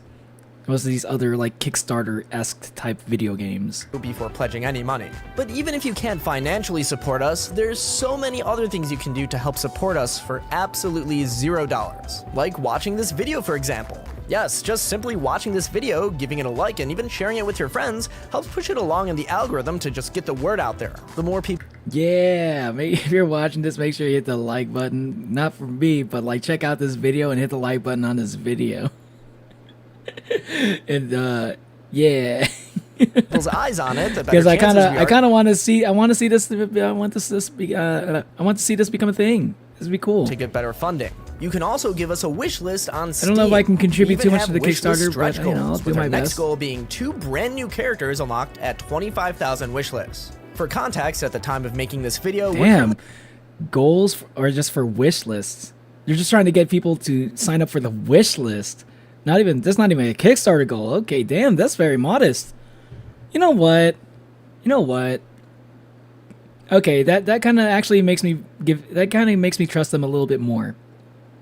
Because most of the time these things are like, oh, if you can pledge more money, we'll get these we'll release these things and all that. This guy is just trying to get people to like watch the video, try to get people to fucking wish list the fucking game. That doesn't even cost any money at all. This guy really is working out of like pure passion for like the Chao Garden and Kirby Air Ride thing.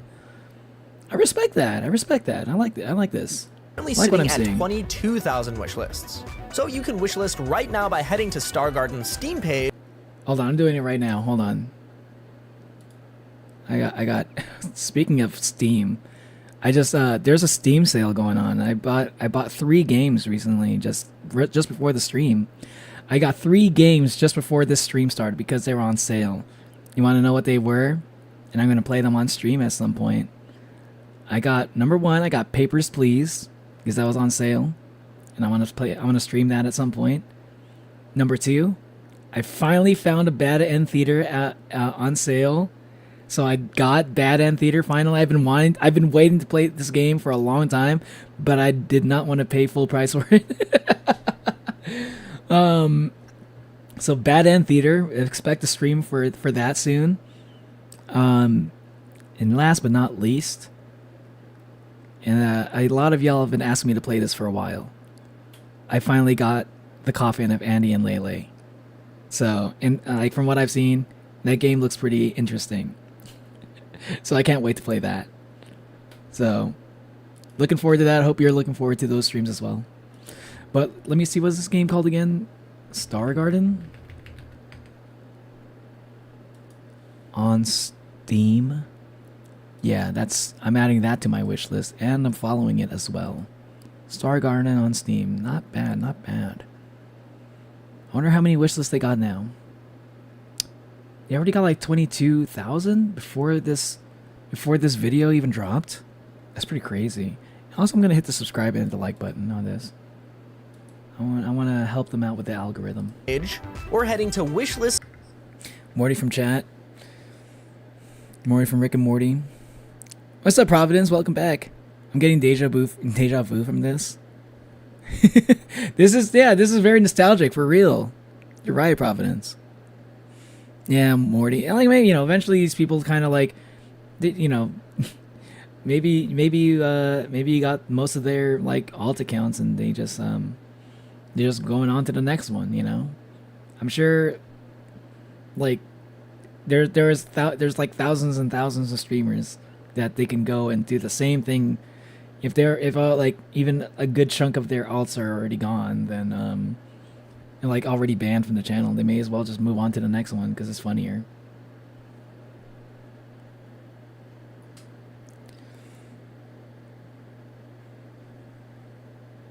$127 alt account, what do you mean? That could have been a lie. FNAF 2, maybe one day the Oni will return to it. Maybe. I mean, I do want to do FNAF again at some point. I want to revisit it. There's just so many other games I need to play, like Bad End Theater and Coffin of Andy Lele and Papers, Please. What's up, Agent Downhill?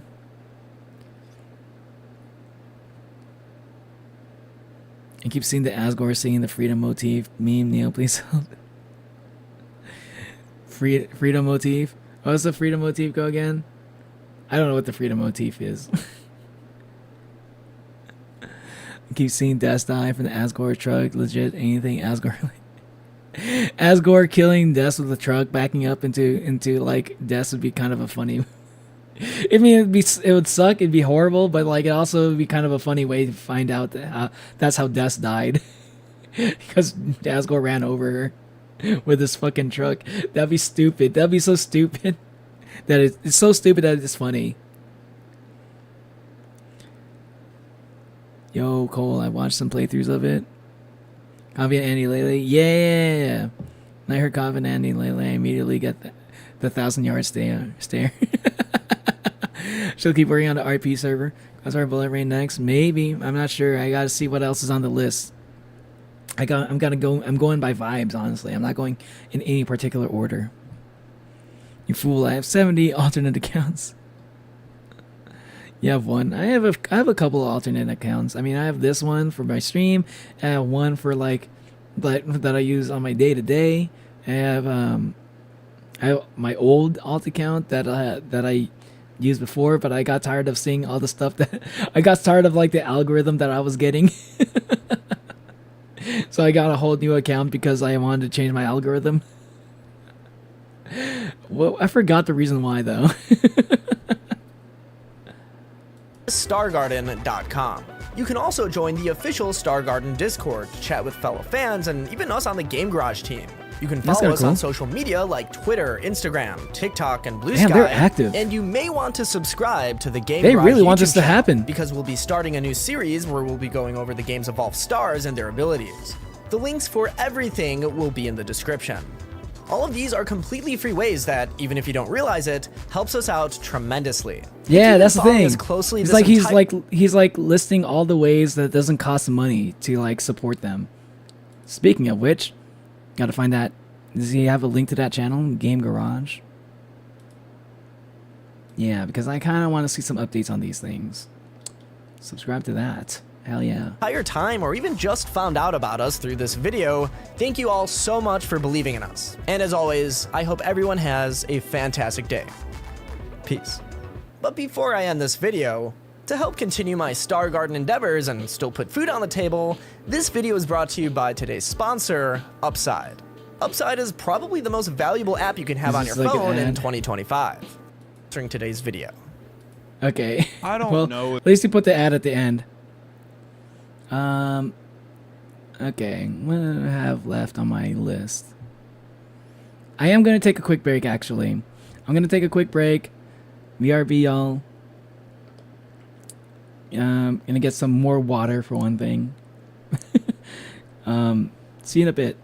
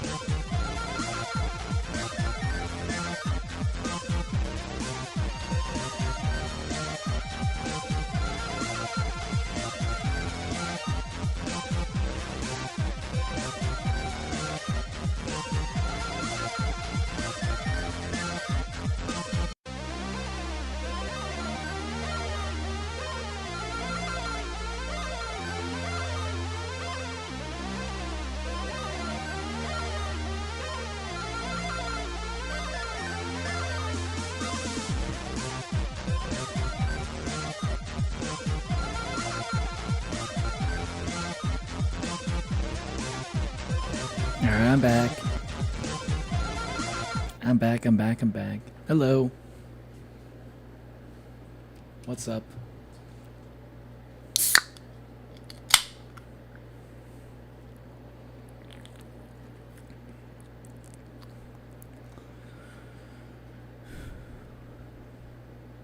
Trying Ibis Paint without an art pen. Any tips for art stuff? Ooh.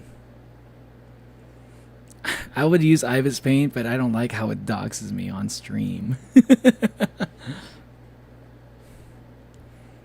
But I use Sketch personally. I've gotten more used to that than I do Ibis Paint. You're saying Coke? You're saying Coke too, Hermes? I have other things other than Coke, you know. I also have Sprite. I also have Dr. Pepper. Keygen clone, epic. Yeah, I love that Keygen song. Man, speaking of Keygen song, oh, it was a Sprite, by the way. It was a Sprite, by the way. So nobody guessed Sprite. But like, oh man, I'm a little bit worried because like I'm getting copyrighted for Toby Fox music now. There was a thing that like I remember I saw a video saying that like Toby Fox doesn't like he doesn't usually copyright strike people for songs, and I think that only happens. I think that's only the case for like what do you call it? I think that might only just be the case for like games where you're streams where you're playing the game. So if you're not playing the game, you might get a copyright strike for Toby Fox's music, and that sucks. Like at least from the official like company. If you're like playing, if you're playing the game, you still might get copyrighted, but you might get copyrighted by like people who do like covers of these songs. I've seen that happen to me before when I was playing like Undertale also,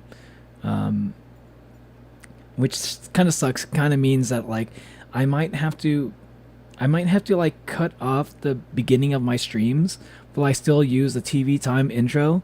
I might have to like cut out that part, edit that part out at the end of after I finish streaming. So like I'll have to like make it so that the VOD doesn't just play that song, so I don't get demonetized.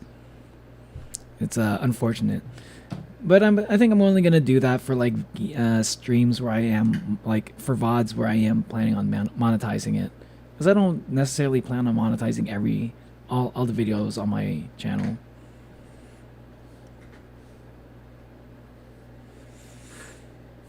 Had I even shade? The eyes caught me off guard.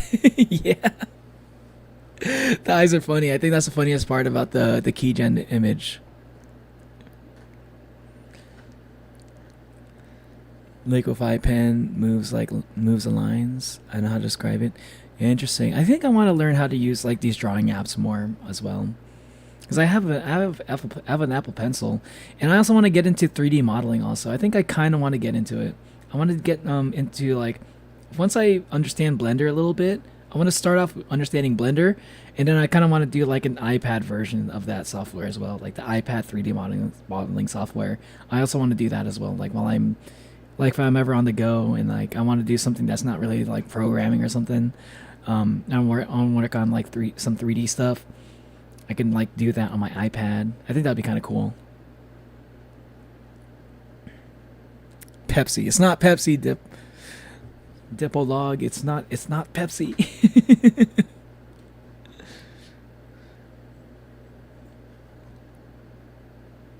Why do you want to join my Greek Mythos RP? If I figure out how to turn off the ads at Doxy, I'll tell you. Been trying to figure out for a while. Yeah, I think the only way to do it is just to pay for the pro version. Maybe just pay for the pro version. That's how you get rid of it. But like until I become like a regular artist, and like if I draw like regularly, then yeah, I might not do that anytime soon. Until then, I'm content with just using Sketch, because all I do is doodles anyway. I don't need a lot of fancy features. I just need something that's good at drawing things. Like making little doodles. That's good enough for that and doesn't have ads. Turn off the internet from your device for real, no ads. I don't know if that works. But yeah, I am going to be like streaming while doing that, so I kind of have to be... I don't know if I can... I don't know if I need to be connected to the internet for that, actually. But the only problem with that is, like, I think ads are actually preloaded onto your... Your ads are preloaded onto your device. They're just like hidden in little files on your computer, on your iPad, on your phone, on your computer. Last I checked, that's how it worked. Like every once in a while, they'll get updates. While these apps get updates, they pre-install these little ads onto your phone. Or every time you use the app, you'll like download new ads that are like you'll do like a mini update of like relevant ads. You know. That stuff is like stored on your phone. Like I don't think it gets rid of it, but I might be wrong on that. Maybe it's different. I remember that's how it worked for like Android phones. I don't know if it works like that for Apple, like iOS. I also read a title. There's a Cyberpunk Season 2 trailer. Yeah, there was. Yeah, I mean there is. Yeah, I just watched it. That was like the first thing I watched. In the future, if I were to ever do art streams, I need to figure out how to turn off the ads. That dogs me. I use a tablet and finger. I think if you ever get into streams, I think you can like probably try to see if you can get to, if you can try to figure out how to get like, if you can somehow pay for like the pro app, the pro version that has no ads on it. I think that's the way to go for you. Since you already like, if I use IBIS Paint as much as you did, I would just pay for the pro version. Unless it costs like $50 or something. If it's like $10, then I think that's not too bad. I just like save up, or like ask somebody who'd be willing to pay for it. Polish guy likes sadness.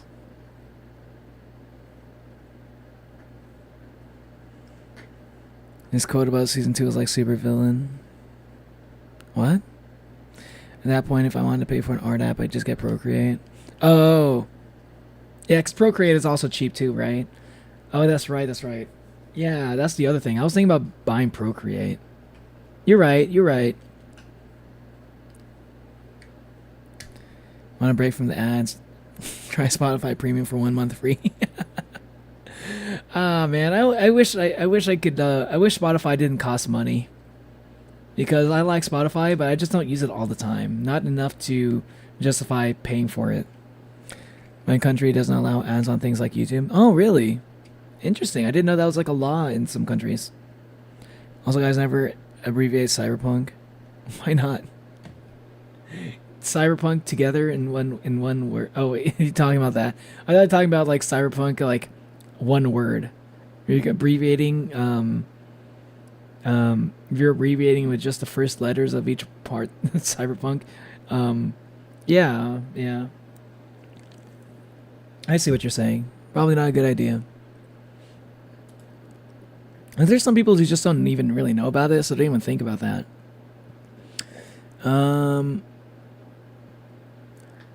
Okay. I wanted to check out a few more trailers. I wanted to check...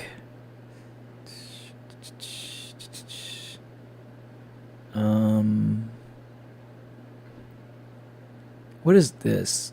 It's Full Metal Schoolgirl. I thought this was kind of interesting. I kind of like the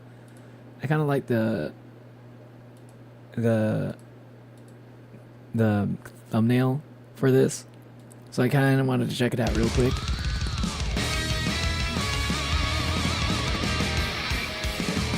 What is this? Oh, is this supposed to be like...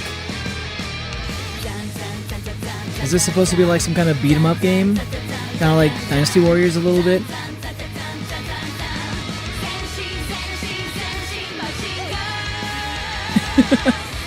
Full Metal Schoolgirl. Oh, it's like a shoot 'em up game. Oh, but... Okay. Interesting. Okay. Okay, I'll be honest, it's not grabbing me. It's not exactly drawing me in. I feel like I've seen a lot of games like this.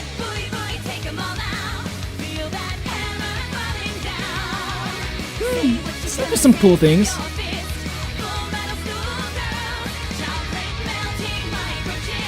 I like the song though.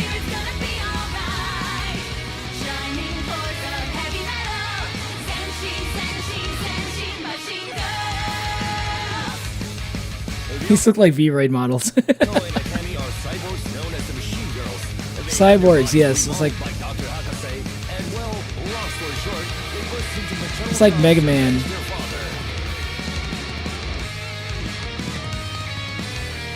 Okay. There's definitely a market for this kind of game. I don't think that's me though. I just thought the thumbnail looked interesting, but I'm not sure if this is the kind of game for me. I've seen a lot of games like this, and I've played a couple of them, but it's not my kind of game, I'm afraid. I was thinking this might be something else. That was kind of cool. I don't have too much to say about it though. Yeah, this is a good goon game, basically. Yeah. You watch Lord of the Mysteries? No, I'm not sure if I did. Attempting to make a server for the first time. Good luck with that, Hermes. And again, be safe. There's another trailer I wanted to see. Virgin Punk, Clockwork Girl. Speaking of things that sounds like it might be for gooners.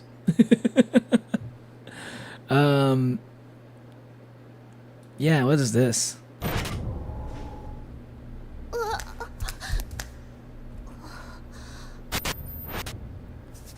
Okay, I'm not gonna lie.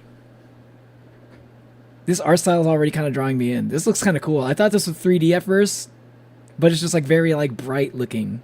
This looks cool. What is this? Dude, animation quality looks really good too.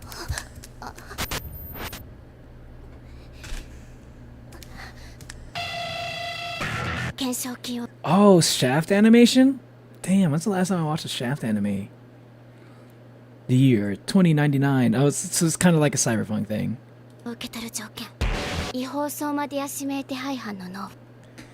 Bring the brain of a wanted criminal possessing illegal. What did I say? Medical android technology, Somadia. What?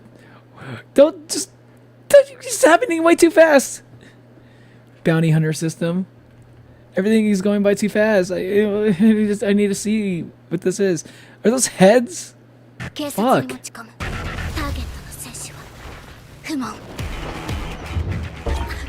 Ooh, the music sounds good too.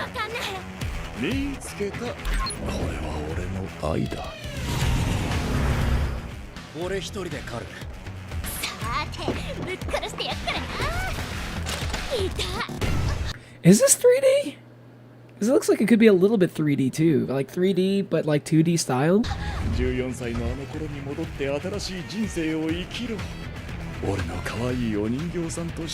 Wait, what? That was weird.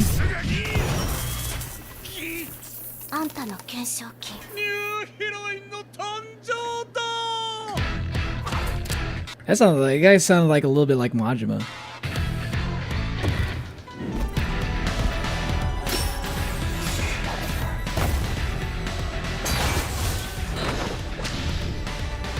This looks really cool.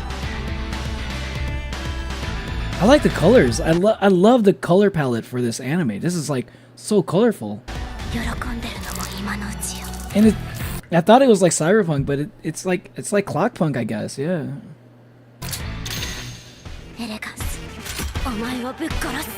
It's like a mix of like clockpunk and cyberpunk. This looks good. Okay, I'm gonna check this out. Yeah, I gotta check this out. When does this come out? Oh, it's a theater. Oh, it's a movie. Oh, no wonder why it's so detailed. I was like, what the fuck? Like, I've never seen an anime like I haven't seen any a lot of animes like that are this level of quality. Oh, it's because it's a fucking movie. That's why it's got that budget. Okay, man. I still want to watch it. That looks cool. That looks cool. Off-brand Genos. The guy with the metal arms. Genos? Are you talking about what's Gen? Oh, Genos from like from like One Punch Man. You're the best. What's up, C-Case? Thank you. Game for Neo's Death Stranding and Yakuza A. I've never even played Death Stranding. Honestly, Death Stranding doesn't really look all that interesting to me. Guy who made CPE is Polish.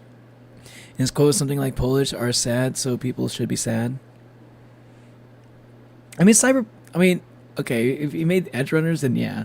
Pretty sure like the guy who made Cyberpunk was like American. At least like the tabletop version of Cyberpunk, which is what the video game is based on. I think the guy who made the video game is Polish as well, though. There's a lot of Polish game developers.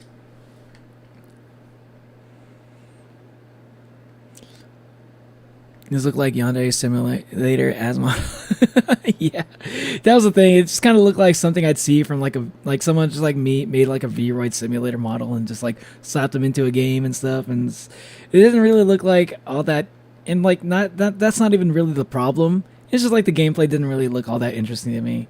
And like that coupled with the art style not really resonating with me, I was like, with the Full Metal Schoolgirl thing. I'm not talking about Virgin Punk Clockwork Girl. This anime looks crazy. This looks cool.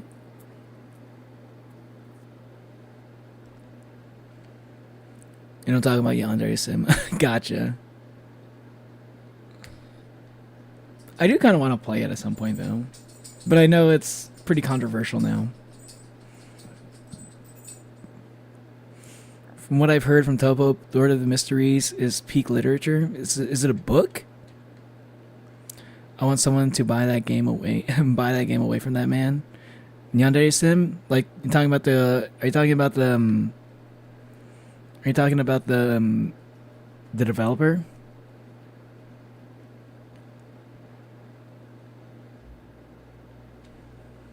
Or is off-brand Saitama then? Off-brand Saitama? Invincible? You saying Invincible is off-brand Saitama? I think they're completely different concepts for characters. I don't think one of them is even similar to the other. Like, is there even any character in Invincible that's a little bit like Saitama? The Saitama is a gimmick character. His whole gimmick is he ends fights in one punch. That's literally his whole thing.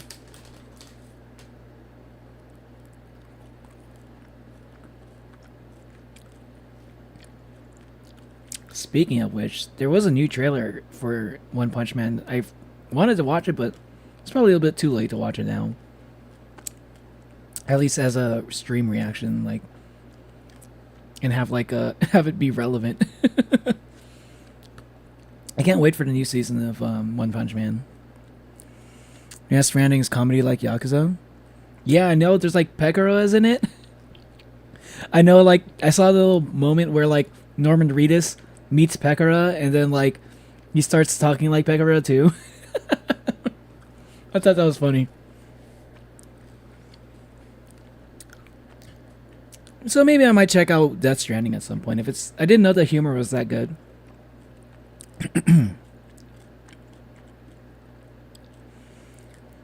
One of them is literally called Two Punch Man from Invincible. Oh really? I didn't know that. Oh, it's a Saitama parody in Invincible Superheroes. Oh. I mean, that's a parody. Does parody count as an off-brand version?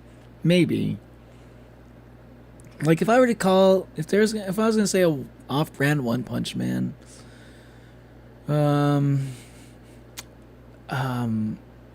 Off-brand One Punch Man. Who could that be? It's like usually... No, I can't think of any. I can't think of any good ones, at least. Good examples. Next video I wanted to check out.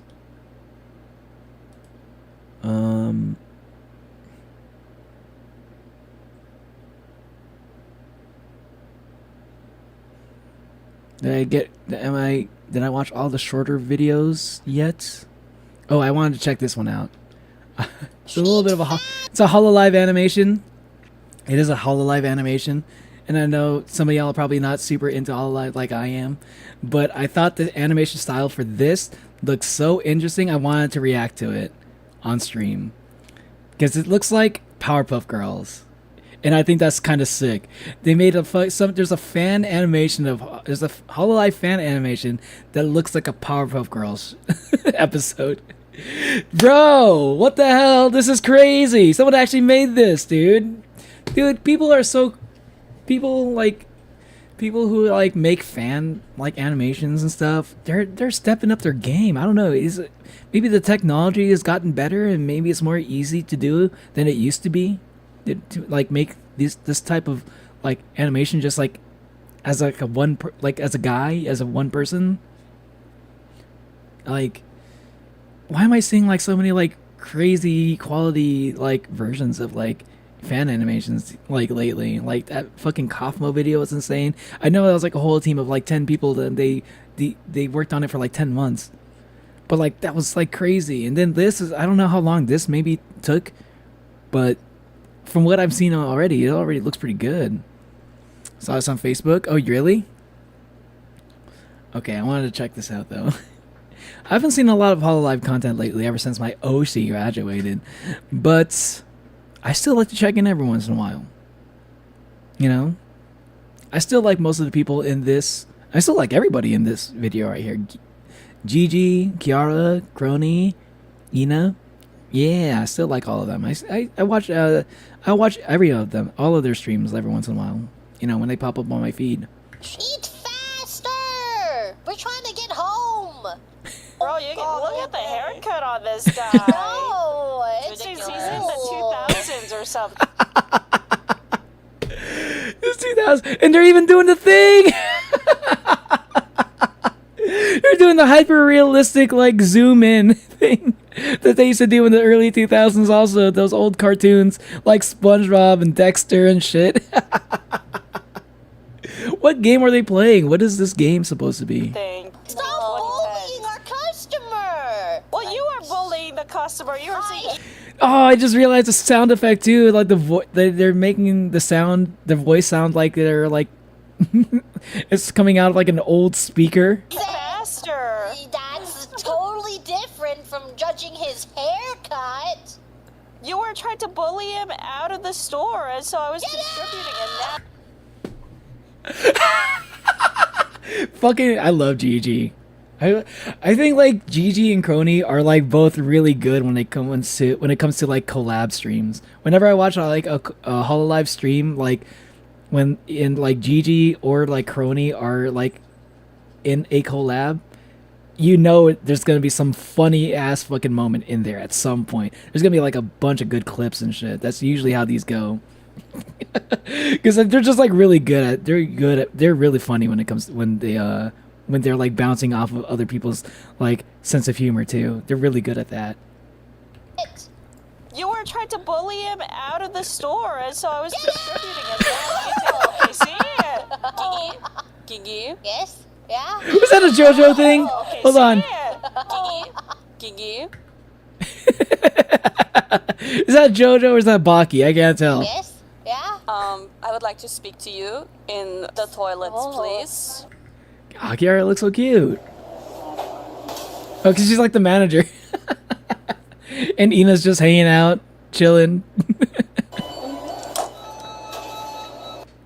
Gigi, you have been very aggressive. I love that. The fucking head nodding animation.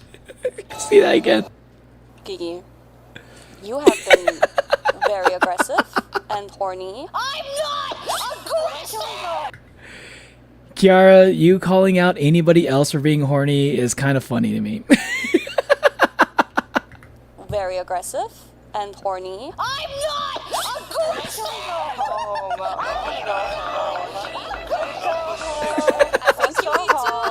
Dude, this is so well made. A little bit, especially when you're talking to me.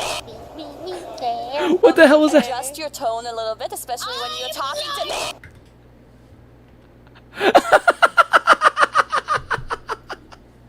Dude, this is gonna be my new wallpaper. I fucking love this. This is a cool image. What the? Look, it just changed up so quick. Look at that shit. You need to adjust your your tone a little bit, especially when you're talking to me. Is that Bubble Bass? And make it swim. What is Ina saying?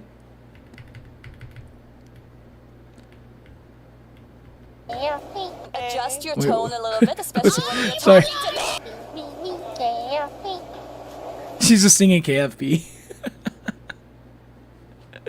Oh man, I need to watch more Hololive. It's been such a long time since I watched like just Hololive collab videos. I just like watch streams every once in a while, but I forgot how much I missed the collabs because they're always so. That was like my favorite thing about Hololive is when they all collab with each other, and that was one of the things that made me sad when Fauna left. You know, like we're not gonna be able to see her collab with people here anymore, and like, you know, like. Of course I know they're free to like collab with other indie VTubers, right? But like I felt like when you were and they were still in Hololive, they had like some. I felt like they felt this pressure to collab, and like, you know, you might see that as a bad thing. But like if they didn't have that pressure, they would never collab to begin with. And if they never collab to begin with, we'd never see moments like this where people would be like inspired to make whole animations for these things. You know what I mean? So like that's one of those things I kind of miss. Like I know Fauna's doing like indie stuff, but I really do miss her being like participating in these like big collabs with like all these other like funny, you know, talented streamers and stuff. You know. I really do miss that aspect. At least as a fan of Fauna. But I can always check back in Hololive and see what they're up to nowadays. You know, I kind of want to watch the stream. What was this from? Come on, Orbiton. Put a link to the stream where this came from, man. That's like basic shit. But I will subscribe because I thought this was a quality video. But if you watch this somehow, you're somehow watching this one reaction. Put a link to the fucking stream, man. That's like the bare minimum what you're supposed to do. I think every animation I've ever watched did that. Because I want to know where this came from. In a way. That was kind of funny. They switched up in a single frame. Yeah. Analog horror. He doesn't have analog horror. True. Oh, he's saying Lord of the Mysteries is a video game? And is... Oh, okay. And it's analog horror. This gives me my life as a teenage robot vibe. Yeah, that too. Life as a teenage robot, Dexter, or like Powerpuff Girls, like all of those like type of like shows. Swap Up is crazy. Yeah. I know, I fucking love that shit. Like the animator is kind of unhinged. I kind of like it. That's why I subscribed. I was like, oh, so they do a lot of things like this. There's a Gura one. There's an Ame one. Ooh, I might want to check out some of these later. I'm gonna put that on my watch later. And there's a Fuomoko as well. Yo, kind of cool.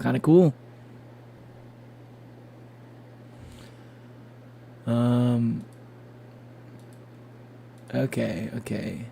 So, okay, that's all the longer videos. I wanted to see, I mean, that was all the shorter videos. Now I want to see like some of the longer videos that I have not yet seen.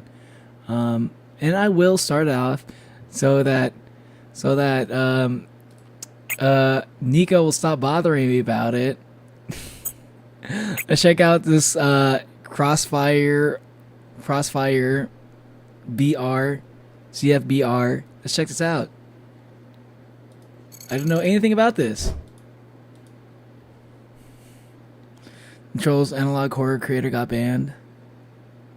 I don't know why though. Switch up from smiling to cussing to demon, and then evil frown. I don't know I have no idea what to say about this. All I know is that Nico from Nico or Gamerzilla, as I used to remember them as, brings this up like literally every React stream. And I remember I saw a little bit of it, but I forgot it because it's been a while. And this is like a really long video. So, I wanted to I was going to react to this on my last reaction stream actually, but I think my internet got cut off.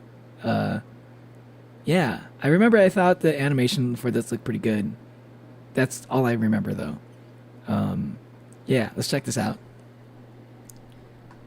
You watch the video before it, get some lore info. There's lore. There's even more. It's already a 27-minute video, and I have to watch like a whole other video before it too. Jesus. Which one? The trailer? Oh, that's a teaser. That's the opening scene.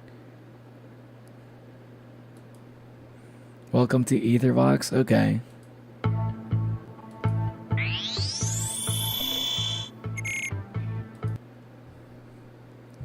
Reason they got banned is because it was too horrifying. Too scary? Wait, who is this? Who are you talking about, Kieri?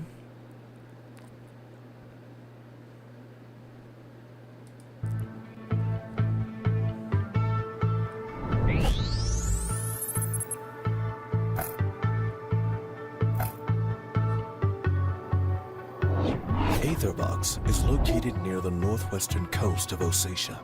What does this remind me of? This reminds me of Hitman a little bit. With structures reaching an estimated yeah, this is like Hitman. 987 meters in height, it holds the title of the Sky Metropolis.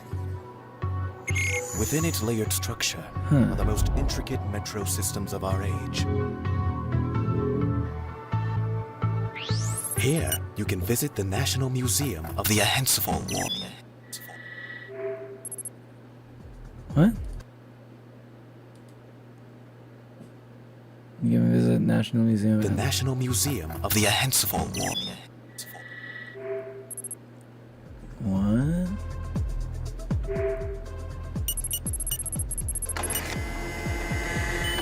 Aethervox lies This is within like a the territories briefing. of the Alliance, a crime syndicate that holds unrivaled power over northern Ossetia. The city houses mechanical sanitation units, which collects corpses with their internal mechanisms and return to the crematoriums to deposit the bodies. Okay. Many locals refer to this process as snowmaking. These machines seem to Oh, have because they been make snow, like they cremate the bodies, and you know it comes out as ashes, and it kind of looks like snow. developed by an associate of the Alliance, presumably a third party. The accumulation of smoke and ash makes the top layer near uninhabitable for organic life. The size of these units also renders compact spaces unreachable. Though with a few improvements, these units can far exceed the effectiveness of the alternative sanitation methods deployed by other syndicates.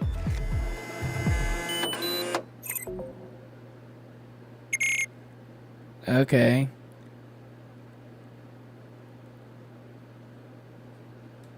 I'm not sure if I followed all of that, but okay, that's good to know. All right, now on to the show. Came for 2 reasons: you're cool and want to glam. Okay, goodbye. See you later, Gotaro. This video is great. You should watch it. I'm gonna find the title. I forgot about it. Oh, the FNAF analog horror. Isn't FNAF already kind of an analog horror by itself? Your friends turn into snow above you. It's not snow. It's ashes. You can't like put it. It's not gonna melt. You can't make a snowman out of it. Unless that's actually what happens. Because if that actually is what happens, that's kind of crazy. They just vaporize them and turn it into like crystallized water. Huh.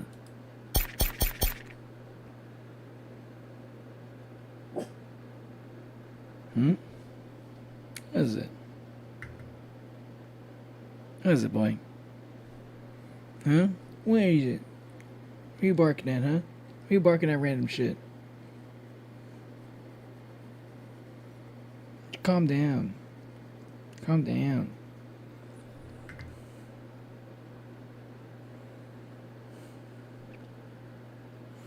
Ooh, seizure warning, y'all.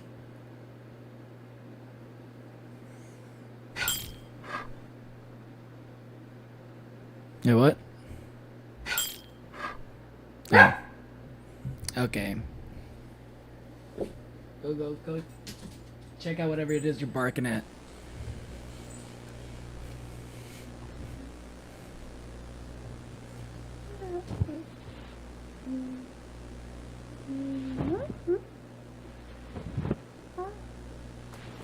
What? Wait, I don't remember stick people.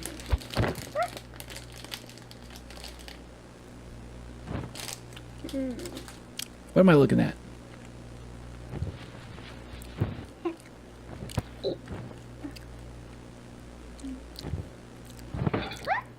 This kind of looks like analog horror a little bit.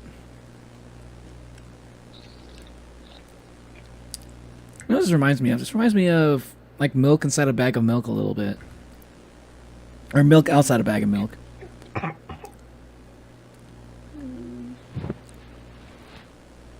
Milk outside a bag of milk, and also reminds me a little bit of fuck. What was that one? What was that one video game? Bad Parenting or something? It reminds me of Bad Parenting a little bit. Stick people anime, kinda.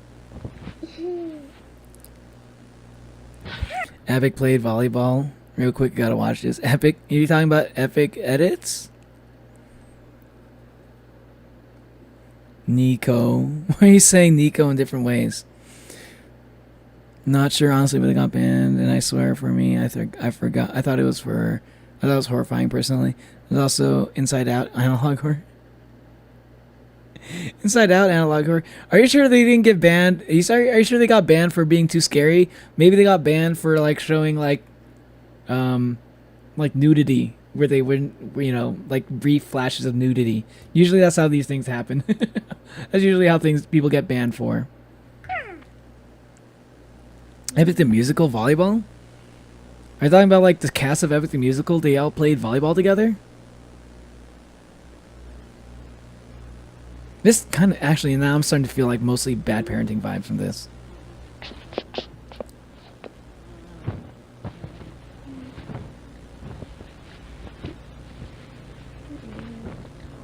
Oh my god. Is that the mom? How has this person been surviving this whole time?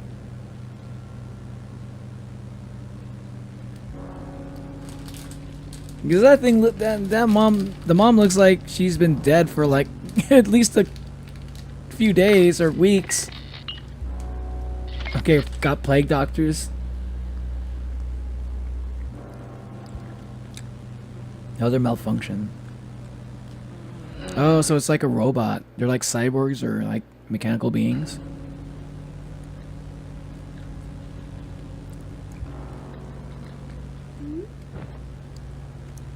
No, wait, no, they're not cyborgs.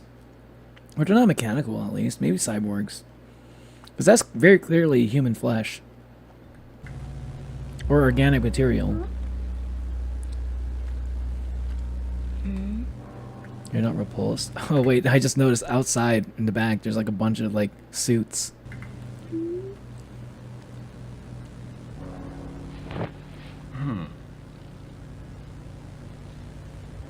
Is that mommy?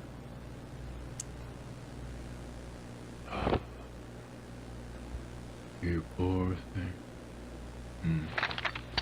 He has potential. He was just about to like fucking murk this kid. He had a second thought. Putting all that on a kid. What are they gonna do? What are they gonna do? If he's unfit for the job, I'll make it up to you.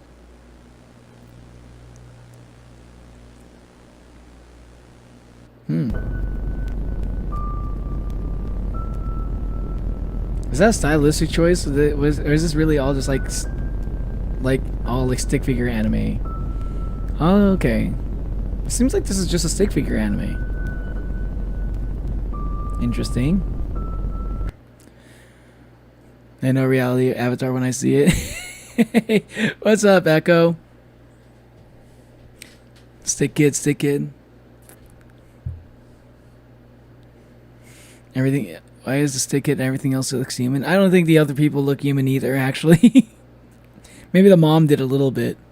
But maybe it's just a stick figure with hair. Taking a break from drawing because shading light, bright colors and keeping brightness is hard. Fair. That's fair, Natalie.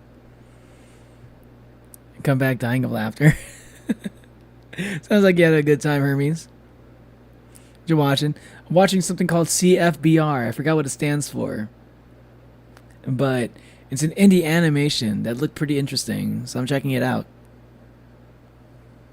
Looked human-ish. The fuck was that short I watched? What was that short that you watched, Hermes? Automatic corpse cleaning system didn't work. Ah.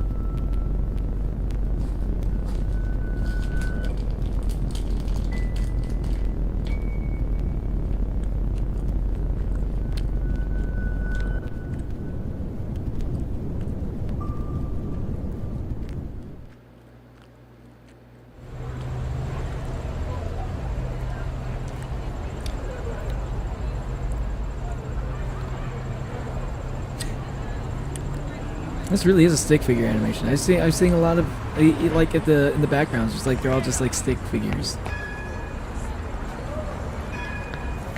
Ooh, fish. There's a lot of flies hovering around these things.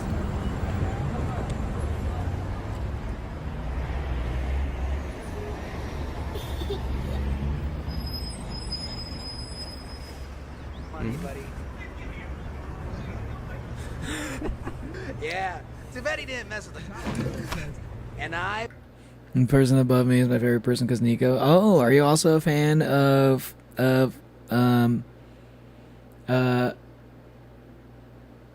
was it? What was the show called again? Or the One Shot? Yeah, like the game, I mean, not the show. You're a fan of One Shot, Echo? My boy Yuri did nothing wrong. I don't think he did anything wrong. I think he was I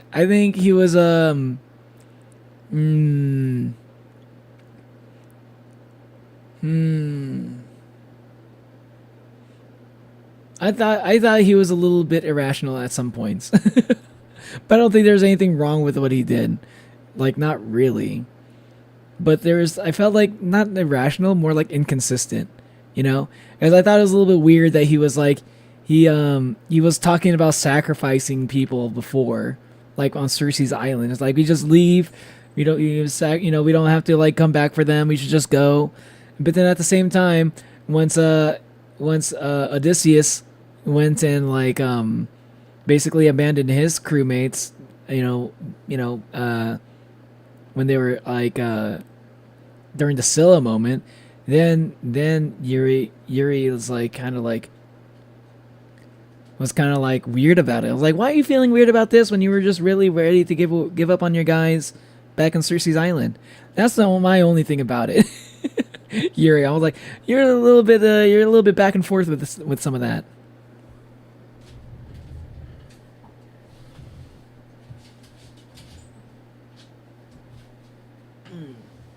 Jeff one boy. Jeff one. Okay, hang out over here. Okay.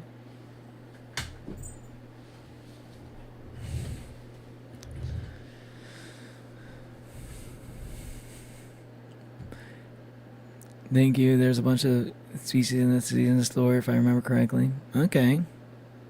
Little One Shot. Ooh. Like Epic. Yeah, who doesn't like Epic? There's not a lot of people I know who know about Epic the musical and don't like it, you know?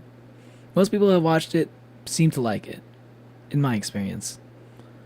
I mean, there are a few people that don't. I've seen a couple of people in my chat that weren't really into it when I was watching Epic. Different situations, not gonna lie. I disagree with that one. Okay. I felt like they were similar enough that I felt it was inconsistent to me, in my opinion. They both involved leaving people behind. I feel like, and I think to me that's enough of like there's similar enough moments that it makes me feel weird that it makes you want to kill your captain. it's like there's like, okay, you're willing to do mutiny because of that when you were ready and you yourself were already ready to sacrifice your own men to leave them behind.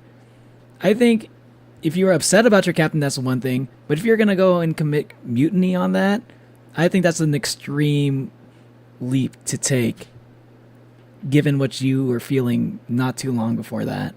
Eye for an eye, after all. All right, you know the drill. You'll pay up. Both result in crewmates dying. Cersei's island crew doesn't die, but their lives are at risk. I mean, like, they turn into pigs. They're gonna get eaten or something.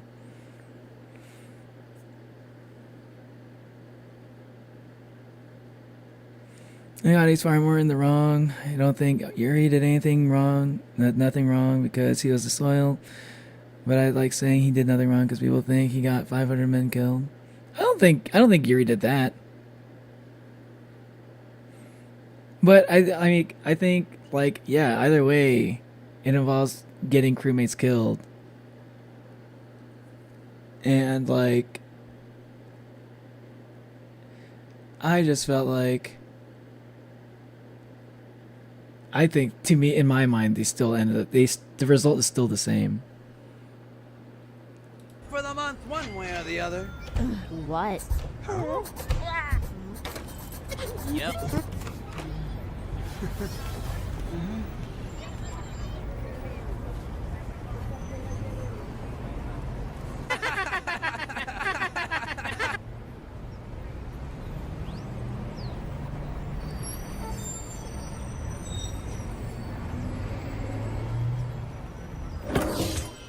What is going on here?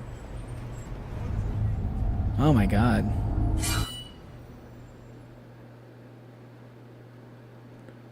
Did they kill somebody for, like, not being able, they killed the guy's kid for not being able to pay rent? Alright, you know the drill. You'll pay up for the month one way or the other. What? Yep.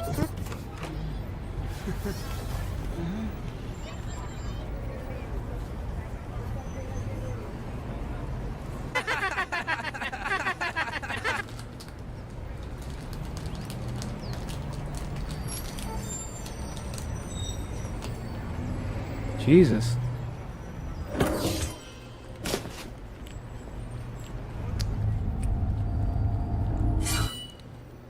Did they cut out the kid's eye?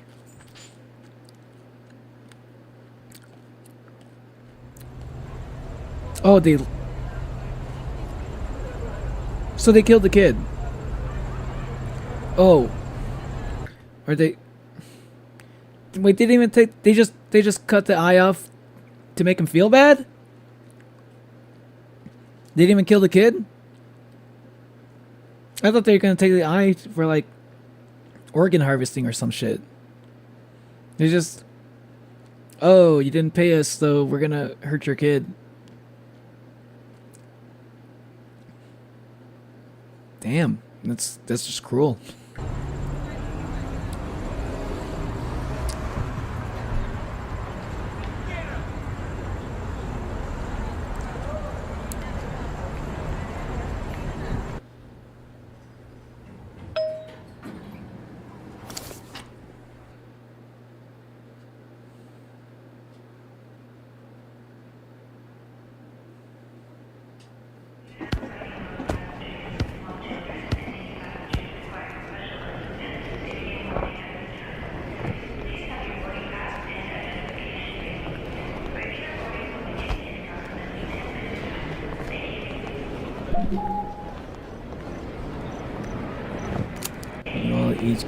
What? Oh, he's coming to take one.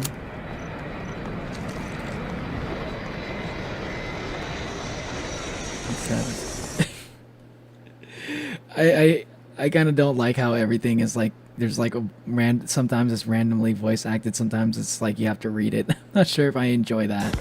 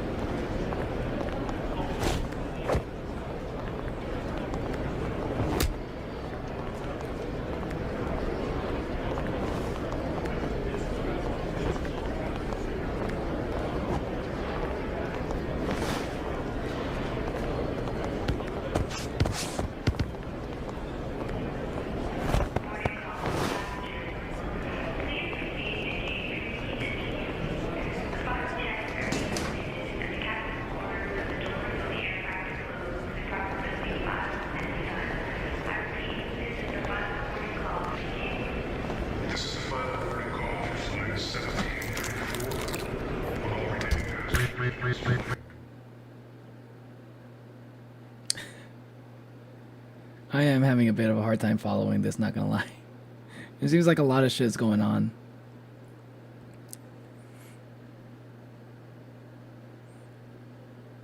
You know, look, it's pretty much badmouth audience, luck runs out, none of the subjects for the matter. Preventing him from getting home and resulted in more deaths. You opened the windbag and Ithaca was in view, and you didn't know what was in the bag. You didn't cause the crew to getting killed, but you did prevent them from getting home. Was that Yuri who opened the bag? Was that him? I almost forgot about that part.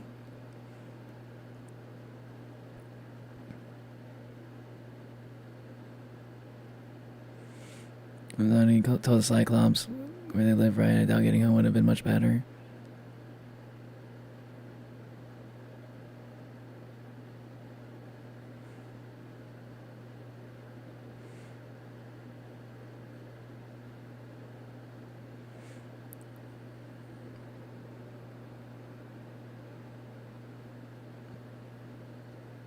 Yeah, I mean, I think I'm not I'm not saying one is good and one is bad. I'm saying like they both did something wrong. I believe they both did something wrong. Like, I don't know if I subscribe to the idea that Yuri did nothing wrong. I mean, I feel like he definitely did a few things wrong, more than most other characters in the show, in the musical. Like, you can make the argument that Odysseus probably did more things wrong. Definitely. There's definitely an argument to be made there. And that might actually, I might even agree with that even. I just haven't really looked into it enough. But to say that Yuri did not also do like a lot of bad things too, I think he also fucked up a lot of times also. I think it's fair to say that. Yes, Yuri opened the bag. Okay. Yeah, why did he do that? Some of the text is blocked by Neo's avatar. Yeah. I know. That's why I think it needs to be voiced.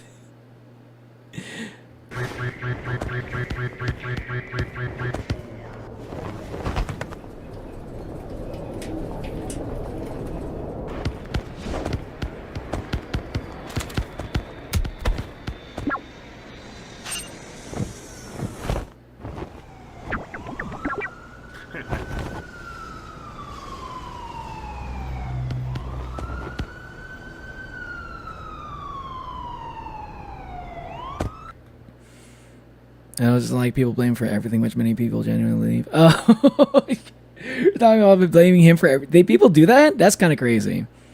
Because, yeah, Odysseus, I feel like it wouldn't surprise me if Odysseus did the most things wrong. It wouldn't surprise me at all. In fact, he definitely was feeling himself during the Cyclops moment. I feel like Odysseus's biggest fuck up was that Cyclops moment, like hands down, and that really fucked up everything else. So like you could make the argument that Odysseus was like at fault for everything, but like at the same time, are we blaming people and learning from their mistakes? Are we blaming people so that we can like defend our favorite character? Because the whole point, again, I've mentioned this before, you're supposed to learn from the things where people fucked up. Everybody, like a lot of people in that story did things wrong, and you're supposed to like learn to not do those things. It's not the point of the story is not that this person did this person did things wrong, therefore my favorite character was the good one.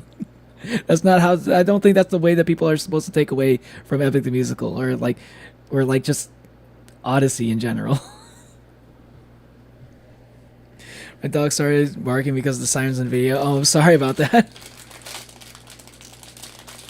Yeah, I agree that the crew getting killed is Adi's fault for doxing himself. Exactly. He was like he could have he could have just killed the fucking Cyclops too, you know. But I think they just didn't want to kill him. You just wanted to blind him. Kind of dumb. You should have just killed him. Totally could have avoided this had you just killed my son. But now.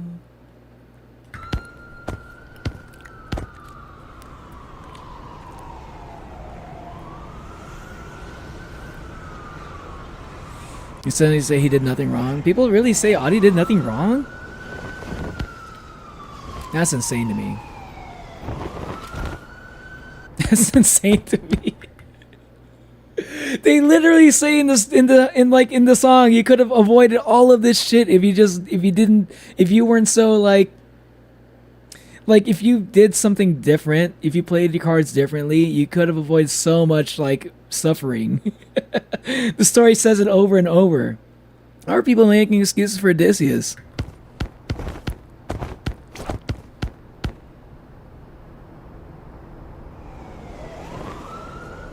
Man. Fanboys and fangirls, man.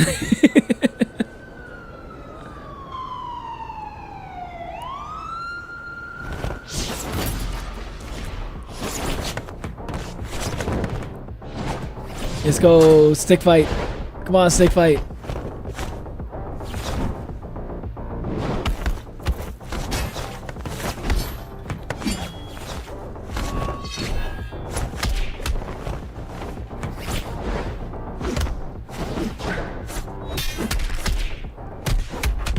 Dude, it's like old school YouTube stick fights. Let's go.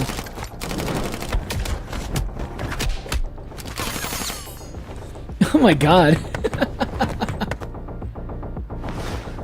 That was really just like those old school like fucking dude. It really does remind me of like the early like stick fight animations that I used to watch as a kid.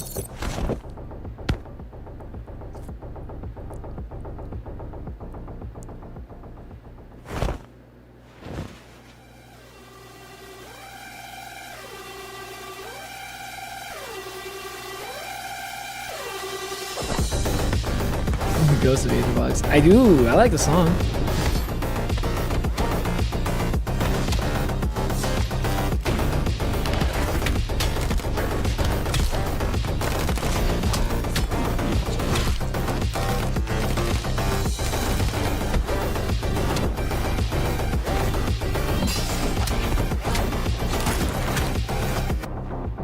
Okay, the animation, the fight scenes are pretty fucking good. I'm kind of feeling the fight scenes in this. This is kind of good. The fighting, like even in Stickman form, fight scenes like this definitely.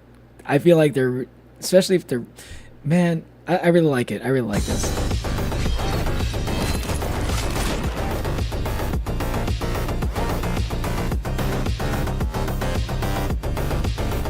And one of the things I like about like stick fight animations is look at the kind of shit that the choreography they're able to pull off by not having to worry about like, you know, making like traditionally stylized like bodies for these characters, you know, like not having to worry about like drawing noses and faces and fucking like clothes and all that shit and like and what do you call it, like making style and putting hair and like You know, you don't have to care too much about the character design. You can just focus on making these fight animations good. Like the choreography is crazy.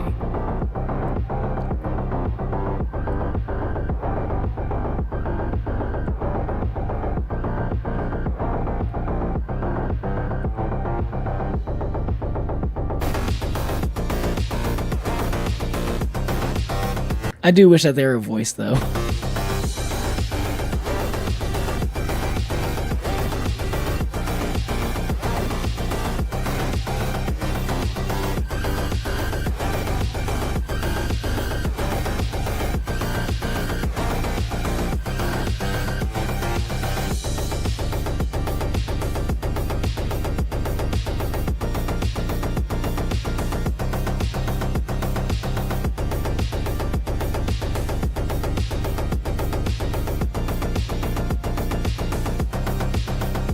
Also, another thing I'm also kind of like, okay, I will say another thing that's also, it's not even just the voice. I was trying to figure out what was something about this just not really like, something that's just not really clicking with me with this show is like, not only is there no voices, but there's also like no sound effects.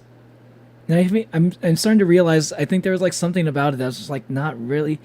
It's like something that's like feels like it's missing here. And I was wondering if it's like the details and the backgrounds and stuff. Like, no, those can be like stylistic choices. That's fine. But there's no footsteps. There's no gun sound effects. There's no like phew, fwa, fwa. There's no like, you don't hear the sound. Everything feels so empty. It feels like it's missing something important when you're not even getting even like basic little sound effects. And I think that's what it is. I think I finally put my finger on it. There's something about this that's like, something about it that feels wrong. And that's why as a pilot, even as a pilot, I feel like you should do at least basic sound effects, you know? Like a pilot, this is 27 minutes long. If you wanted to do something like this, it could be a little bit shorter. I think it would be better if this was like maybe like a 5-minute long like little mini pilot, 10-minute long even. But if it was voice and it has like sound effects going on, I think it would definitely, like, not even voiced even. It doesn't even have to be voiced. I think they kind of do the cool thing where they make stylistic subtitles, and I think that kind of works for it. But like the lack of sound effects, I think is really like taken away from like everything else. It's kind of, I feel like it's kind of ruining it a bit, not gonna lie.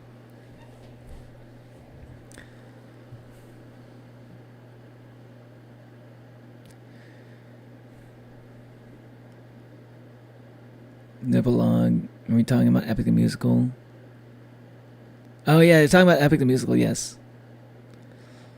You mix Polity's advice with Athena's, which should have come way after that. Anyways, end up, yeah, the poor people.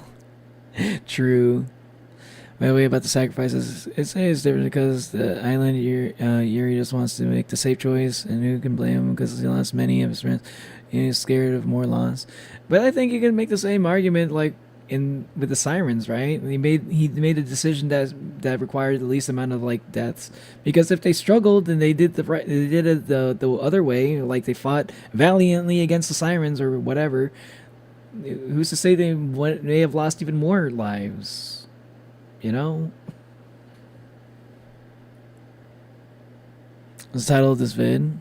Are you talking about the Epic the Musical? Or are you talking about this? It's CFBR pilot, yeah.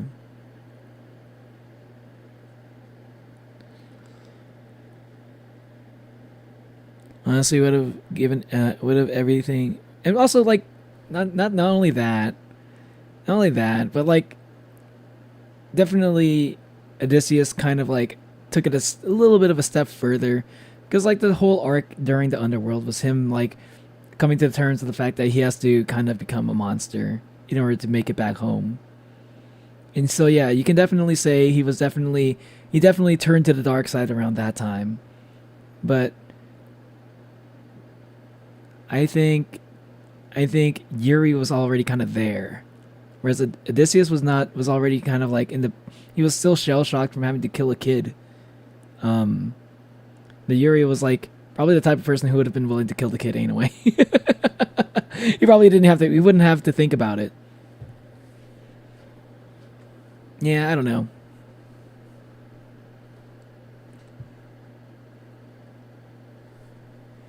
I think they were justified for killing the sirens.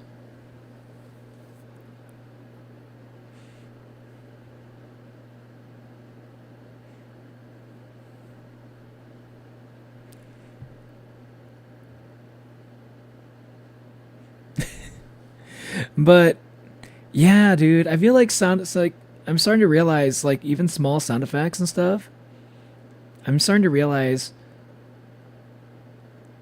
sound effects can go a long way when it comes to animations. And I'm experiencing what it's like when it's missing, and it feels weird. It feels weird, and it's taking away my enjoyment a little bit.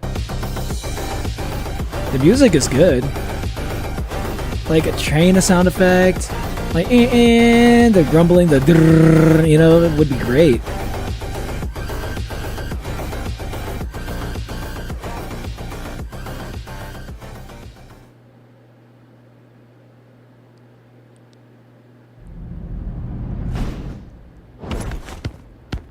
Yeah, see,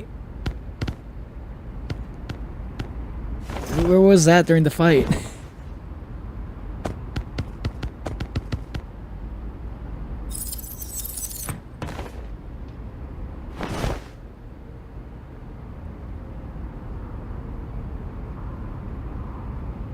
It's like so inconsistent. I think that's what's bothering me about it. It's so inconsistent. It's like sometimes there's voice, sometimes there's sound effects, sometimes there's not. It's just kind of... I don't know. It's a little bit off-putting.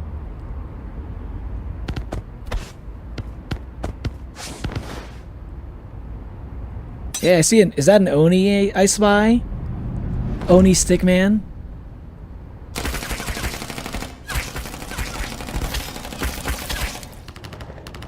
There you go. Some gun sound effects, okay.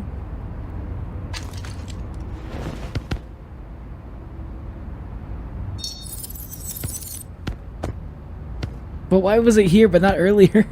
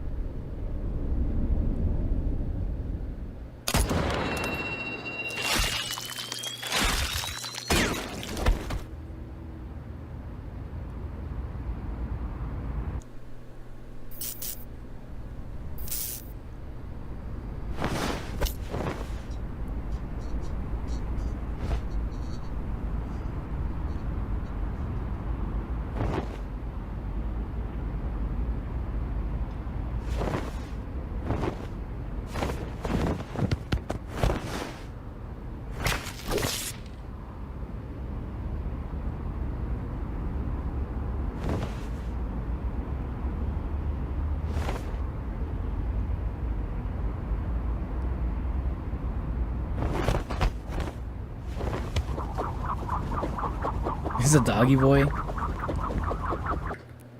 The guy's a lot of blood. And Henry Stickmin sure looks a lot more edgy than I remember. I know, where's the fucking distraction dance? I think someone needs to do a distraction dance soon. It's time I say goodbye. See you next time. See you later, Kieri. Thanks for hanging out. But yeah, welcome to the stream, Jade Emerald.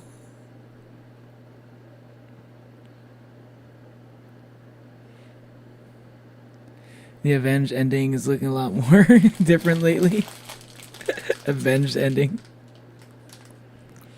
Like, y'all distract me with chat and I can't watch. It's kind of hard to follow, not gonna lie. Like, I have to really be paying attention. Because there's there's no voice.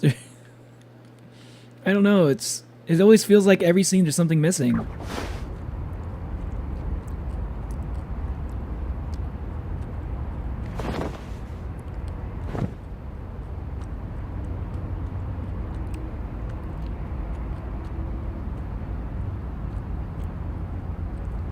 Hey, it's Arlo.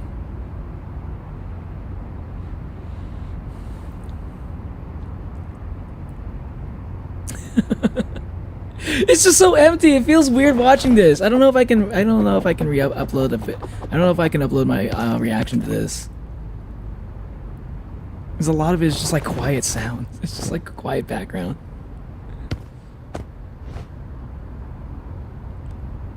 I'm trying to read too. Like everything like requires me to read, so I can't really talk much. I'm sorry, I don't know if I can do a good I'm not sure if I'm able to do a good reaction here.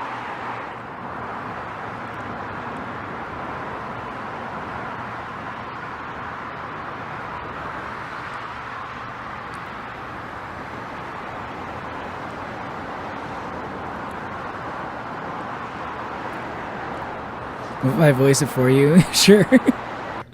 More people should make more silent movies like in the good old days in the 1900s. I mean, that'd be like one thing, right? And at least in silent movies, there's like a lot more going on.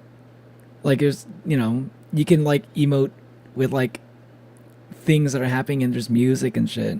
That kind of sets the tone for like what's going on. They found out ways to make silent movies work. I just feel like this is not, I think this needed to be in the oven a little bit longer. I don't think this needed to drop right now. They should have like cooked a little bit more.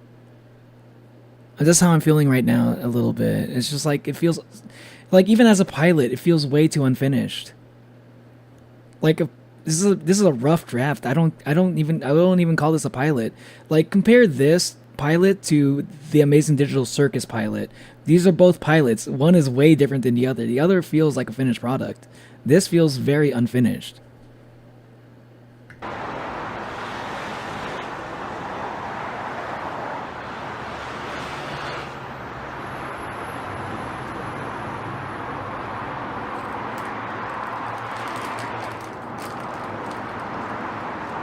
And it's just too long, I think, also.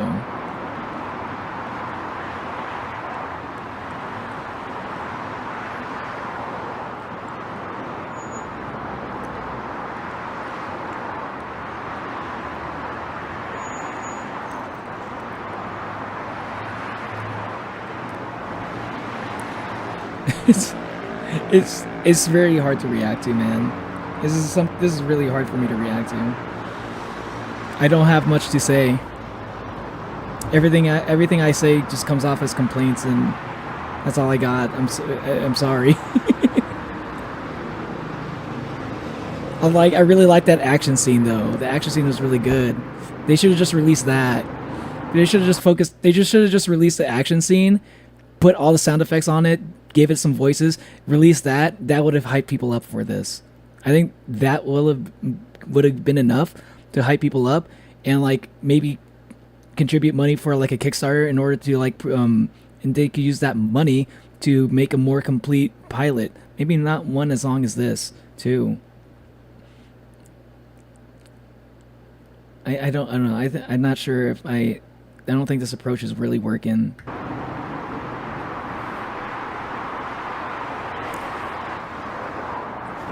Gilly Guy, huge Stickman animator.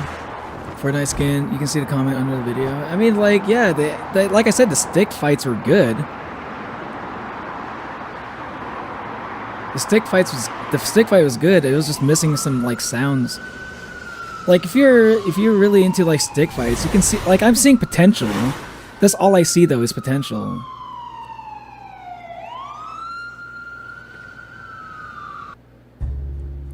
I just feel like most people aren't probably gonna resonate with this because it's always every scene feels like it's something missing there. But you can definitely see potential every time. Like there's like this is potentially really good. It's just like off.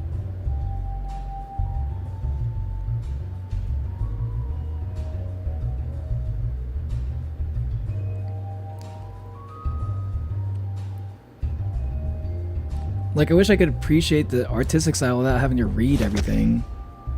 And plus, there's a lot to read. It's hard to keep up with it without having to, like, pause every... And I don't really want to pause so much because it's so long.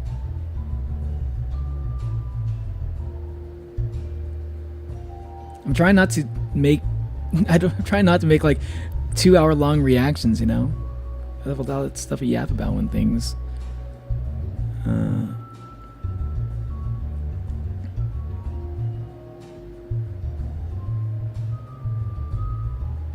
And, like, who am I supposed to like? Like, I can't name any of these characters. Nobody's really sticking out to me.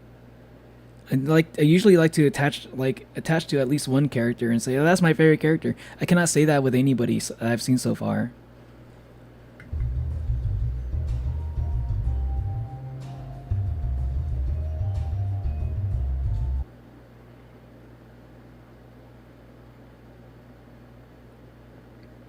It doesn't help that, like, everybody kind of looks very similar. I don't know. Like I said, it just feels like there's a lot that's missing. But I definitely see, like, if there's a little bit more work done on it, this could be really, really good. Like, really, really good. It just feels like if this is going to be, like, the first thing people see, I don't know if a lot of people are going to give it a second chance, which is very unfortunate because there's so much potential there. But if you squander your first impression, you might not take off, you know?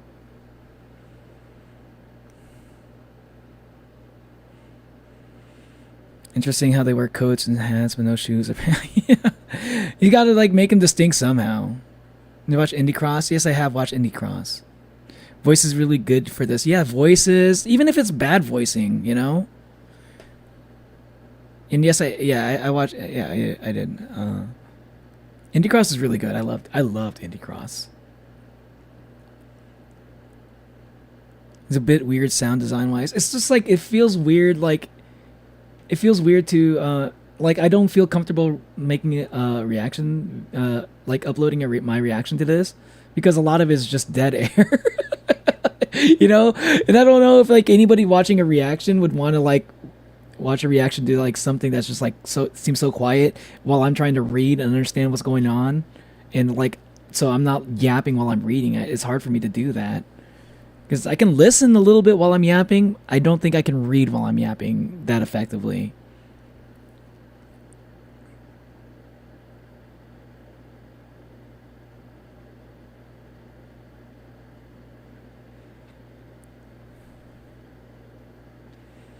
Some people have superpowers. Piano's my favorite character.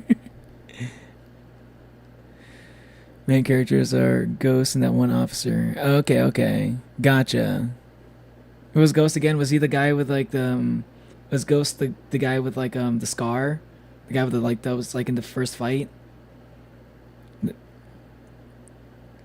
Because he was pretty cool. I liked him. The Blood's my favorite character. What's up, Iris? Hey, it's been a while. I feel like I think I've seen you before, right? I've had multiple Irises in my chat. So I can't remember because I know there's an Iris that was part of a big friend group. There's an Iris and that that has a really cool name. And I do remember Iris Souls Alistair. This like I do recognize your name, but I don't remember if you're maybe if you were one of the other Irises that happened to change their name. Or maybe you're a completely separate Iris. Welcome to the stream. Reading while yapping is hard, not gonna lie. Yeah, like I can hear things while yapping. I can kind of like listen for things, but like reading is hard. I volunteered to voice it. Hey, I'll voice for it too, shit. I can do a bunch of different voices. I'll voice all of these guys.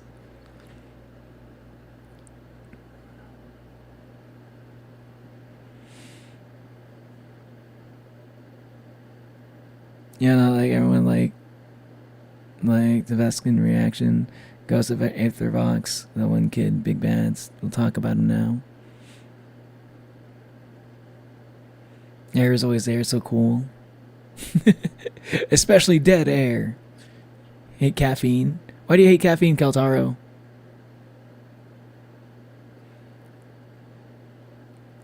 I ignore your collab chats because I say the same thing every single time. I do, in fact, Riz, and that's how I got my boyfriend yesterday. Yo, congrats, Echo Shark. Hey, you put yourself out there, and it worked out. Let's go. Ghost of Sparta. I had 2 people like me at the same time, possibly 3. I don't know anymore. I've had that situation too before, even though I didn't even realize it at the time. I had no idea how to navigate that situation.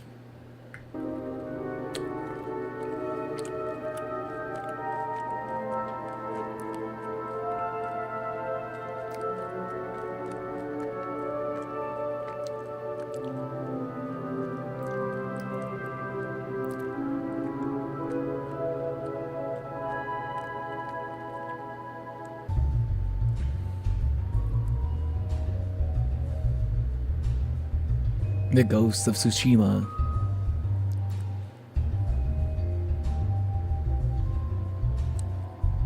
Okay, yeah, that is the guy. Okay. Yeah, I like this character. He had a pretty cool fight scene. Who owns a gun?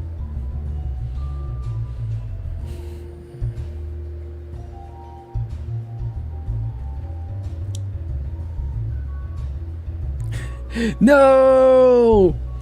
Dead bodies, dead stick figures. No, wait, they are dead, right?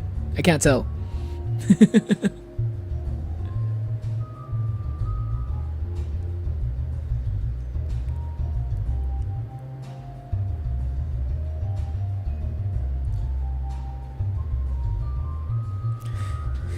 Like something like some anonymous like voice chatter in the background, like people like talking like in the crowd, like blah, blah, blah, blah, blah, in the background, you know, like, you know, while all of this is going on. Even that would be enough. Even that would be enough. Like hearing like crowds of people talking, like anonymous talking, like ambiguous, you know, you can't even tell what they're saying. Like you know, you're at a Starbucks coffee place and like you hear like just a bunch of people, multiple people having conversation, you can't understand what you're saying. But like that kind of sound would go a long way. It feels so empty, man.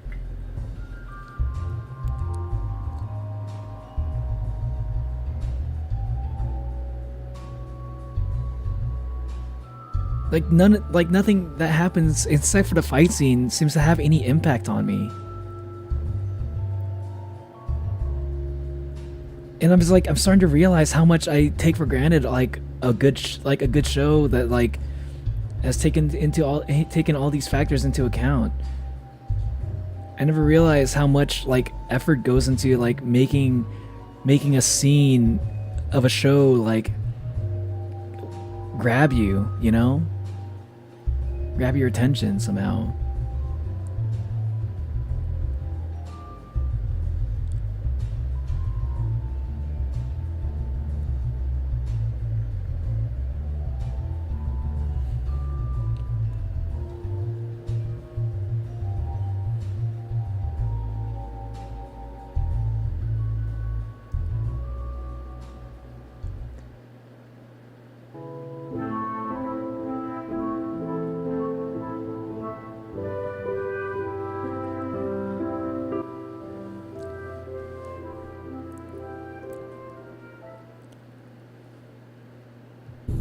Ket is like in-world, N-word, I presume. Oh, it's like a bad word? I gotcha.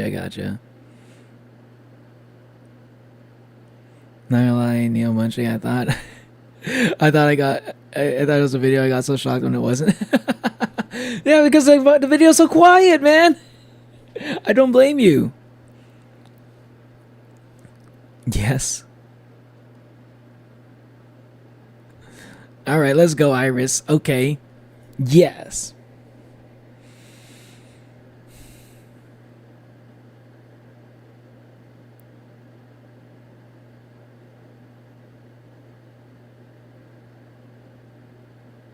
So freaking low. I read slow as shit.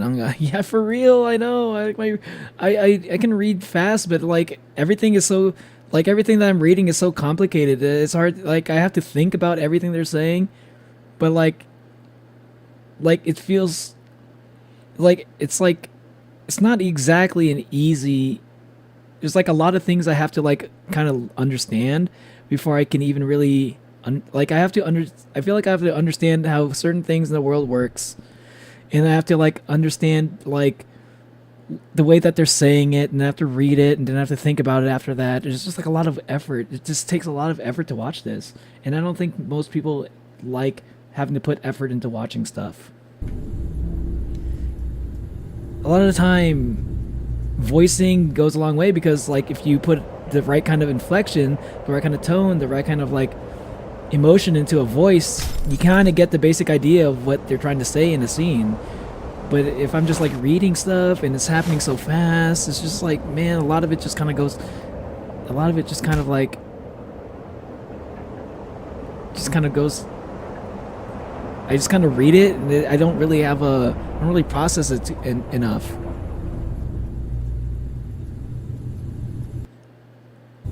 This feels weird. This is an interesting, you know what, I will say this is a very interesting watch.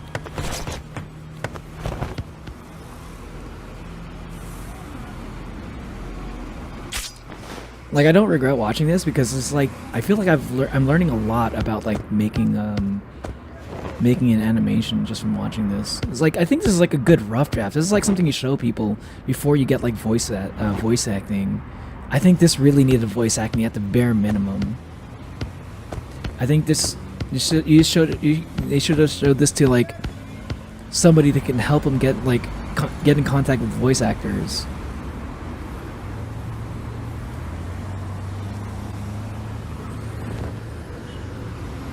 And if this is not meant to be voiced, then I don't know. Like, I don't know how this is gonna go without any voice acting. For a story this complicated, for a world that's so complex that you have to like learn the other languages, you have to learn that like what these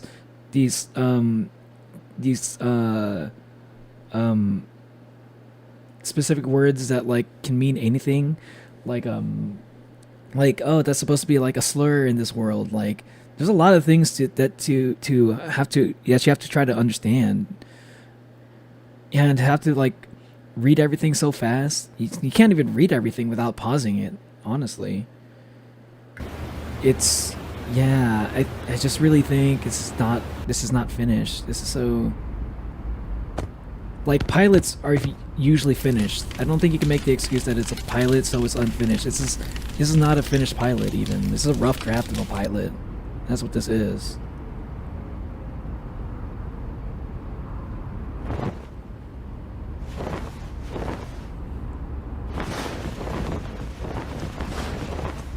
It's like, I feel like there's things to like about it, but it's just like, it's getting overshadowed by like all the things that it's missing. And it's very interesting. I've never seen a project like this.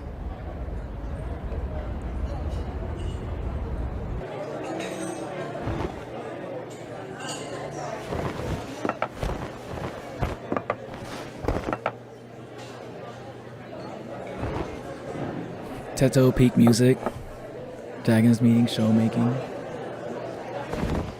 Comment your review on the comments, by the way. Apparently they read everyone. Maybe, I don't know. I feel like I'm being a bit harsh, and I don't know if I might come off as a bit harsh on them. It's like, I just think, like, I want to enjoy this, but it's just like really hard to. Because like I said, there's some cool things here. There's some cool ideas, and I feel like this is something I could have really liked, and I'm a little bit disappointed that I don't. That's how I'm feeling. I'm feeling very disappointed because I feel like there's potential here, but I feel like it just came out way too fast, too rushed. I think the person who made this may be a little bit impatient. Because like. They definitely had some moments where they see like here, like you can hear in the background, like what we can hear people like talking in the background, like there's that, but why does it always feel like there's something missing at every scene? Where was this earlier? I don't know. I just it's just like why does it always feel like there's something missing?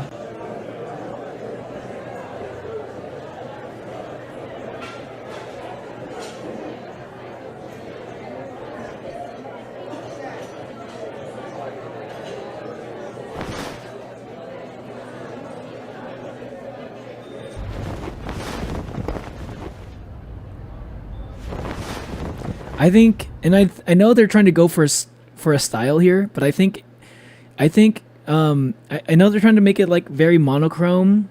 I think that I'm pretty sure that's a stylistic choice. But if you want me to remember characters, I think colors matter. If you want to like make them dull, make them like dark. You don't want them to be vibrant. That's fine. Add a little color to these characters, and that will help me remember them more. If you want them to be memorable. Because I'm having a hard time remembering who's who. Because like, oh, this character has a scar. Well, so do a lot of other characters. This character has a mask. Well, I see a lot of characters with that same exact mask. I don't know.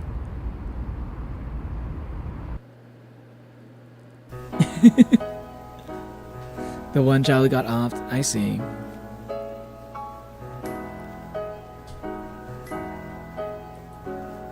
Something with so much stuff in the foreign language is just subtitles.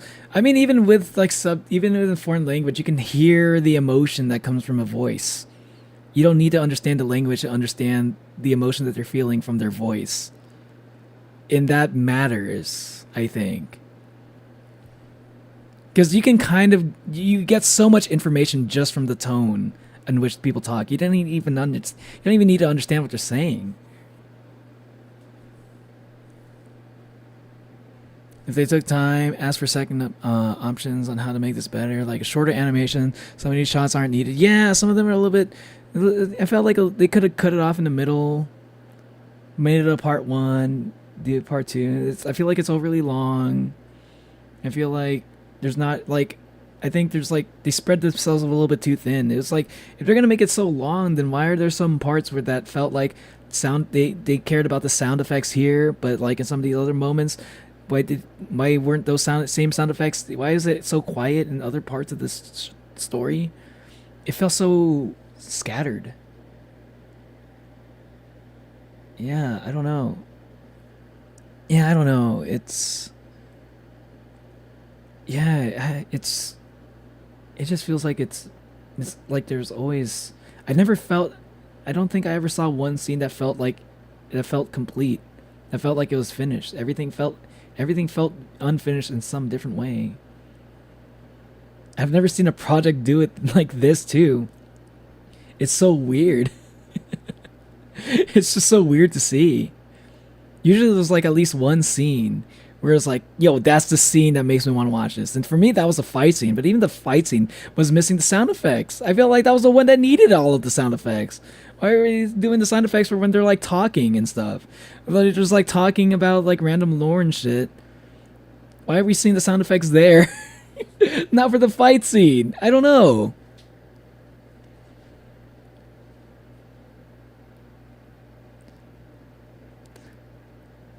See you later, Keltaro. Have a good night. I think a simple, cost-effective way to add Undertale type sounds when characters talk. Yeah, something like that. Like something. I mean, it's still like I feel like it doesn't help that much, but it would be something instead of like having to hear just like nothing. I was just like hearing nothing most of the time. So if there's anybody like watching the stream, like without like, if they weren't watching this, if they were watching my stream, if they're mostly listening, and they're just kind of like watching, if they say like a lot of people watch my streams while drawing stuff, right? If you were doing that, you'd be like wondering like, why is everything so quiet during this part of this? Why is he reacting to something that has like, sounds like there's nothing going on for like 27 minutes, you know? And that's kind of like, it just felt empty in a lot of random parts. And that's kind of, yeah, I don't know. I've never seen anything like this. So this is very, very interesting. I don't know. I hesitate to say I hesitate to even hit the like button on this one. There's some things I liked, but I don't know.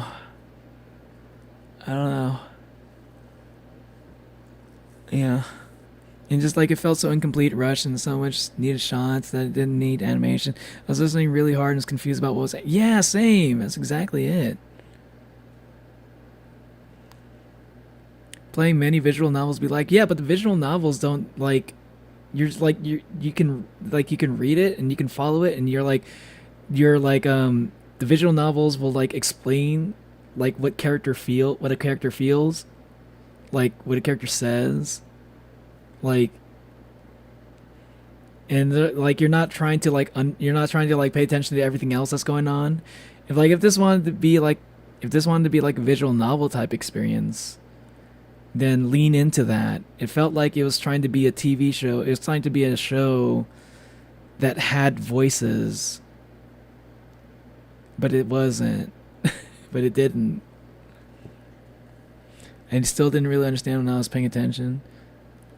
I had to stop trying to figure out what was happening. Yeah, I know. Like, I was really trying to pay attention. I was really trying hard, and it was none of it was really like, yeah, like that's another thing. The story is not simple. If the story was simple, maybe it'd be a little bit easier. But if the story seems to be pretty complicated, it's not a bad thing.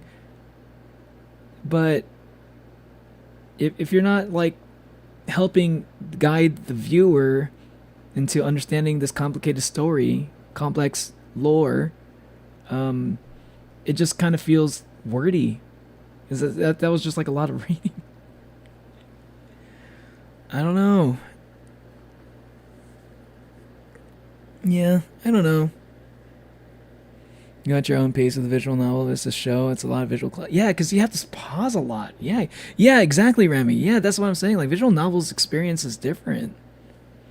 You're not like nobody just like reads a visual novel where they like it's just like constantly going and then you're like watching the characters like emote and stuff. I don't think I've ever done a visual novel that just like goes and I have to pause it myself. The only one that's kind of like that does that is Class of 09, and that thing is voice acted. And that the voice acting really helps a lot with like Class of 09. Like I said, like there's always something missing here. Yeah, I don't know. Anyway, I gotta use the restroom real quick. BRB, y'all. See you in a sec.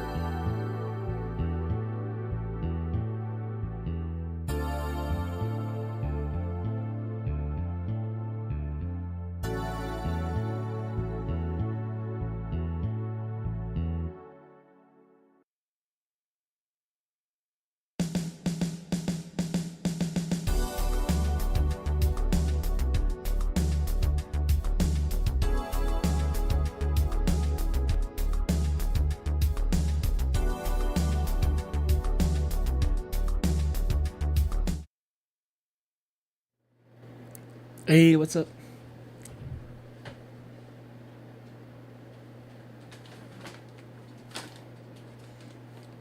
Want another treat, Dongo? A treat? Want a treat? Okay, here you go.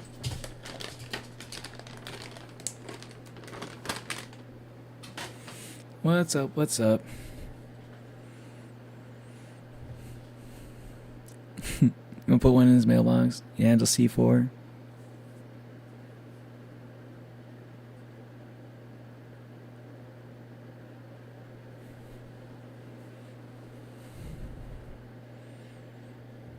Echo Shark? What's Echo Shark? Oh, wait.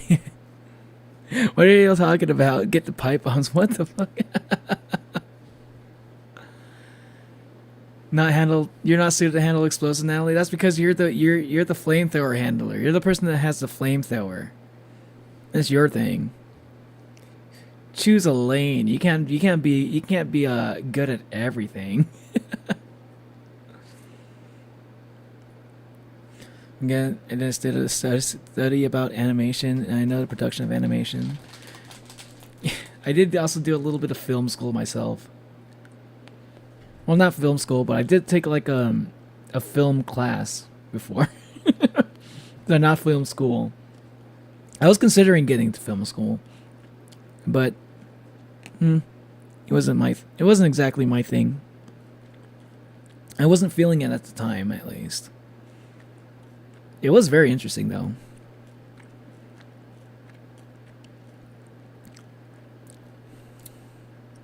Speaking of Boom, y'all like Neurosama? I do like Neurosama. I don't like stay up to date with everything, but I do like it. I do like to watch Neurosama like clips every once in a while. And what's up, Mansaneke?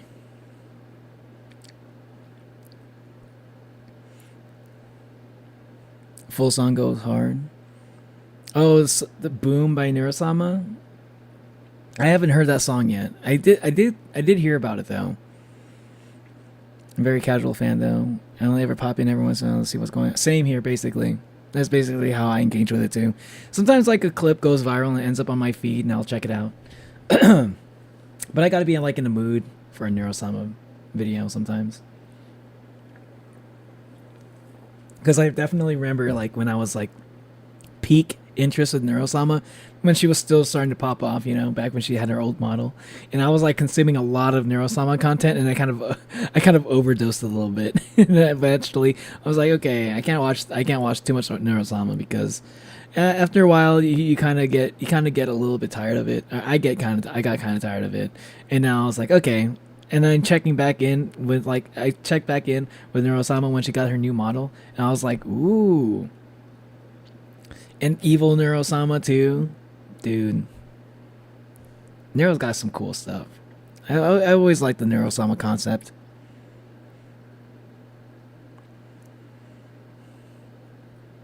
I suggest please watch 12 man tapes. Justice Peak. Wait, who was the one that asked me to watch the Smash Bros thing? Smash Bros horror log. I kind of wanted to check this out. I can only pick one. I can't check them all out at the same time. But where was that? Is there a part 1?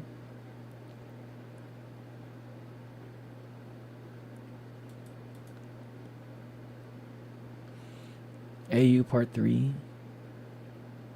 Is there a part 1 to this, or is this like just all of the Smash Bros Horror Infection AU? There it is. And there's a part 2 somewhere.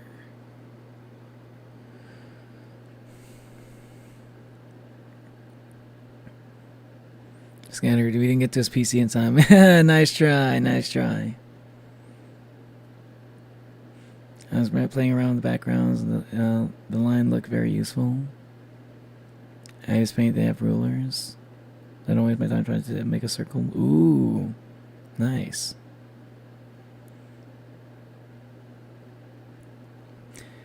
That pilot was in a strange way visually cluttered, but due to that, it led to neglect on the sound design. It also the text was more animated than I thought the animated text was kind of cool.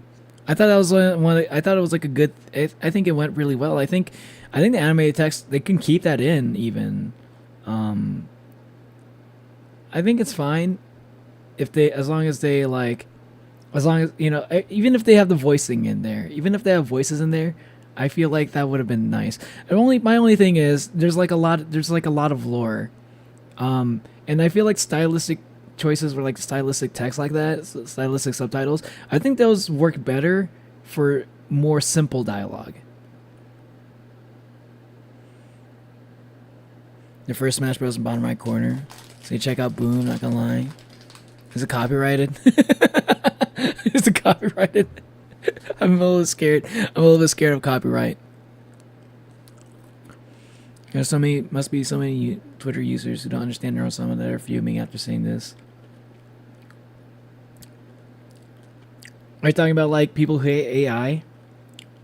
Because when people say they hate AI, they're not talking about Neurosama. They're talking about like people who like make AI art usually, or AI videos.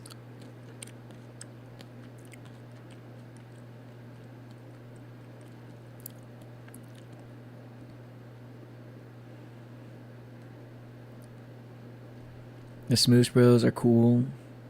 Want to do Super Smoosh?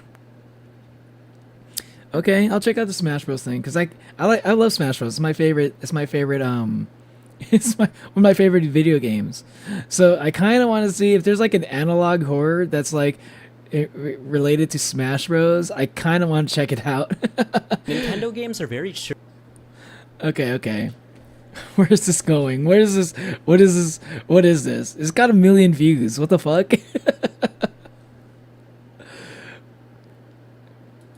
What kind of analog horror can you make out of Smash Bros? Is my question. Like, how does that work? Did you know when you kill off these characters, they actually really die and they make new clones of them every single time you kill off a character? Every time you see a new character show up on the screen, that's just them coming out of a fucking cloning machine? That's just Alien Stage. Oh no, I don't like AI either. I mean, people who see that she is AI don't bother looking into her and instantly start hating because they, which I know is real because I interacted with them before. Okay, so it's like people who just like, without like putting a lot of critical thought, they see AI, they hate AI. They don't really put a lot of thinking into like what kind of AI is bad. They just think all AI is bad. I see. And that's the kind of thing I don't really like usually. Because I think AI is fun. You know, if it's like regulated, if we're not trying to like replace like everything with the AI, which seems to be like the direction things are headed, unfortunately. Oh my god. Y'all, I feel like AI is going to make everybody stupid. I'm a little bit worried about that.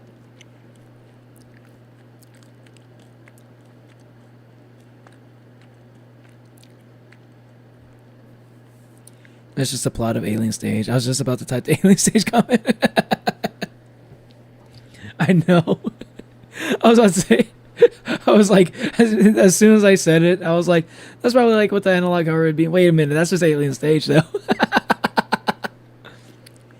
Hey, I usually generalize. I hate all AI, but it can be used in possibilities. I believe there is something about catching cancer or something I forgot. Faster with AI and it could be good. Yeah, I think like AI is really good at like taking good pictures for one thing. So like iPhones do this thing, right? I think ever since they started implementing AI in the iPhones, or at least machine learning or something, which is kind of like AI but slightly different, you know. They started implementing machine learning in iPhones. You're able to like take a picture in nighttime and like it uses machine learning in order to like make pictures like viewable, even though it was super dark when you took the picture. And I think that's like, it's not the same exact thing as AI, but it uses similar technology that AI does. And I think like there are definitely useful ways to make it work. I just don't like the way that people abuse it. And like, as much as I'd like to do this thing where it's like, oh, maybe if we can use AI ethically, I don't know if we can use AI ethically. I think there are too many people too many like powerful, too many people in power that are able to like, who are more willing to abuse AI to the detriment of people in general, without even giving a fuck about who they're like harming in terms of like career wise or like just culture wise. Like there's like a bunch of like, apparently a lot of YouTube videos are starting to just be AI now, you know? Like I watch YouTube Shorts, a lot of YouTube Shorts are AI. A lot of ASMR. I saw this video that like ASMR, like AI ASMR is like becoming a thing. And it's like really good. But it's like, fuck. As a guy that likes ASMR, I'm like, ah, man, that sucks. Because what if the AI ASMR actually is good? And then like actual ASMR artists can't even compete with that. Like that was like one of those things. I didn't know they'd ever make good AI ASMR, you know? It's kind of sad.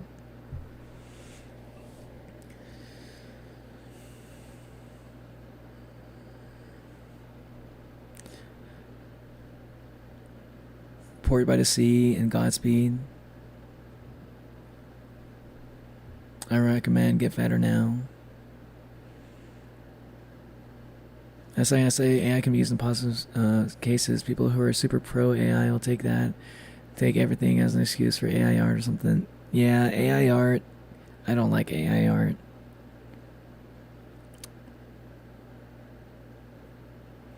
I'm gonna create puts effort into creating AI like Beetle with Neurosama or Glor with Doug. Yeah, but like yeah, exactly. When I always thought about like AI, I always thought about stuff like Neurosama would be like a nice way like to implement AI. I didn't think AI would be like oh, AI replace your programmers, replace your animators, replace your artists, replace your musicians, replace your ASM artists, you know, replace your content creators. It's just gonna be all AI, everything. Nobody ever has to do anything except like people need to make a living somehow, and people eventually are. I guess eventually we might get to a shitty dystopian future where all YouTubers are just replaced by AI, and that's all people ever want to watch. It's like AI, man. Oh my god, AI streamers, like if like they ever like become to a point where it's like convincing enough, like not like Neurosama level, because Neurosama is very clearly not like part of what makes Neurosama like fun to watch is that it's not a very convincing AI. You can very clearly tell Neurosama is an AI. It's not trying to be a real person, at least. That's not the vibe I ever got. Like Neurosama is just trying to be an unhinged, like AI. It just says crazy things, for comedic purposes, right? It's not trying to replace like the aspect of like streaming and hanging out, you know, with an audience.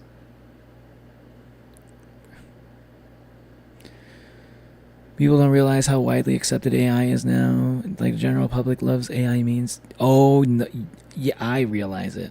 I realize how much people are just like kind of buying into AI, because I think a lot of the people who hate AI are very outspoken or very vocal. You would think that most people hate AI because it's a vocal minority, but I think most people who like AI are people who like consume the content made by AI, and they don't even realize it. Even those are the people that are like making AI more of a thing, because they're not even gonna be like out there saying that they like AI.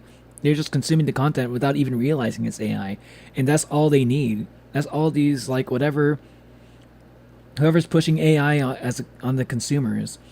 That's all they need. They just need people to like watch their content or consume their content instead of content made by real people. That's all it needs to be. You don't need people to be like, yeah, super pro AI. You don't need that. You need the people to watch it without even knowing that it's AI. And that's kind of a scary thing, because there's a lot of people who are doing that, and they don't even realize it. You must proceed. Yeah, like you know AI and Neuros and AI. You're trying to be human. Not many thoughts on AI, except if I start yapping, I'll be here for so long. I consider writing my thoughts down at some point, though. I think it's fair, because I like UI over AI. Who doesn't like a good UI? Yeah, I used to be like pretty pro AI until I started realizing like the consequences of it. I always kind of thought of it more of as a tool, but like the more I think about it, like people aren't going to be using it as a tool. Not if they can get away with using it as a complete replacement. And that's the real thing that, like, I kind of have to, like, if I step out of my idealistic like view of the world, where like I would hope that people do the right thing. If I expect people to do like the more abusive thing, all of a sudden I don't like AI, you know, because now I'm starting to realize, oh, people are just gonna abuse it. People are just gonna abuse AI. That's what's gonna end up happening. And that makes me, just knowing that makes me like AI way less than I used to. Or make me hate AI even to some extent. Because I never really hated AI. I just thought it was like, damn, people are just going to use this for wrong reasons. And it's going to suck. But I didn't realize to the extent that people would. And it's making me hate AI a little bit.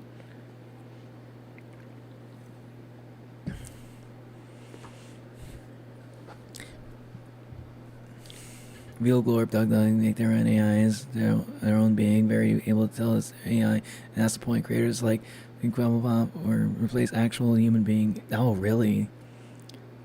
Quebblecop? I never even heard of this person. That's scary. UI as an uploaded intelligence? Oh, I didn't know about that. I think of UI as user interface. People keep saying AI will never be more popular than real people because there is no soul, and I don't think I don't think they realize that most people don't care about that. Most people just want to consume. This the only thing is, like, I don't think people even like I don't think people even care enough to like consume with some level of scrutiny.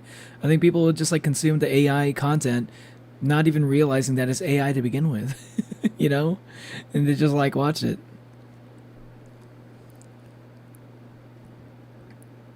Just watch Pantheon's peak sci-fi anime series. Mainox watched it and he liked it at least. Yeah, I think you mentioned that before. Pantheon, let me look it up.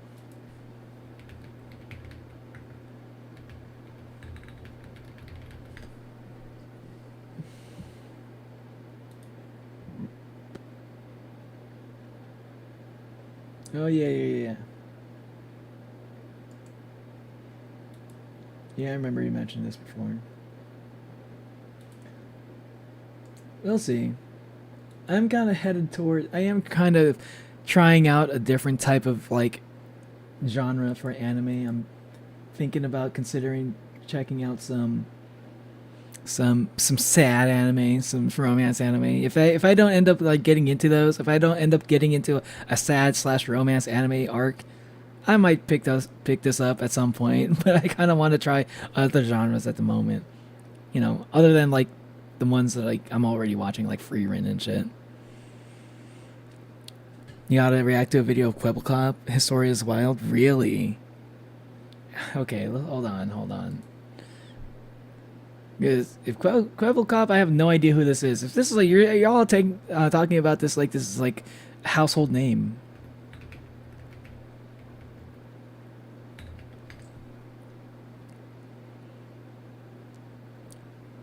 Oh my god. Okay, I'll react to that after this.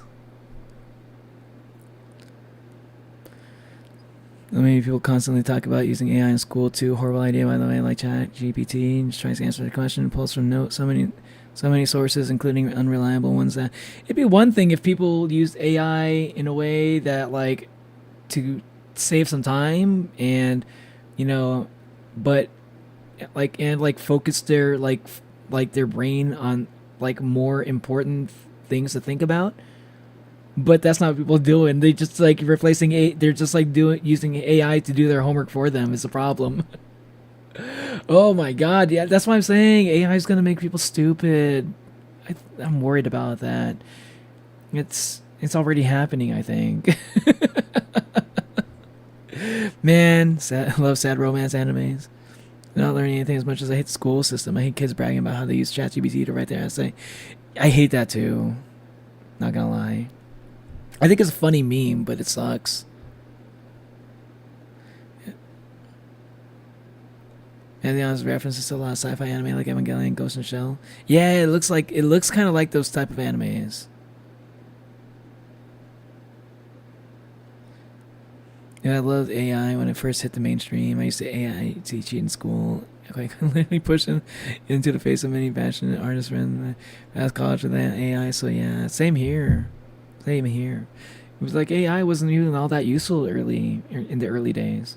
Anyway, finally going to proceed. Sorry. Cheerful and colorful. Oftentimes, AI is a them can very carry interesting darker topic. Side. When it comes to the biggest collaboration, Love it or hate it, AI is an interesting topic, no matter what. There's interesting conversations to be had about it.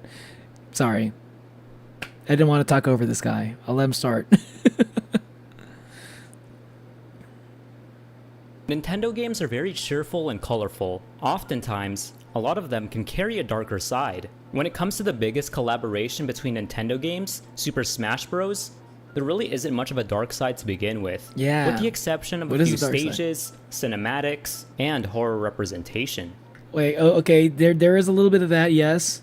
Oh yeah, that's right, I forgot about this character. Oh, I didn't even know who this character was until I saw, this is from the, I forgot it was like the camera horror game where you take a picture and stuff.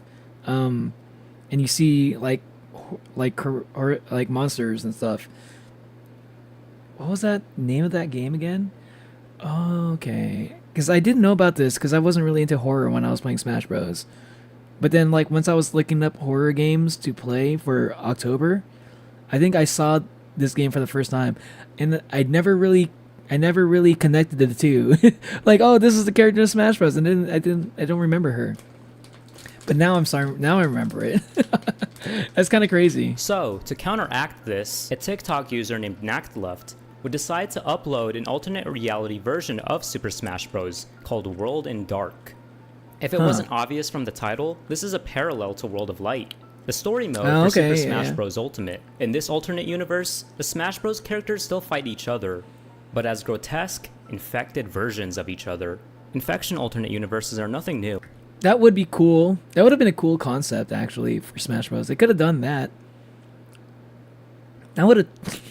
that would have been actually a cool idea if they had some way to like distort the appearances of like Smash Bros fighters so that they're fighting like a shadow version of themselves, like, but that's like it looks way more crazy than like just like a silhouette or something.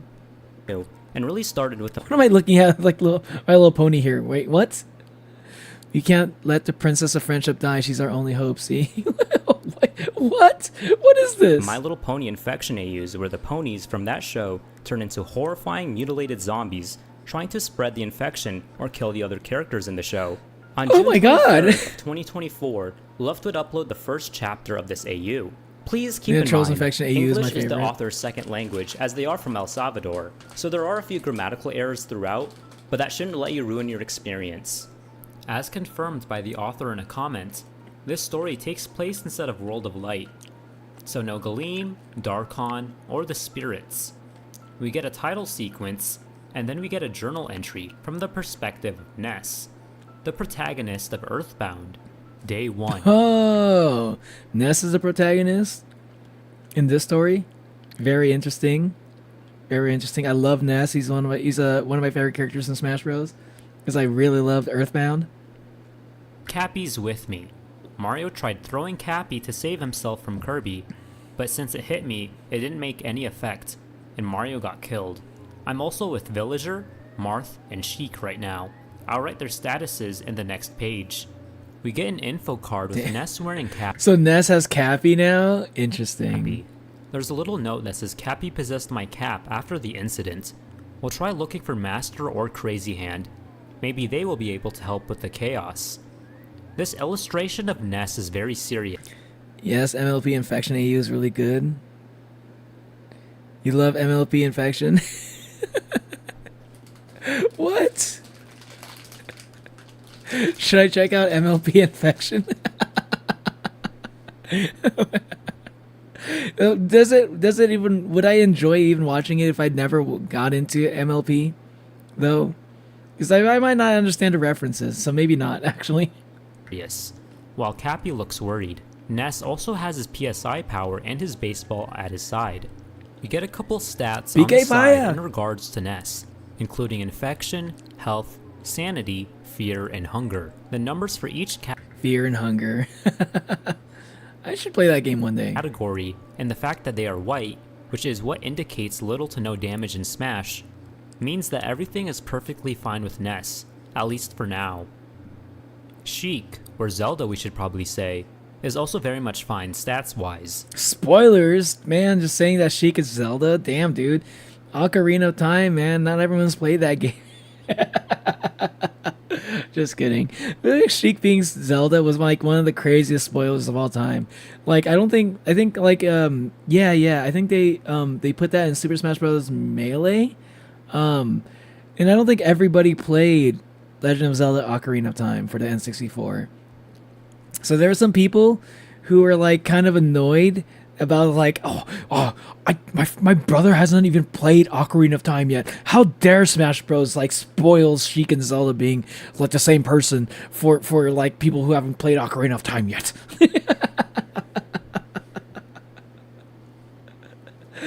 There was understand, which I think is a little bit understandable because apparently that's supposed to be a big reveal. Like you're supposed to like see Sheik and you don't know who like Zelda. You don't know that that's Zelda. And you're like, who is this mysterious Sheik character? Man, that was one of the funniest. That's one of the funny gaming history moments. Very serious in her photo. When you think about it. Her note says this: when Good she night, heard Iris. the chaos, she helped us fight Kirby, procuring to take her distance from the infected. She's been completely silent since then. She seems a little bit stressed. For Villager, he's just his plain old self. He was wandering around the Colosseum when the incident happened. Villager's He was just the Villager. one who amputated Marth's hand. We take the shelter God. in his universe for now. Amputated. There are some very important details to highlight, but I'll get to those later. Now, Marth is Villager- missing his hand. I feel like Villager would have a smile on his face while he's like amputating Marth's hand. Oh my god, Marth with one hand. No, Marth. Which we know Villager cut off. Ness labels that he wasn't infected, or at least not anymore. His stats are also slightly off from the previous characters, but it doesn't seem like anything to worry about. His note says, he was the most injured since he was the only hand-to-hand fighter there. One of Kirby's tentacles stung him in the hand, so Villager amputated it to prevent anything. We get to a paragraph by Ness. A virus. Then Ness used PK Fire to cauterize the hand, probably. Mario and I noticed Kirby was acting weird before. He looked weirdly smiley but worried. Mario tried reaching out to him, but Kirby wasn't himself anymore. The method of infection is by stinging with tentacles. We know Kirby is very powerful. That thing is around. We must be careful. I'll keep this diary entry updated. I guess, like, yeah, this really is like the opposite of like World of Light, because I think in World of Light, Kirby was the only one that survived everything, if I remember right. Which, like, is a good thing because Kirby is like one of the most powerful characters in any of the Nintendo franchises, if I remember the lore right. Oh man, I don't think I actually watched the Kirby's lore before. I should watch Kirby's lore. Watch a Kirby lore video because apparently it's actually pretty crazy. That's a future reaction right there, Kirby's lore. But the idea of a character like that being the one spreading an infection that's harming everybody, now that's scary as fuck, actually. Isn't Kirby a god? Yeah, something like that. I heard that. This isn't fair. Why is Either this Kirby's a happening? god or The Kirby chapter is like ends with an able image to of the like infected Kirby, able to creepily like smiling consume with Mario's gods, hand in his something mouth. like that. Oh wow, gore of my comfort character. By the first chapter, the author already made an excellent setup. Also, That was a lot of the insane, though, by the characters way. Smiling with That was insane. I didn't realize. I didn't react to this enough. This is a fucking crazy image. This is scary as fuck, dude. Mario's hand in his mouth. Mario's oh, wow. hand in his mouth. That's Gore Mario. of my Fuck comfort Mario. character. By the first chapter, the author already made an excellent setup. Also, a lot of the comments are saying if Sonic gets infected, then they are cooked. They aren't wrong there, but imagine Mario someone off dead, like Bayonetta, dead off rip. Shulk, or even Sephiroth got infected. I think people just maybe people just didn't want to do like Mario's the main character type thing. That's probably the reason why they kind of killed him off in the beginning. Because normally you would expect Mario to be the main character. But I think Ness being the main character of this whole like dark AU thing, it's like really good because you know, if you've played Earthbound, or if you're aware about Earthbound, like you'd think like he'd make a great protagonist to a scenario like this, you know. So there's two pieces of irony here. One thing is that Mario, What'd he say? Sephiroth got infected. They aren't wrong there, but imagine if someone like Bayonetta, Shulk, or even Sephiroth got infected. So there's two pieces of irony here. One thing is that I think Kirby is more powerful than any of those characters, I think. Maybe not Sephiroth. I don't know how strong Shulk is. I know he's like able to see the future and stuff. I don't think Shulk is more powerful than Sephiroth, though. I don't know. No, I think Kirby would be able to take Sephiroth. Maybe if you give Sephiroth enough time, maybe he might be able to beat Kirby. But if you just like drop them both into like a fucking death battle, I think Kirby's gonna murk Sephiroth if he tries hard enough. Mario, #1 on the Smash roster and the most iconic character in gaming, is the first to die. And to anyone who has a basic understanding of anything, Kirby is probably the strongest character in not only Nintendo's franchises, but in video games as a whole. Having Yes, okay, I'm glad you acknowledged it. him as the first enemy really Like even video games as a whole, that's kind of crazy. I didn't know that. Like, I knew Kirby was like the most powerful Nintendo character, singular, you know. But in video game franchises as a whole, I didn't know that. I didn't know he was that crazy. Wait, that's crazy. That is pretty crazy. really I need to watch a Kirby lore video. into perspective as to how serious this threat is. We're only at the start, so we'll keep going. If you're looking into lore, I gotta recommend a Ben 10 timeline illustrated video by the Ink Tank, because I promise you lore is far deeper than you would think. Ooh, you know what? Hey, you know what? Maybe I can do like lore reaction videos at some point, because yeah, I'm thinking about like trying to like, because I think I'm trying to think of doing like other kinds of reaction videos to stuff, to other different kinds of content. I think reacting to lore videos sounds really interesting, because I do like lore. Usually I wasn't so interested in doing it at first, because I kind of wanted to like experience lore for firsthand, you know, for a lot of these things. But you know, like I don't know if I'd ever get around to watching Ben 10 again. You know, I watched it a little bit as a kid, but I don't know if I'm gonna rewatch the whole thing just to understand the lore. I'd be down to watch a video of it. Hey, what's up, Fenrir? I'm watching a horror AU version of Smash Bros. Chapter 2 is split into two Infected posts. Sonic We'll solos mix it most in Smash together. characters. We get to Yes, day 2 yes, Max's Sonic is notes. actually pretty overpowered We've too. decided to find the hands and Kirby 'Cause it's so we just won't how cause fast he any more is. chaos. We'll try going to his universe to see if anyone can help. We get to a page where Ness begins to discuss the symptoms of the infection. With the help of Cappy, I've managed to compile some information that might help us fight this virus, or at least detect it for now. I found out Kirby had something weird going on before. I've noticed his abnormal behavior. This has 3 phases as far as we know. What? In Kirby's first phase, what did you he notice? was completely fine. Completely unaffected by the virus, yet infected. Has a small sting, presumably made by another infected tentacle. We still don't know where he got infected. Now for Man, this is like when people like making like videos about who's gonna abstract in the Amazing Digital Circus. Oh, is it gonna be Ragatha? No, it's gonna be Jax. No, it's gonna be Gangle. And I'm like, no, it's gonna be Kinger. And like, Chad, you know who I think is gonna be the person that abstracts?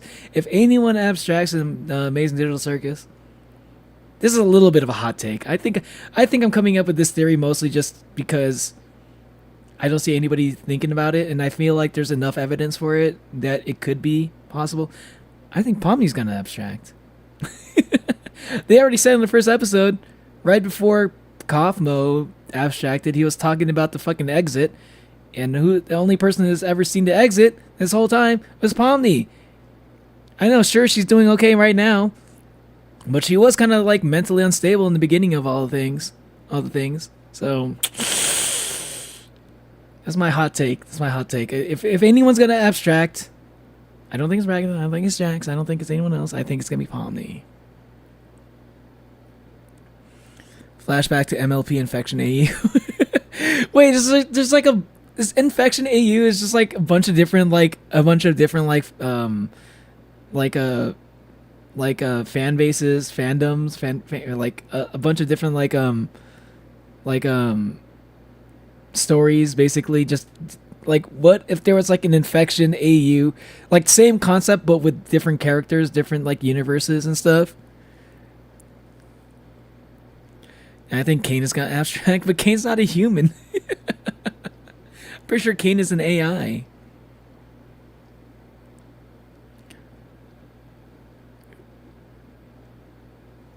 Kirby's a multiversal god, but that's not that impressive among OP characters. But I'm pretty sure Kirby's still powerful. It's not even just like, it's not just because he's multiversal. Promise to Techno Blade vid. I forgot to remind you. The Techno Blade vid. Yeah, but like I don't think I was like streaming at the time, like during the anniversary. I think I would do it too, but I think I'll still do it, but like it might be a while from now. I might be like, because it might happen sometime after I celebrate 1,000 subscribers, because I have a lot of things I need to do. I need to celebrate 900 subscribers. I still need to celebrate 1 year of streaming. I still need to celebrate 1,000 subscribers. It's there's a lot I need to there's a lot I need to do. But if anyone's still like interested in watching the Technoblade video, a Technoblade reaction video, like sometime away from like the anniversary thing, I'd be down to do it. I'm reminded by that. Okay. I think Ragatha will. I think Pomni still has enough humanity still. MLPAU creepier. I think Ragatha's a pretty strong contender, but I just feel like that's a little bit too.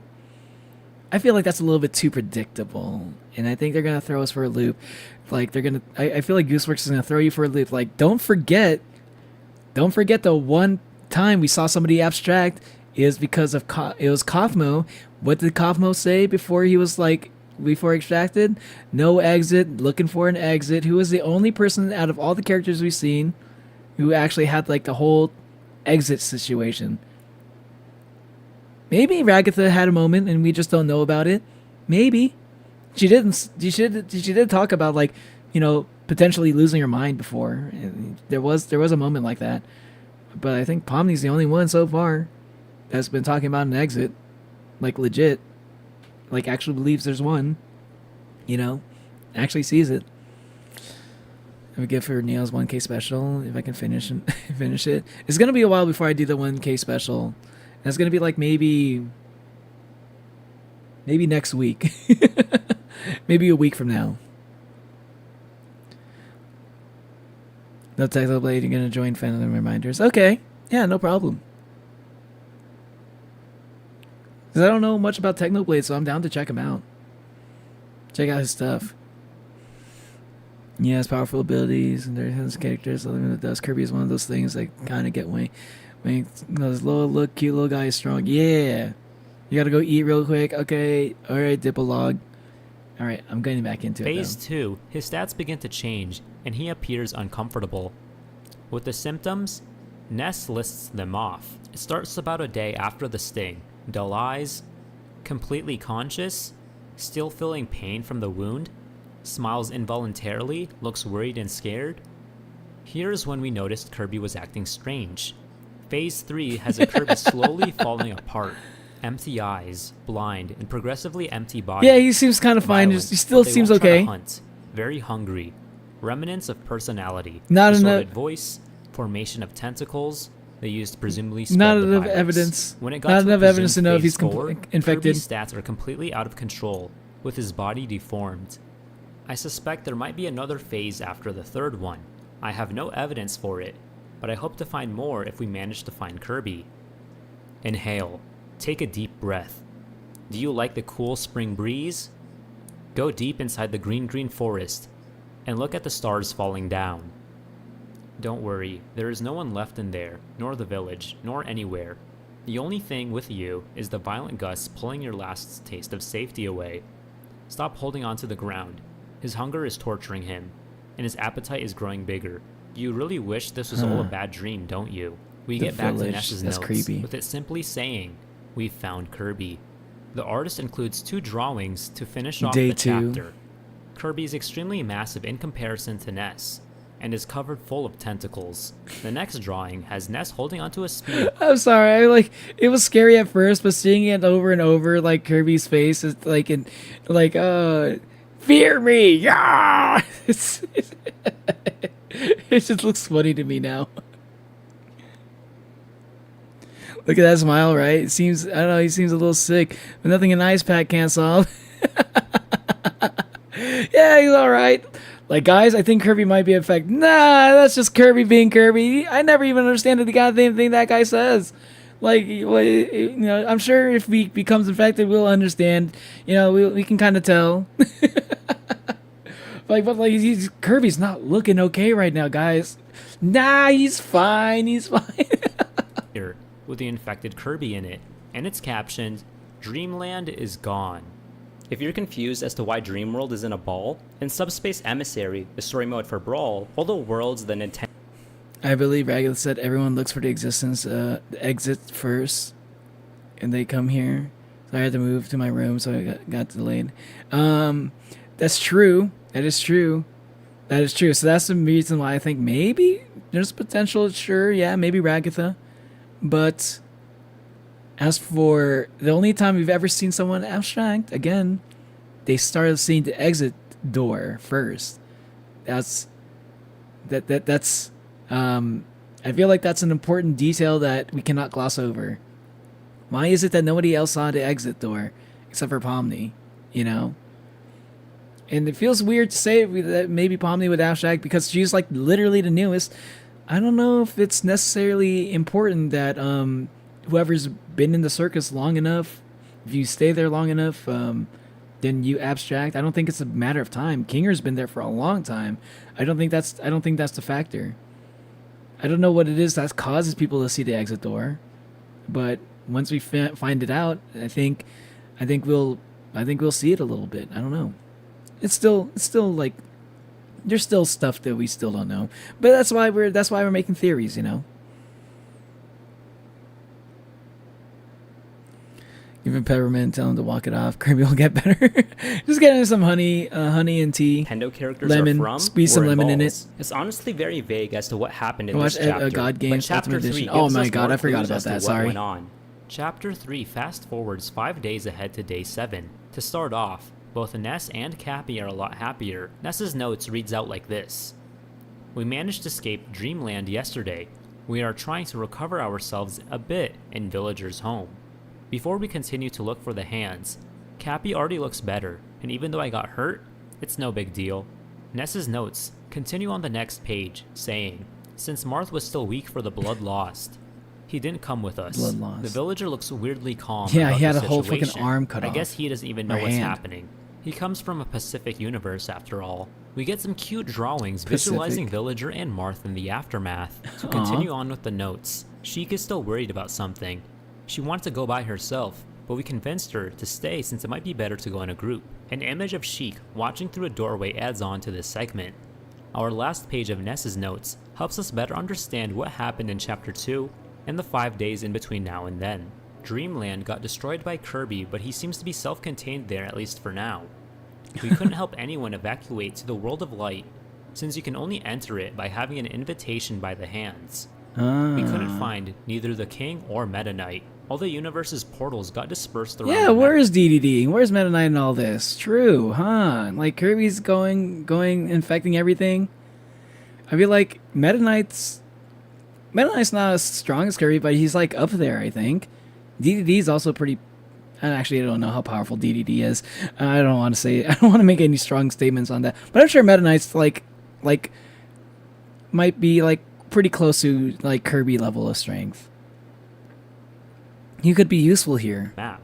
Whatever infected Kirby must also be responsible. I'll check out for Godzilla that. Black We'll Mass. try Let's finding put any new survivors as chapters. well as Okay, the see you later, hands. Echo Shark. The artist includes a drawing of the 4 main characters over the campaign map.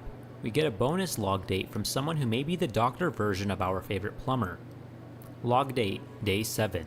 Location, Base, 23:03 p.m. My investigation about the infected will finally begin. Rob finally brought me the infected it caught yesterday. I've managed to contain Rob? it by tying him up. The infected is still on the 2nd stage of infection, so still conscious and non-violent. Would someone like Rob be able to get infected? He's just a robot. Does the infection include like completely like cybernetic like beings as well, or does it only infect like organic characters? Violent. Yeah, I can't trust he will stay like that. I'll research him to find a cure. I have to make sure she is safe.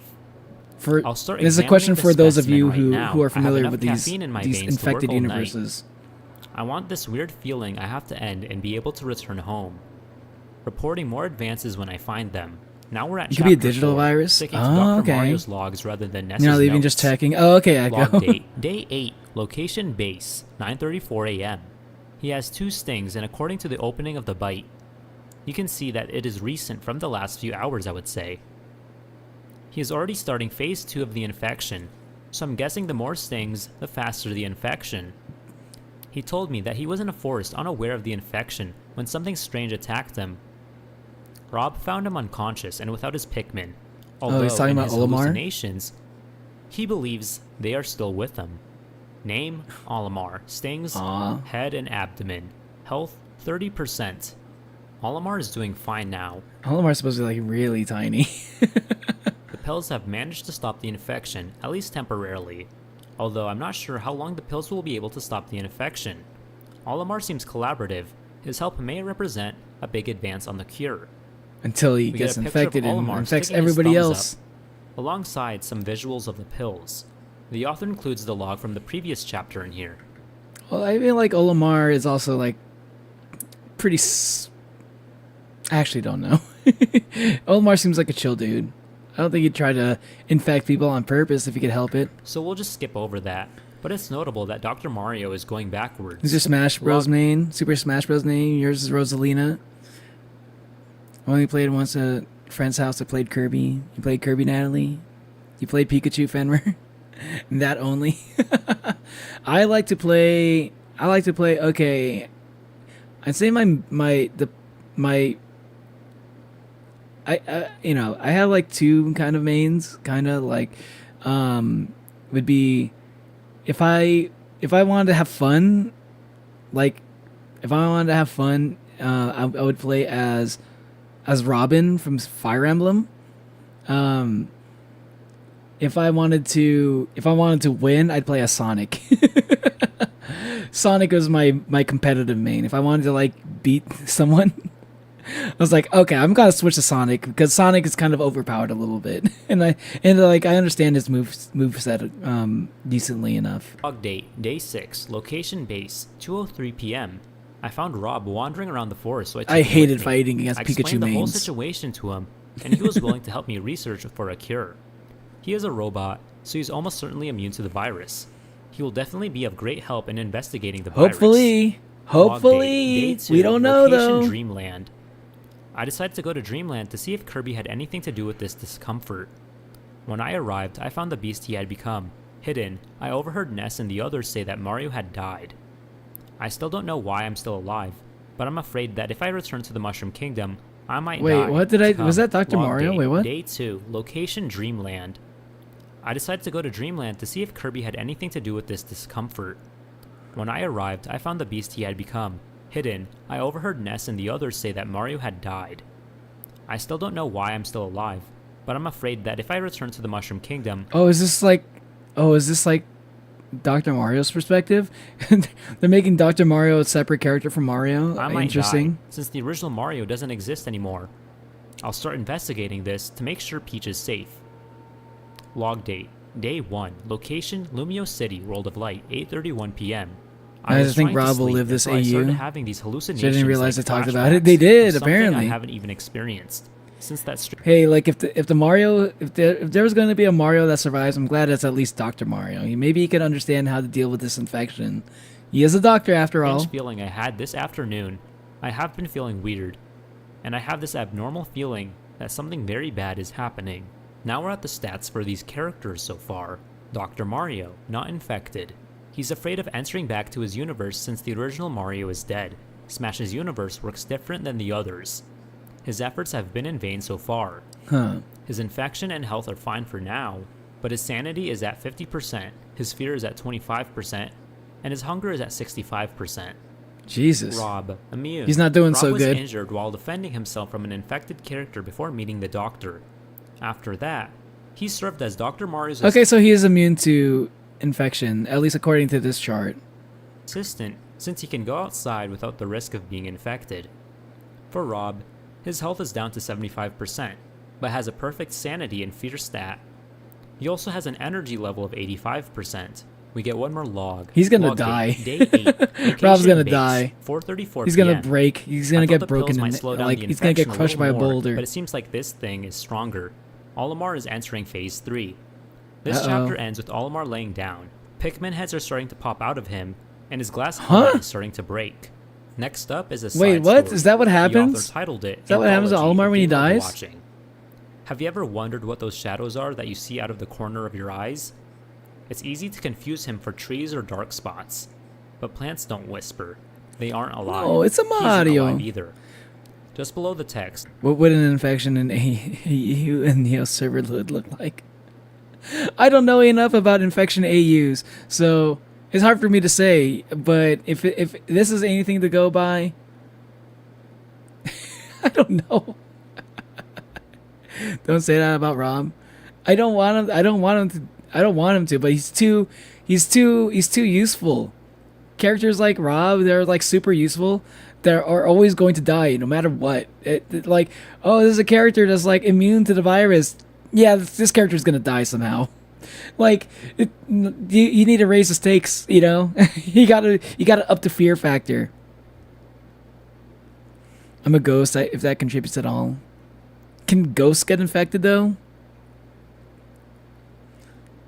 Oh my god, if that helps, Silver Gods actually. Java got infected. You're all cooked, not gonna lie. You're just a shark that has echoes, the ability to make an echo. What can you do? I have hope my boy Rob is the GOAT. I do love Rob and I do want him to make it, but I don't think he's gonna survive this. Let me throw everyone for bait. I'm just gonna be like, yeah, I don't know. I'm probably gonna. What if I'm the one that gets infected first, huh? What if I'm the one that gets infected first? You guys are fucked. we see Luigi and Yoshi wandering through a forest. Ring, you know how darkness gives a feeling of solitude? Ring. Wait, if I'm infected, do I lose my brain power? Because if that's the case, then maybe you guys are not fucked, and maybe I'm not the best person to. Yeah, you can probably deal with me because if I'm like, because I'm already like, well, like I'm as strong as a regular Oni, like I'm as strong as I'm still as strong as an Oni. I'm the weakest Oni, but the weakest Oni is like really strong. Okay, still really strong, but. So there probably some of y'all would be able to handle an infected version of me. But if I still had my brain power, you guys might be fucked. If I could outsmart you in an infected state, you might be fucked. What brain power? I'm the smartest Oni, y'all.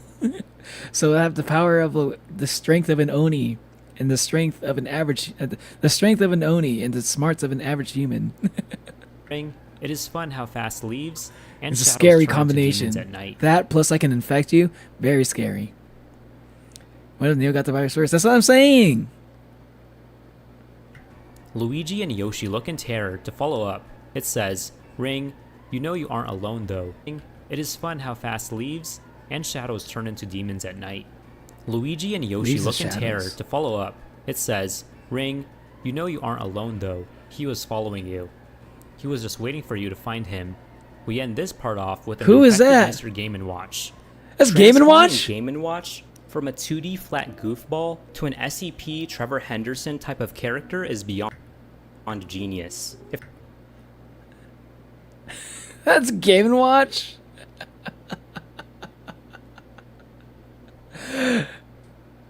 That ain't no Game & Watch I ever fucking saw. Genius? Debatable. Debatable. I mean, I'm not sure what the normal expectations for like how infected characters would look. Because when I saw it from Kirby just looked like it's like a creepy pasta version of like Kirby. This does not look anything like Game & Watch, except for maybe the bell, I guess. That's like, but like this looks like anybody. It looks like a monster that ate Game & Watch and took his bell. That's what it looks like to me. He throws super chats to distract him while because he likes to yap. Can infected people yap? Is that possible? Because if that's the case, it might work. They would be cooked. Yeah, he's quite malnourished. What if the guys get infected though? You don't know what can and can't get infected. Yeah, that's a good question. Feel like they could have done better with that design. Yeah. It just doesn't look like enough like Game & Watch to me. That's why I like the idea. I like the idea, the direction that they're going with. I'm not sure if I like. I just don't like that it doesn't look like Game & Watch to me. Like I'd like to be able to at least recognize the character. But maybe infected AUs need to have like one character that's unrecognizable. Just to kind of like break the mold a little bit. Maybe that's what's going on here. If you are watching this at night, I'm sorry. Chapter 5 continues on with the Dr. Doesn't Mario look that logs. scary. Dr. Mario log, day 8. Location, base. 6:38 p.m. What is the Olimar mutated began to Olimar mutate, gonna look so I made Rob kill him like? as quickly as possible. Unfortunately, Rob was unable to kill him peacefully as he had entered an extremely aggressive state. I managed to take a few blood samples, but I did not find any pathogen or indication of... That sounds so violent. That sounds so crazy. I made Rob kill him. It's like imagine Rob going up to Olimar and snapping his neck or some shit. Rob is such a cute little guy. I can't imagine Rob actually murdering somebody or like killing somebody, even as like a mercy killing. It's like Rob's just like a little like toy robot that claps. That's all he does. How is he gonna kill anybody? Does he grab a scalpel and stab him in the heart? What?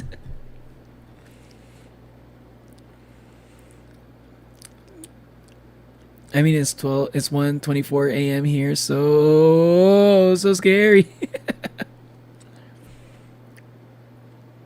I'm in second now and first then. That was easy because you were talking a lot earlier. I think it's like it takes the total. I mean, I really don't understand. Like, I really don't understand like how this the leaderboards work. Some things sometimes it makes sense, sometimes it doesn't.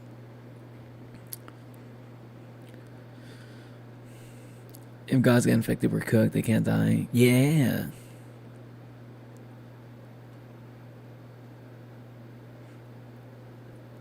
Half of the infection AUs is seeing infected characters in their transformed designs. Yeah. Okay. Yeah, so you'd want it to still be like recognizable then. It's like if you were to tell me if I was to look at all the characters, I'd be like, who the fuck is that one?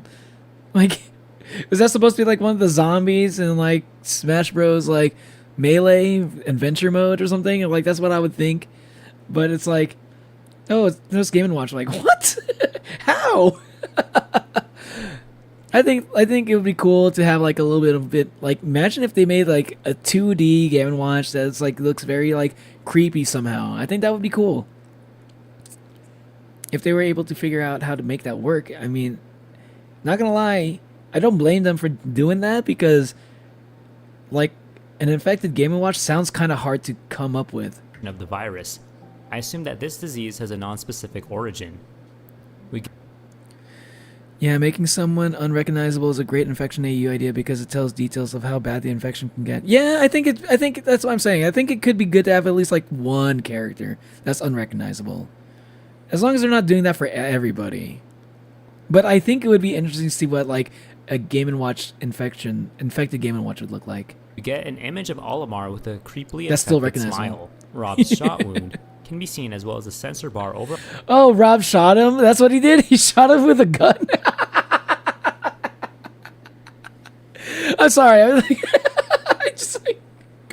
I just like, dude, Rob is such a goofy little goober. I like it's the idea of Rob doing something as violent as picking up a gun and shooting like Olimar in the head to like you like to kill him for mercy, to mercy kill him.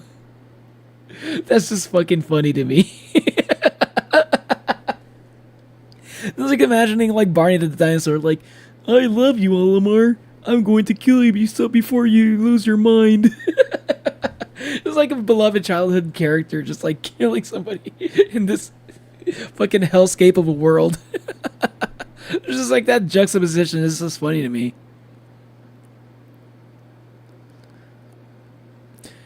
Taking a break from the drawing. Struggling too much to make the yellow look yellow. Typically use orange to shade yellow, but this is time it looks too orange. I wonder if there's a Ben 10 infection. AU gotta research. I'm sure there is. Over Olimar's eyes. It's still day 8, but 5 minutes have passed. Inside Olimar's body, Rob found his infected Pikmin devouring him from the inside. Because Oh my God. His infection was faster. I sent Rob to kill them too.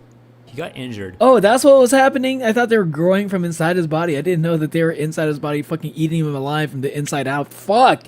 That's actually kind of that's horrific. But he managed to kill them before he reached me, so it doesn't matter. With this, I realized that the infection is not the only strange thing that is happening. The author added visuals of the infected Pikmin. Another 5 minutes have passed. Since all this chaos began, the rules of the game have changed. Since Master and Crazy Hand have disappeared, there has been no more combat. Plus, dude, imagine like infected Master Hand or infected Crazy Hand. we are trapped in some kind of permanent stamina mode, in which if we die, we have no chance to revive.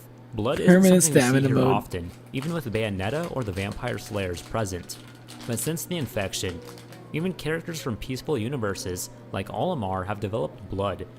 I still don't understand what's happening or how. We see a vial of blood, which we can assume is Olimar's. Dr. Mario, log date, day 9. Location, base, 6:02 p.m. I could barely sleep. I'm still horribly stressed and suffering from these horrible nightmares. I woke up early today to continue analyzing Olimar's body. 2 new people arrived at the base seeking shelter, Mewtwo and the sword fighter me. I put them in Oh confinement. man. Mewtwo might actually be useful if as long as he's not infected. If Mewtwo's infected, run the fuck away. But if he's not infected, he might actually be very helpful. Dude, if they have the gunner, if they have the gunner me fighter, would they put him at what if they have Sans? If they have like the Sans me fighter as the gunner version. That would be kind of cool to put Sans in here somehow. Because Sans is technically a Smash Bros. As a costume.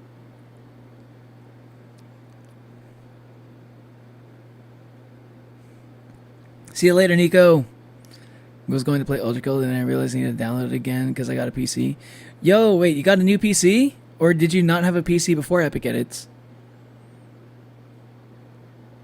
Nice. By the way, nice.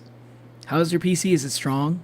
Is it good? Did you get like a new graphics card and everything? They said that an infected person chased them, so even though I didn't have any marks of any wound, I won't risk letting The them Lavender pass. Town song I in the have background. to be safe. I don't think anyone else can find a cure, and I don't trust them. We get a couple info cards for both me Swordfighter and Mewtwo from the perspective of Dr. Mario. Me Swordfighter, not infected. He was looking for a place to hide since he lost the other me when he found the base. He said he lost his sword, so he is unarmed. I still think he is sorta suspicious. I can't trust him. Infection, 0. Health, 90%. Sanity, 80.9%. Fear, Dang. 50%. Hunger, 25%. Mewtwo, not infected. Damn, he's very insane. Holy shit. He told me he was getting chased by an infected Pokemon trainer when he found the me and then the base. He also added, that the trainer was not chasing the me, only him. It makes the infection more confusing, but I still can't trust him. Infection 0. Trainer's chasing the me, not chasing the me, only him. Yeah, because the trainer was trying to catch the Pokemon. He's trying to catch them all. 0%. Help. Makes thin infection more confusing. Thin infection? What is thin infection? So Mewtwo might be infected. Health 90%. Sanity 95%. Fear 25%. Hunger 10%. Mewtwo's doing the author okay. Includes another black static screen, but there is a hidden message. This is your fault. This is your fault. He's gonna catch you all. Afterwards, we Oh my god! Oh man, that's actually kind of scary. Infected Pokemon trainer is actually kind of scary. get a visual of Pokemon Trainer in his. You had a gaming laptop before? Ooh, okay. Oh, that's a nice upgrade then. Any PC, any desktop, it might be like, unless you got like a really bad GPU, any desktop would be like a noticeable improvement from a gaming laptop, I'd say. You found a Ben 10 Infection AU. It's not super popular, but the designs are pretty cool. Ooh, nice. Like how Ness is getting more paranoid. I think that was Dr. Mario. I think we kind of like changed perspectives to Dr. Mario after he got introduced. But I think we're swapping between Mario and Dr. Mario and Ness. So maybe some of this was Ness. I'm not sure. Because I know Dr. Mario is definitely more paranoid than Ness is. Squirtle and Charizard infected. The fact they hid Charizard is making me really curious as to what he looks like. Another message shows up in the following screen, repeatedly saying, he doesn't know. We end off back to Ness's notes. Okay, so now we're back to Ness. Notes, Day 9. After crossing the jungle, we found a base with some lights on. We will try to get inside to see if there are any more survivors. Everyone came this time, although Marth is still weak. If you pay close enough attention to the background, you can see the someone get Marth some fucking orange juice or something. Tongue of Yoshi covered in blood and wrapped around a tree.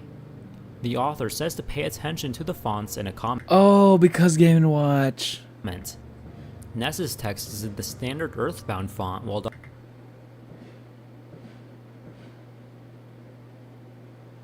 What the hell? Are those fireworks? I'm hearing some weird and loud noises outside. Okay, those are fireworks. I was gonna say, like, I'm not hearing the fireworks sound. It mostly sounded a little bit like it could have been gunshots. But no, I'm pretty sure those are fireworks. Yeah, people are launching fireworks on this right after July 4th. July 5th fireworks. Yay, let's go. Those infections are pissing me off. I'm the original Star Walker. So I heard Star Walker and that's it. You heard Star Walker? When did I say Star Walker? I'm excited for the lore reactions now because if you only watch early Ben 10, you have no idea what you're in for. Yeah, that's me. I've only ever watched early Ben 10, so I don't know any of the new stuff. I've seen like the death battles, so I know a little bit of the new things. Like I know about like Alien X, I think. I know about that. It's like the most powerful version of Ben 10's like aliens that he has in his collection. But other than that, I don't know anything really. It's not even July 4th anymore. Okay, I just heard it. You might be becoming infected, Hermes. Maybe you're hearing things and no one said anything. That awful death battle. Who was he against again? It was Ben 10 versus like what? Green Lantern, I think. I don't think that was a good matchup. Dr. Mario's is in a cleaner Arial font. Now this next post is another anthology titled Splatted in Red. The author puts this in the caption: "You must have been running for so long, it's exhausting. This game used to be so colorful, didn't it? It was the idea. Why did you have to make that silly mistake? Why did you have to ruin this fun little world? Ooh. Are you even aware of what you did?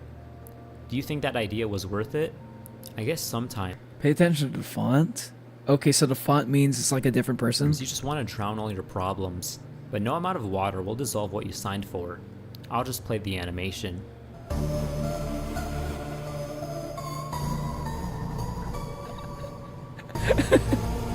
Whoa! World in dark, splattered in red.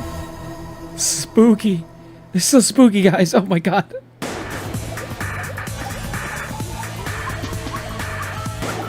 Hey, it's Snake!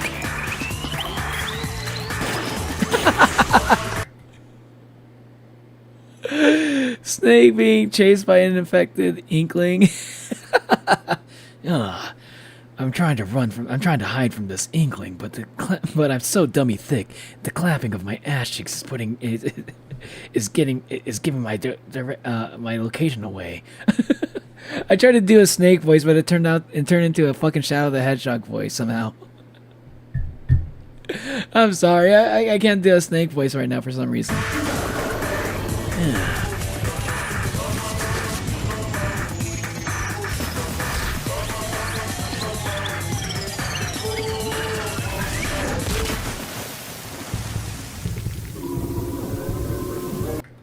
That's the most disliked death battle? Really? It is?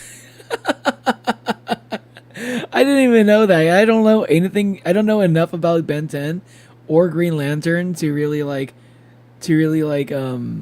be able to process that. That's why I thought the most disliked one was like Goku versus Superman. Because Goku fans, Dragon Ball fans, to be fair, Goku versus Superman, it's kind of bullshit that they're using that Goku only has one, at least for that first fight, Goku had one universe that they were drawing power from, and then they're like, oh, Superman has all these different universes that we're gonna throw in all of his powers from all of the universes, especially one where he blew away a galaxy or some shit like that. That one's kind of bullshit a little bit, to be fair to all the Goku fans. As myself as one of the Goku fans, I wanted Goku to win against Superman, dude. But I think Goku can win against some versions of Superman, I'll say that.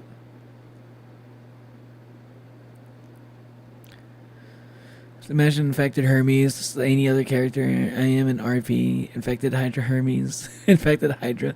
Oh no, that matchup was fine. It's just that them downplaying Ben. He would not be able to just beat Ben by going back in time. Heck, the Omnitrix literally has a feature to stop the way he won. Oh! Not the Danganronpa punishment song? Is that what that was? I need to play Danganronpa at some point too. It's crazy work.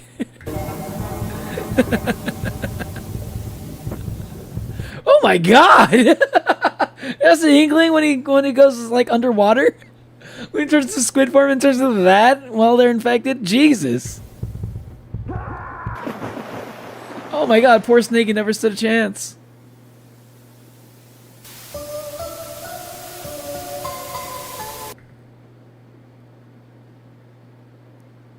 Yeah, Snake is dead. Okay, yeah, I was looking for him.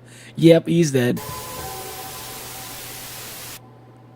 The author has been giving us more and more graphic imagery, and I'm loving it. What I don't love is Snake dying this early. The video ends with the Smash roster. Yeah, he could have been an interesting character in the story so far. If they are normal, that means nothing has happened to them. If they are purple, it means they are infected. Gray with a red X means they are dead, while gray with no red X means they are injured. Now for Olimar, he doesn't really fit any of these categories. Yeah, what is Olimar? Also, Luigi has seemed to survive the encounter Isn't he with dead? Game & Watch. Back to our main cast of Dr. Mario, Rob, Mewtwo, and me Sword Fighter, we get an animation. The author instead puts the log in the caption. Day 10, base. I left the two guests in the lobby trapped. I'll lock them there so they cannot escape. Destiny Bond. I sent Rob to search for another specimen, since I can't just do much with Olimar's corpse. I hope whoever Rob brings me will be more helpful. I'm so tired of this.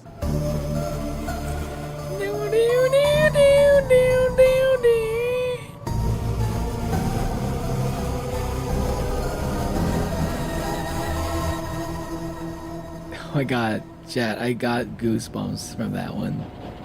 Snake! Snake! Snake! About another infected. Oh shit. See, look, Rob's not looking so good. What did I tell you? Rob's not looking so good right now. They're running him to the bone. Oh, it's Pichu. Aw, Pichu.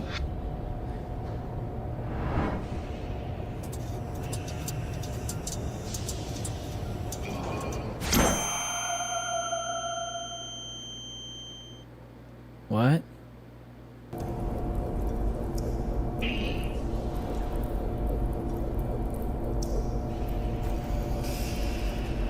Oh, Pichu's gonna be like really small and sneak around and infect people.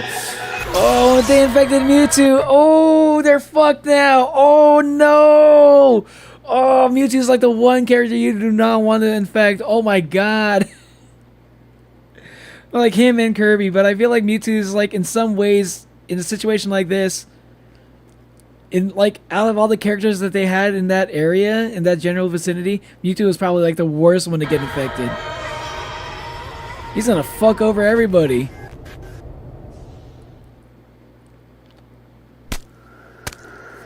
Might not realize that the Ben 10 fandom is still massive even after years without content. There's like a reason why it's the 50th highest grossing media franchise. That is kind of crazy. Wait, I thought they've been coming out with new Ben 10 like shows.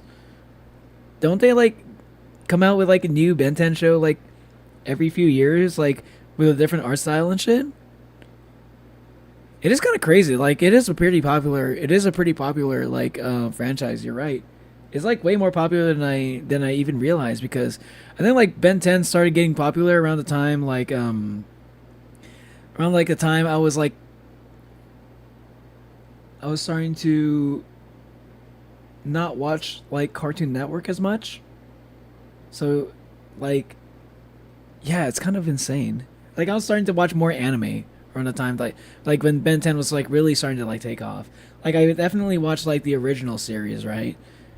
But like once like Ben 10 like the teenage Ben 10 started coming out, I watched a little bit of that, but I was like, nah, I gotta watch Gurren Lagann. I gotta watch Clannad. I gotta watch Mirai Nikki, Future Diary.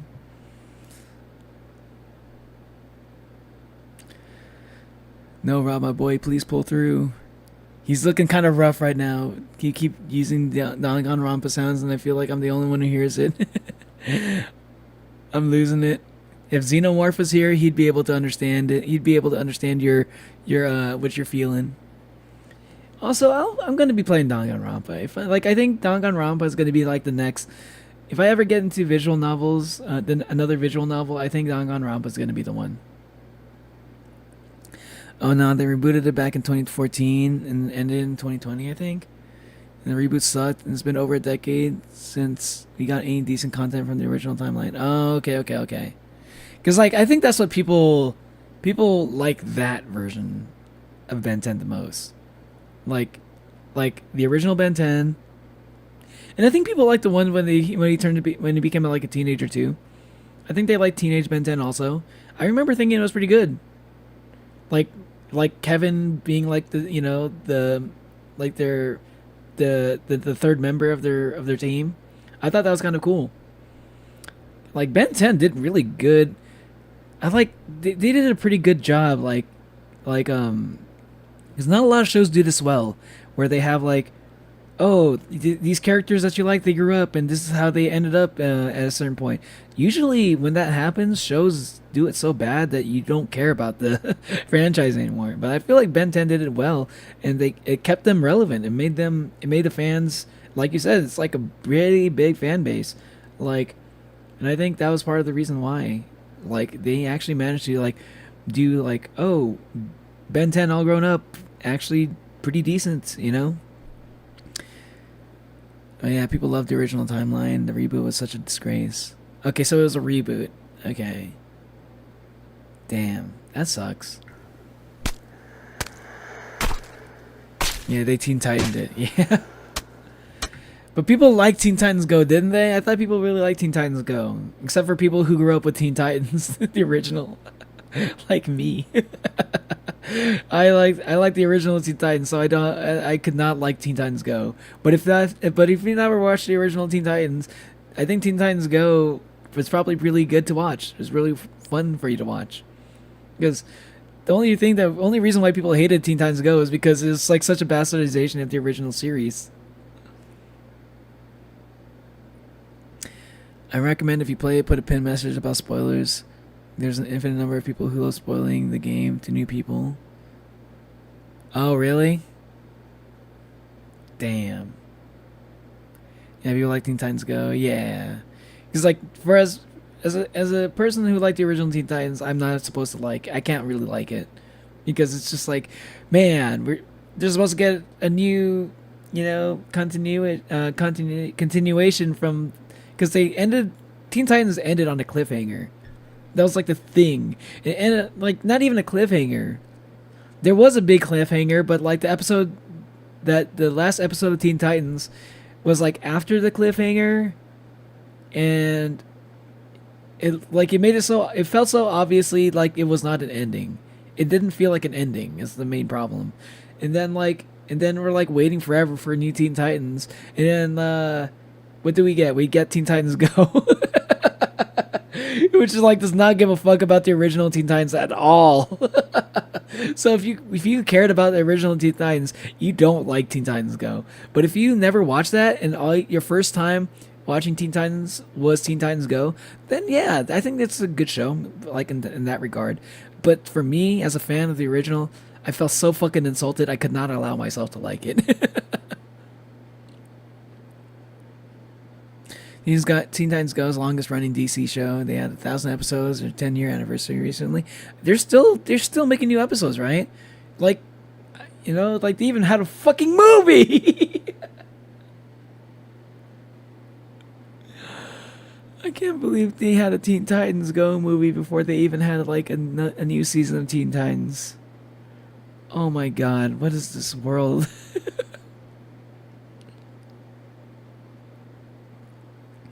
Well, yeah, people like Teen Titans Go now because it's been running so long that it doesn't matter if you hate it. I think it's valid to say shows still getting Teen Titaned. Yeah. Oh, okay, I gotcha. I think Teen Titans Go for what it is, like a gag show, but Teen Titans is for the seriousness. But like Teen Titans was fun. It wasn't like always a serious show. Like that's what I liked about Teen Titans. It had serious moments, but it also had fun moments too. It balanced it out pretty perfectly. But then you had like all this build up. It had such a good story that all of a sudden you're like you want to know what happens next, and then all of a sudden you know the people who are in charge of the franchise, Teen Titans, they don't give a fuck about you. It's like, man, I've never felt like it felt like one of the biggest insults I've ever felt. It was like, bro, we're just gonna crush on your dreams, stomp on it, take a piss on it too while we're at it. It was like I felt it was like one of the most insulting things I've ever felt in terms of as a fan of something. I've never felt so insulted by anything else in my life. And Teen Titans still feel really fun. Teen Titans TV show was young adult audience stuff. Yeah. Teen Titans was so much better than Teen Titans TV show. That's your opinion. The show gets Teen Titans gets super dumbed down with a focus on humor and no real story. Teen Titans Go is actually really funny. I did watch the original series. I mean, if you watched it, but it's not the same as if you grew up with it. If you grew up with it and feeling if you grew up with the original series and you were invested, invested. Imagine Avatar: The Last Airbender, right? Imagine Avatar: The Last Airbender, the original series, instead of giving you the final season of the original series. I'm not talking about Korra, by the way, before Korra. Instead of giving you the final, imagine, instead of giving you, the final, conflict between Aang and the Fire Lord Ozai, instead of that, They're like, okay, final season, nah, don't give you final season. Let's just turn Avatar into a fucking silly like gag show that doesn't give a fuck about the story, and it's just like really funny and like it makes a lot of money. So we're not gonna go back to the original shit. It's just an insult. It's just an insult. Yeah, I don't know. Like if Teen Titans Go is better than Teen Titans, I don't care. I don't care. I fucking hate it still. I don't give a fuck if it's better or not in terms of like quality of the show. If it's funny, it's fuck. I like comedy and stuff. I still feel insulted. I still feel insulted. It's like one of the most insulting things I've ever experienced. I don't give a fuck if Teen Titans Go is good. I don't care if the movies, I don't care if it's funny. It sucks. I hate it. I hate that it exists because it ruined like a beloved like childhood show of mine.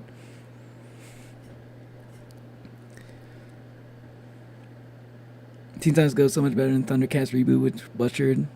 I mean, it's just like Thundercats reboot. Like nobody gives a fuck about Thundercats reboot though. That's the thing. Like even fans of the original Thundercats probably didn't give a fuck about it. Like they didn't even care about it. Like they it's like it didn't even give you hope for like new Thundercats. Like who cared about Thundercats by that time? By the time Thundercats reboots was a thing, like all the people who watched Thundercats were like already like they're like 30s or 40s or something.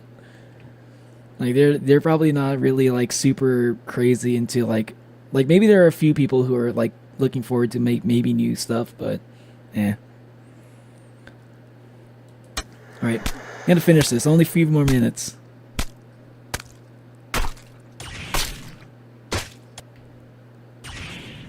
So Mewtwo died. He didn't just. Oh wait, no, he is infected.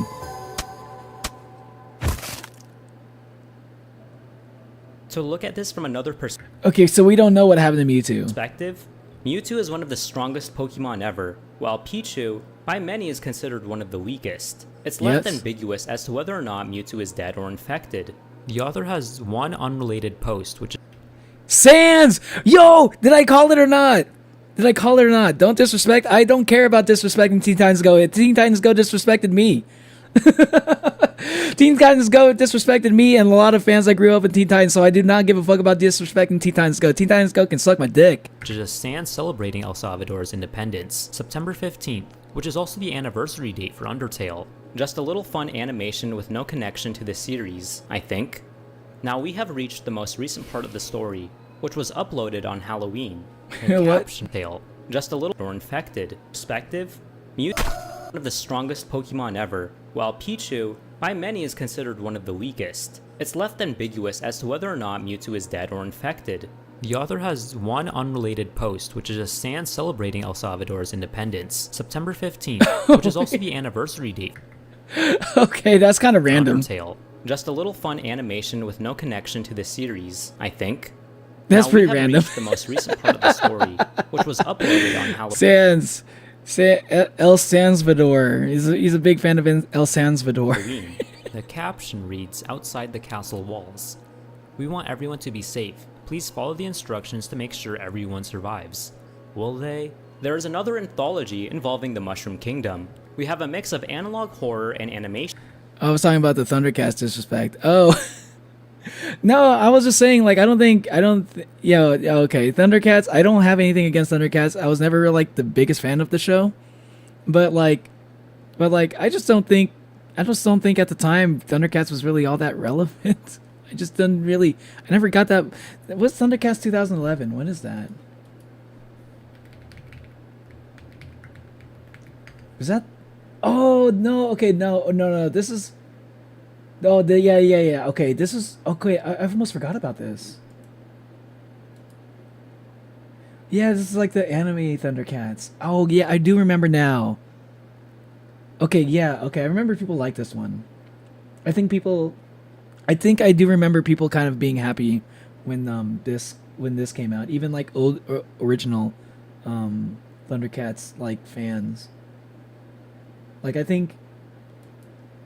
don't know. Maybe there's some people who probably didn't care you know, like it's not the same thing as the original, but I think most people kind of liked it, but I don't remember if Thundercats really had that strong of a fan base, you know.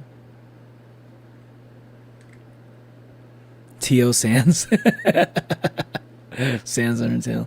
Back, what the hell happened?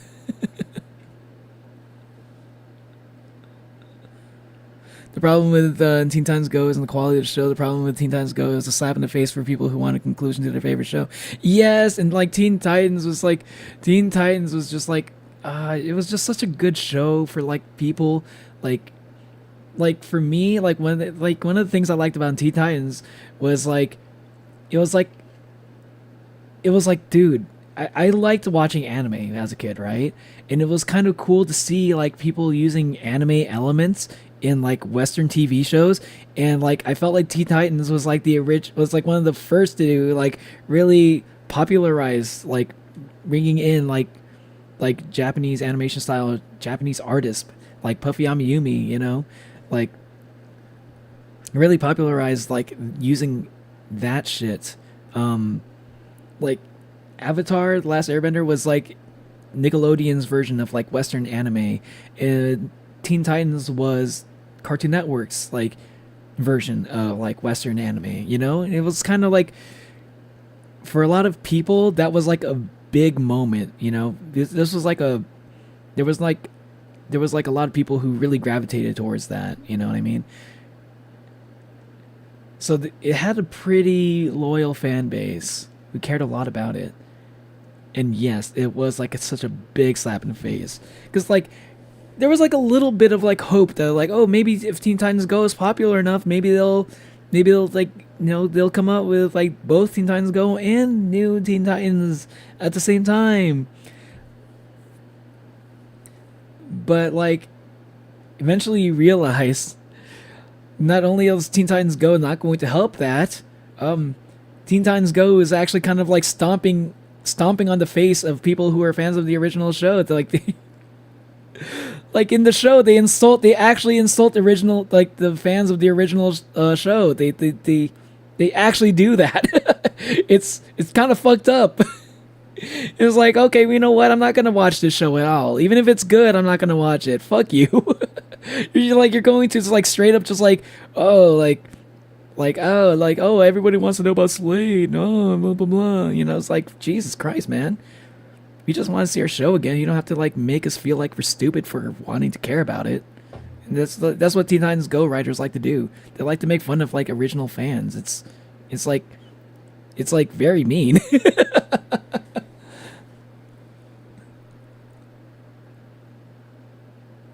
Teen Titans Go actually respected more than, you know. I don't remember seeing that. I mostly remember seeing the insults. They're making fun of people for wanting to know about what happened with Slade. And that was like the one thing people wanted to know about.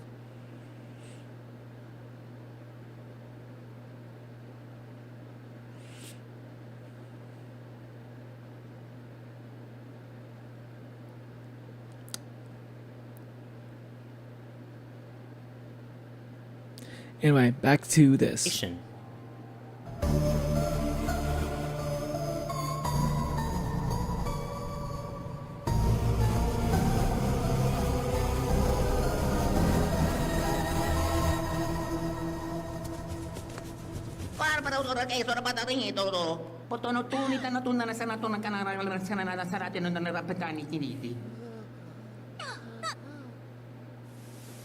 What?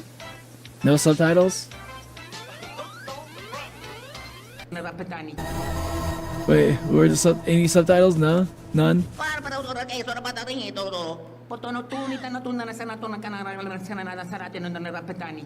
Is he saying gibberish? I'm gonna guess he's not even actually saying anything. He's just like saying a bunch of nonsense.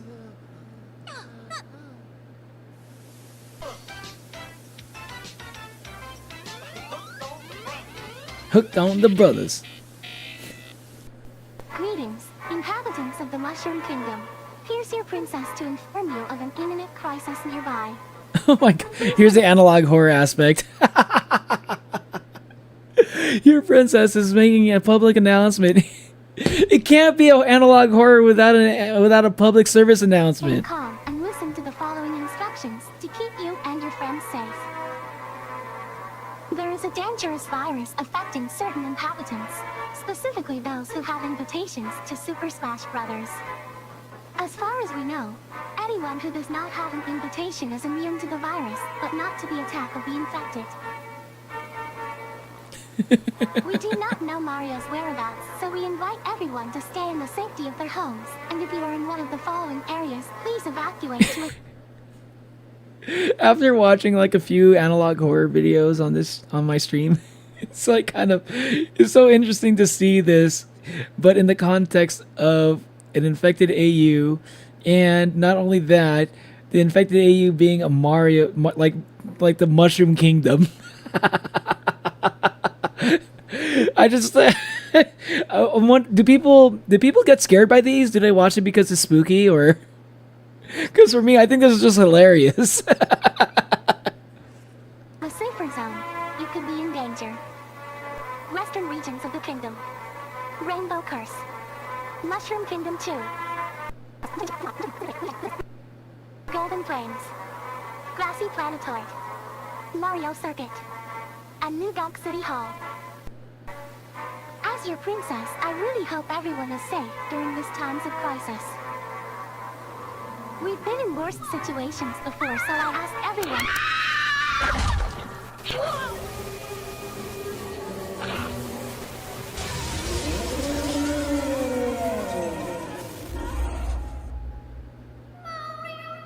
Oh yeah, that's right, Piranha Plant. Almost forgot about Piranha Plant. I forgot he's a playable character.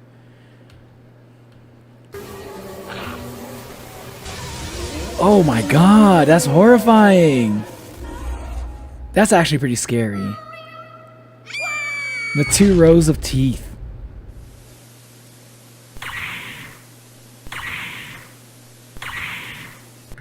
Was that Peach, Daisy, and Luigi?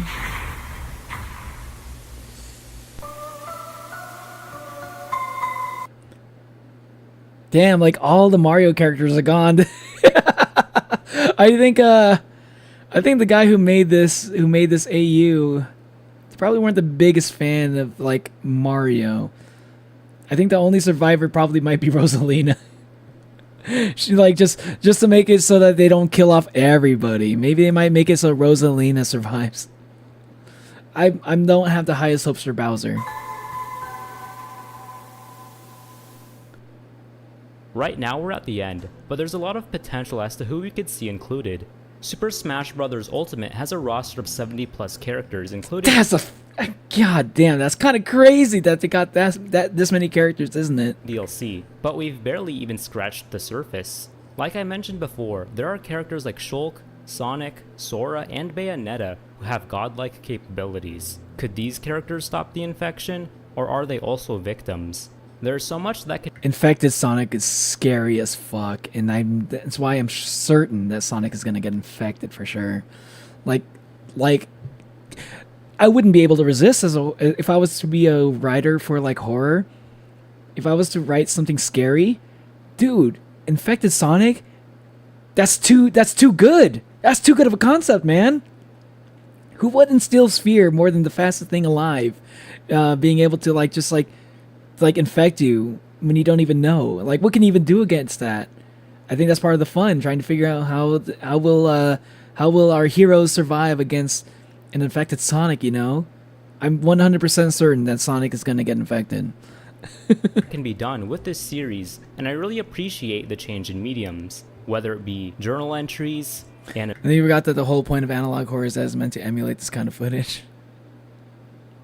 Yeah, but no, that's the whole thing. That's why it's analog horror. I think that was kind of funny that they actually did an analog horror thing, because this is supposed to be kind of like analog horror adjacent, right? It's not quite analog horror, but it's like it's got a similar fan base, you know, like people who like analog horror, I imagine, would be into infected AUs. You know what I mean?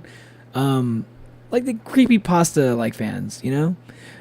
So it's like, I was like, oh, I'm not feeling like this is really analog horror all that much until like Until all of a sudden, oh, analog horror like Mushroom Kingdom.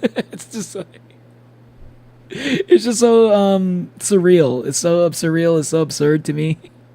I kind of like it. Animation segments and analog horror warning screens. It really helps build up the Yeah. stakes and makes us learn more about this alternate world and the characters in it. One of my favorite things about Super Smash Bros. Ultimate and just crossovers in general is seeing Yeah. characters that usually wouldn't interact with each other. Exactly. Well, interact with each other. The Exactly. artist has done an extremely great job in giving these characters very cutesy designs that fit their character well, while giving the infected characters a lot more hellish, Lovecraftian designs. We're only Yes. at the start, and I'm very much looking forward as to what this artist does next. If you enjoyed this video, feel free to like, comment down any thoughts or topics I should cover, and subscribe if you want to see more videos like this. Take Chat. care of yourselves, and as usual, please have yourselves a damn good one. I'm not gonna lie. I wasn't sure how I was gonna feel about this video. It's like, you know, it's like Infection AU, like especially the fact knowing that like the people do Infection AUs for like literally every every like fandom. I'm like, I wasn't sure how much I was gonna like this, but I actually kind of liked that quite a bit. That was actually pretty good content. I think it helps that I understand Smash Bros. Though. It helps to like, cause like I'm a big fan of Smash Bros. So it's like kind of cool to see this like with stuff that I'm familiar with. Oh my God, One Piece Infection AU.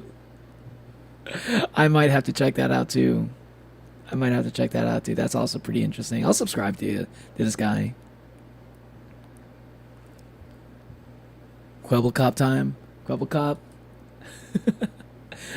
Okay, I can't check out too much because I'm going to head out soon. It's getting pretty late for me.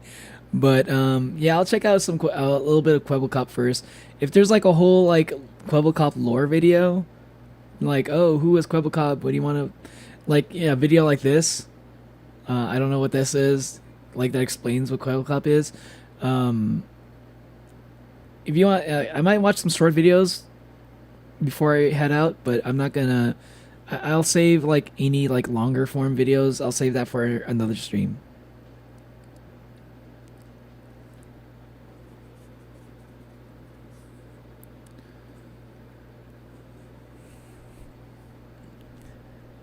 These times go actually respect them more than you know. At least VAs do. I mean, I'm sure the VAs do. They voice the characters. They voiced the original and they voiced in Times Ago. The same voice actors. I mean, I'm sure the voice actors more than anybody probably respect it than anybody else involved in Teen Titans Go. But the VAs, all they like, they're not involved with making the show. Not really.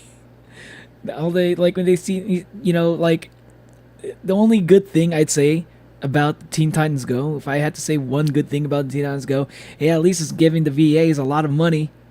Because I like those VAs. Those are good voice actors, you know. I care about them a lot. I like knowing that they're making a lot of money off of Teen Titans Go. Too bad it's at the expense of crushing my childhood dreams. Killing my childhood, basically. Before my very eyes.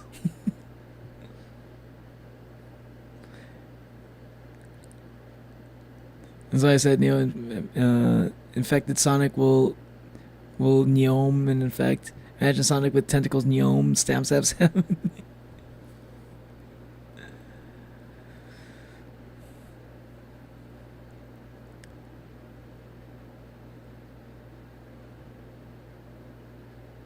It's the one, good lord.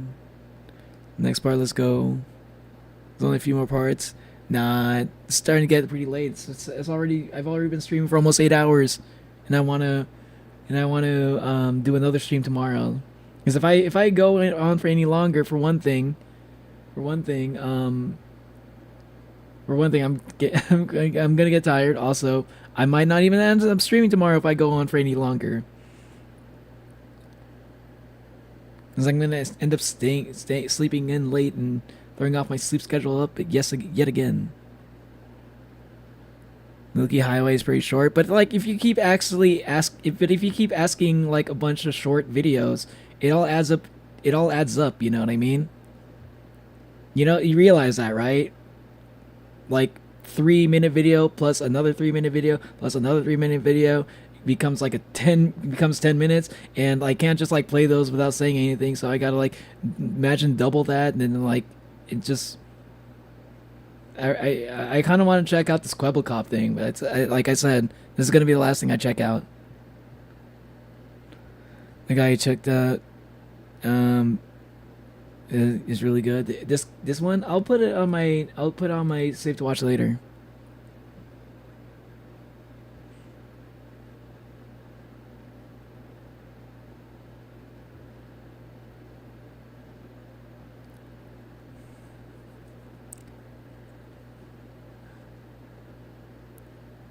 CYBERPUNK was successful and legit, just switched it all to AI and to make money farm. Everything is AI. It's like, who was CYBERPUNK?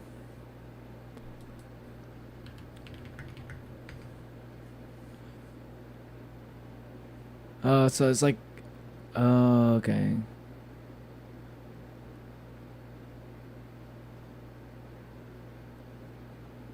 What the fuck? Are these all AI?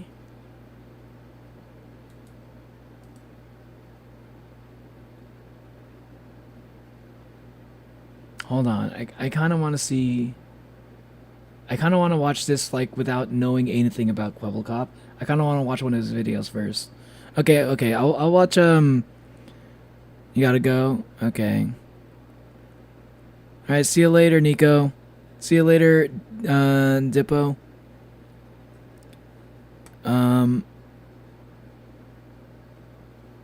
Yeah, I'm gonna check this out real quick. I'm Birch curious trees, about this. popping red flowers. It's like Mother Nature's pixelated garden party. Look, I'm gardening. Sneaking under leaves, it's stealth mode me. Aha, pretty flowers, gonna make a fan.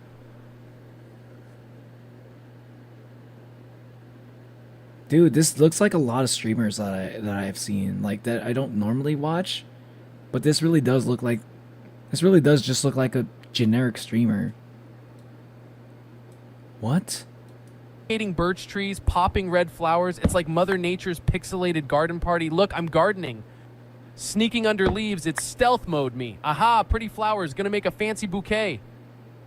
Swinging axe, another tree bites the dust. Ah, fresh air and deforestation, my kind of day. Creeping under canopies, giant birch sheep, wool tactic camouflage, or nature's Minecraft prank. Absolutely hilarious. Like you can kind of tell that this is an AI, but I feel like it doesn't take that much. I feel like it's just a few steps away from being convincing. Crafting ninja, I've struck white gold. Wool for days. Whoa, sneaky birch playing hide and seek. Pika block, love me some hidden gems in this leafy wonderland. Bumbling through brush, my botanical escapade continues. Snagged on leaves, but hey, more crafting supplies. Jackpot. Maze of trees, I'm lost. Joke. Is the person playing? Is the game? Is like the player also an AI? Is it like are they using an AI to play this game also? So that you're using an because Neurosama can do that, right? Yeah. So they're using an AI to play the game, as well as using the AI to generate this like this face and this voice and come up with the things that they're saying. This is so weird. Joking, Minecraft pros never get lost, or do they? Adventure tweaks. What the fuck? Hate this man so much. CYBERPUNK was a super popular gaming YouTuber with a younger audience to upload super consistently. Then suddenly he switched to AI, and now he's deep into the AI slop. It's not even a human playing. You can tell by how it moves. Oh, okay. There's literally zero effort in this video. Wait, so CYBERPUNK was an actual real person? Wait, so CYBERPUNK was a real person?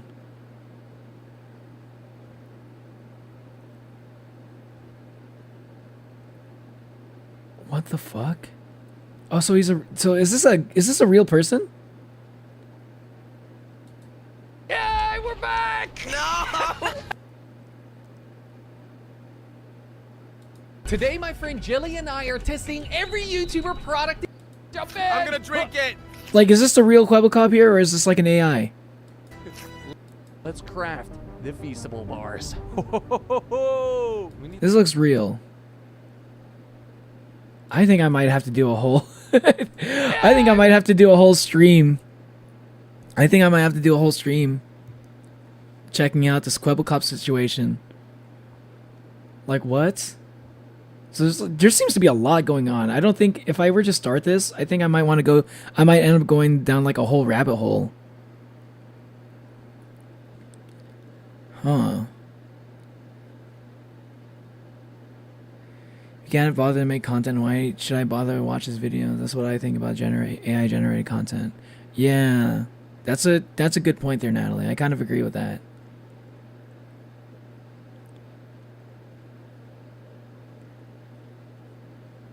Nevo didn't want me to leave, so I'm still here. Oh, okay. That's the real him. He came back because he was getting 0 views. Wait. Wait, so did he genuinely try to replace himself with an AI and hoping that it would actually, like, people would get fooled by it? Is that real? That's insane if that's real. That's an insane thing to think. Like, so... It's like one of those things. I guess somebody had to do that, right? There's gotta be like somebody out there who's like crazy, who's crazy enough to believe that like they have like such a fan base that will like eat up anything that they watch, that they will just like replace themselves with an AI and like, my audience will still watch it. It's close enough. For a few months, he wasn't really in his videos. Neo's Empathetic Race and Monument Mythos. Streams come soon. Yeah, I do want to check out Monument Mythos. I still have the tab up. I still want to check out Big Top Burger Season 2. I still got Pork by the Sea right here on this tab. I already finished watching CFBR. Like everything that I want to see, I have it on a tab here. So I haven't forget. I still want to watch Expiration Date, but there were just a lot of things during this stream I wanted to check out. But I am like, you know, CFBR was one of those I wanted to go back and like get off of my finish from my what do you call it, to watch list, basically. It's my backlog. I know he proudly announced that he was replacing himself with an. He proudly and he thought that people would like that. Okay, I'll give him at least a little bit credit. I thought he was trying to trick his audience. I'll give him a little bit of credit. At least he wasn't lying to them. That's not a lot of credit I'm going to give. That's like maybe worth 0.5. But at least he wasn't lying to his audience and trying to be like doing the scummy things. Like, they won't be able to tell the difference. My audience is stupid. They probably wouldn't know that it's actually an AI they're watching. Because I thought that's what it was. I thought that's what it was. That's what it sounded like. The way that you were describing it.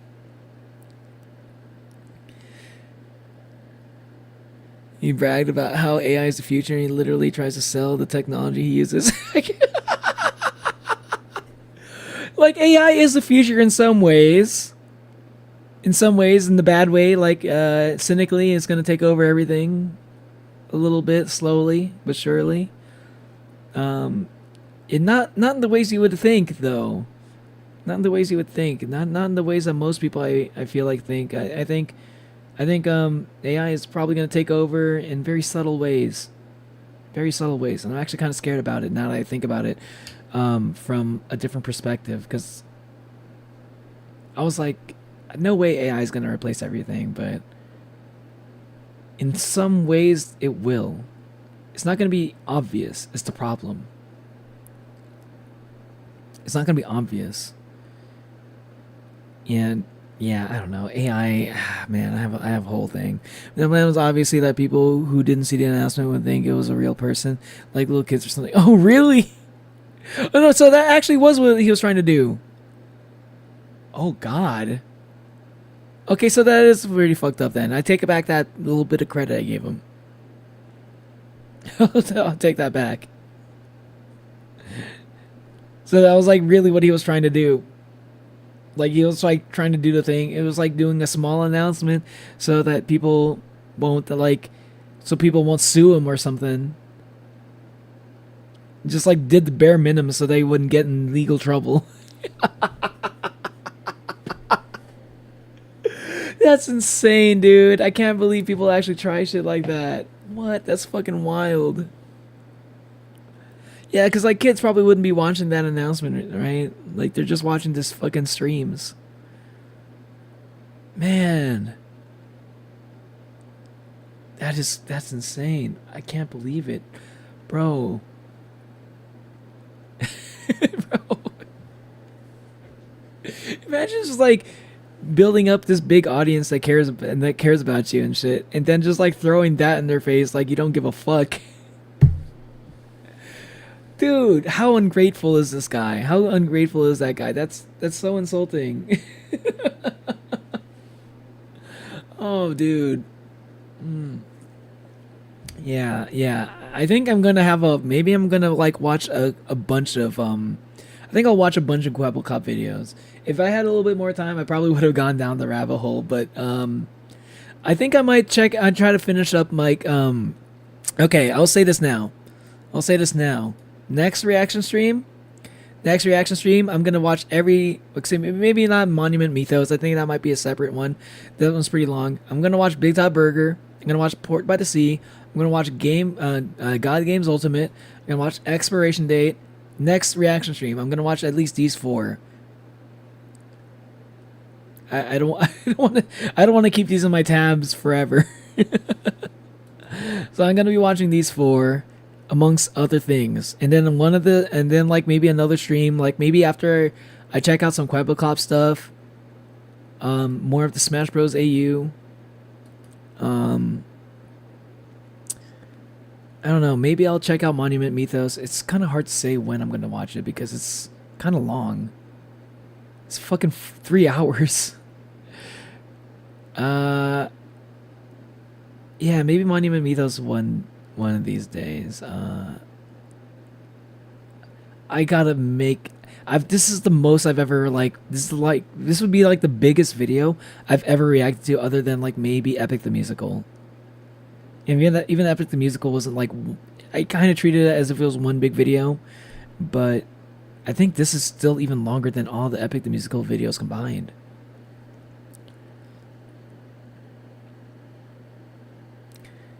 His excuse is that he loves making content so much that he wants to make content for the rest of the time, or some crap. No, if that was the case, he would make an AI and then like maybe like you would like once he retires, he'll make an AI and let that be the stream. You know, if that was the case, or once he dies, even that would have been a good that would have been a good like what do you call it? That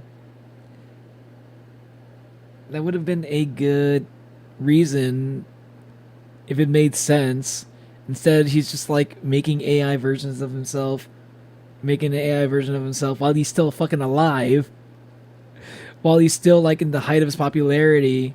If he was like retired, then maybe, but he still wants to make money. That's the problem. He's trying to profit off of this AI of his, while he doesn't have to do any of the work himself. That's like so fucking obvious what he's trying to do.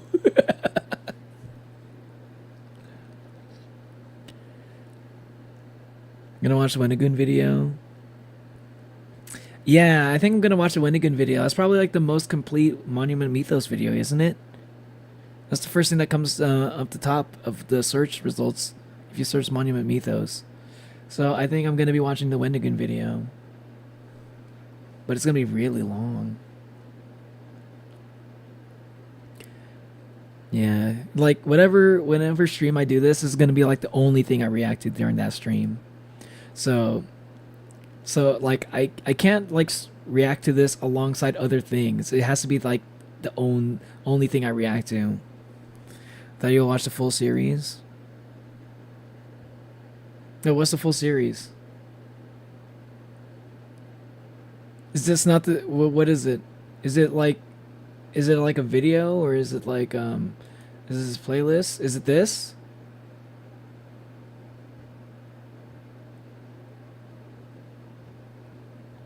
Are these the wait.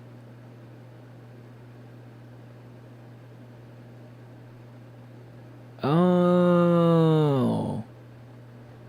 Maybe I'll watch this instead. I'm gonna just be able to watch the full series, but sure. Okay. I didn't know what it was. I didn't know if there was like they had their own channel or anything. Cause like when I searched Monument Mythos, that was the first thing I thought. I thought it was like I thought he was like I thought it was kind of like this A Smash Bros. AU where he's kind of like getting like he's like kind of curating the content from like sources if you can't like watch it on your own. Like, it's not, like, on YouTube. I thought it was, like, just not on YouTube.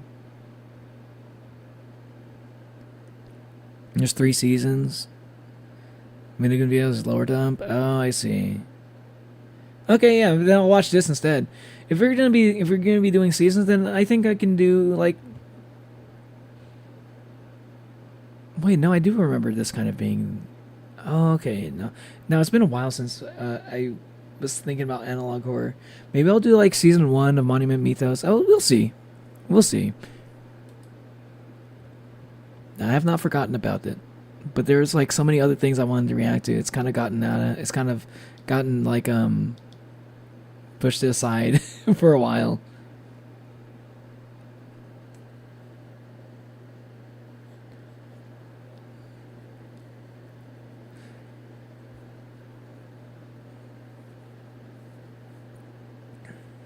Nixon verse, yeah, I see that right here.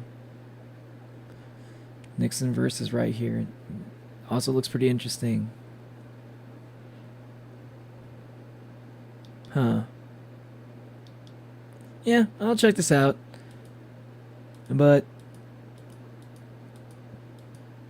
okay.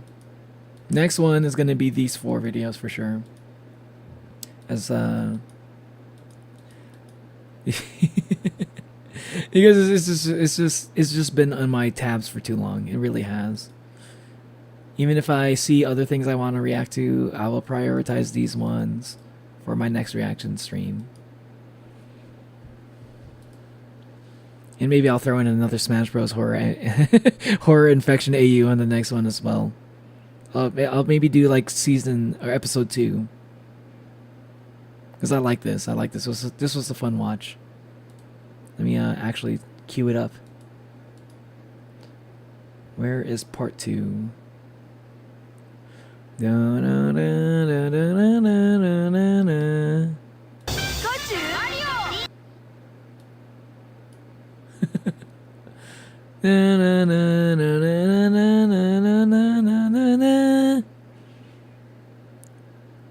And say goodnight, sweet dreams. Good night. Good night, thank you, Blaza. I'm gonna quibble your cop. Yeah, so I'm gonna react to these. Then I'm going to check out on one episode of Smash Bros. Part 2 for Smash Bros. Horror Infection. And then maybe a reaction stream after that. I'll do a Quibble thing because it's very interesting to me. But I think I might do like both Quibble and Monument Mythos Season 1. So, because the Quibble stuff, I don't think it's going to take up a whole stream. But it's probably going to take up a decent chunk because it's pretty interesting hearing about this. I didn't know that anybody would do that. So I kind of want to look into that. But like, yeah, I don't know if I'm going to watch all of Monument Mythos in one stream, but definitely Season 1 for sure. So yeah, that's going to be the second reaction stream from now. Yeah, yep. That's the plan. Go to Manticore's dad. Sorry, Manticore. Y'all, I think it's time for me to head out. It's getting pretty late. I'm getting pretty hungry too. I can't just snack. I can snack, but it's not enough to fill me. Yeah. Thanks for watching, y'all. These were some fun reactions. I'm gonna be uploading. I'm gonna be getting back into uploading my reactions. There are some things I have not yet uploaded as well. I forgot what I reacted to that I have not uploaded yet, but I should upload them soon. And I gotta like upload some of my trailer reactions too, while algorithm is still like favoring some I'm probably actually gonna react to. I'm gonna probably upload my trailer reactions actually. Goodbye for now then. Yeah, good night. I'm gonna quibble your cop until you AI. Stories from Sticks reaction. I don't know. I'm not sure if I'm feeling Stories from Sticks. It didn't really grab me. Didn't really catch my interest as much as Epic the Musical did. And I'm probably not gonna react to any more Stories from Sticks. Sorry. I don't know what Punch Punch Forever is. Maybe I'll check that out. Finish drawing, get sufficient sleep. What shall I do? Maybe draw until you get sleepy, Natalie. Gonna hold you to that timeline reaction. Okay. But like the only thing I will say is that like I don't just react stream, so like I'm gonna be doing some game streams. I'm gonna be doing some other streams. I think my next stream is gonna be a tier list stream, which is gonna probably happen tomorrow. I gotta make sure I make that anime list though. I gotta make a big anime list of all the anime I've ever watched. So I might not. That might not be tomorrow. Basically, as soon as I can make that anime list, and then make a tier, and then afterwards I can make a tier list of it. That's when the stream is gonna be. So hopefully I can do that all in one day though. I've been kind of putting it off. But yeah, that's gonna be my 900 subscriber special, and I'm going to be celebrating it over some drinks. You know what? It's like I'm still gonna be awake for a little bit before I go to sleep. So maybe I'll make that list.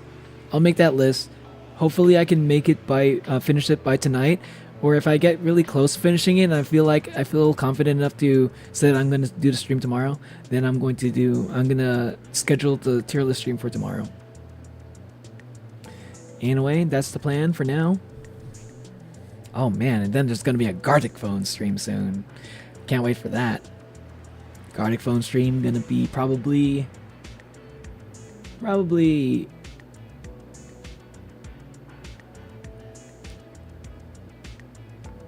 Gartic Phone stream is probably going to be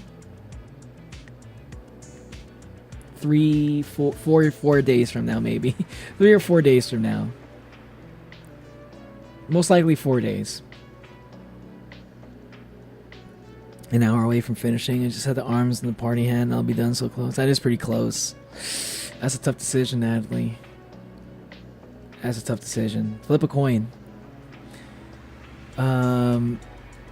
But yeah, this is fun. Thanks for watching, y'all. Hope to see you on the next stream. If you haven't hit the like button, make sure you hit the like button. If you haven't hit subscribe yet, make sure you hit subscribe. And the chain things. Oh, can't forget the chains. Thanks for watching, y'all. Hey, if you have not seen my new outro, I did make a new outro. Make sure you check that out. And see you later. Bye.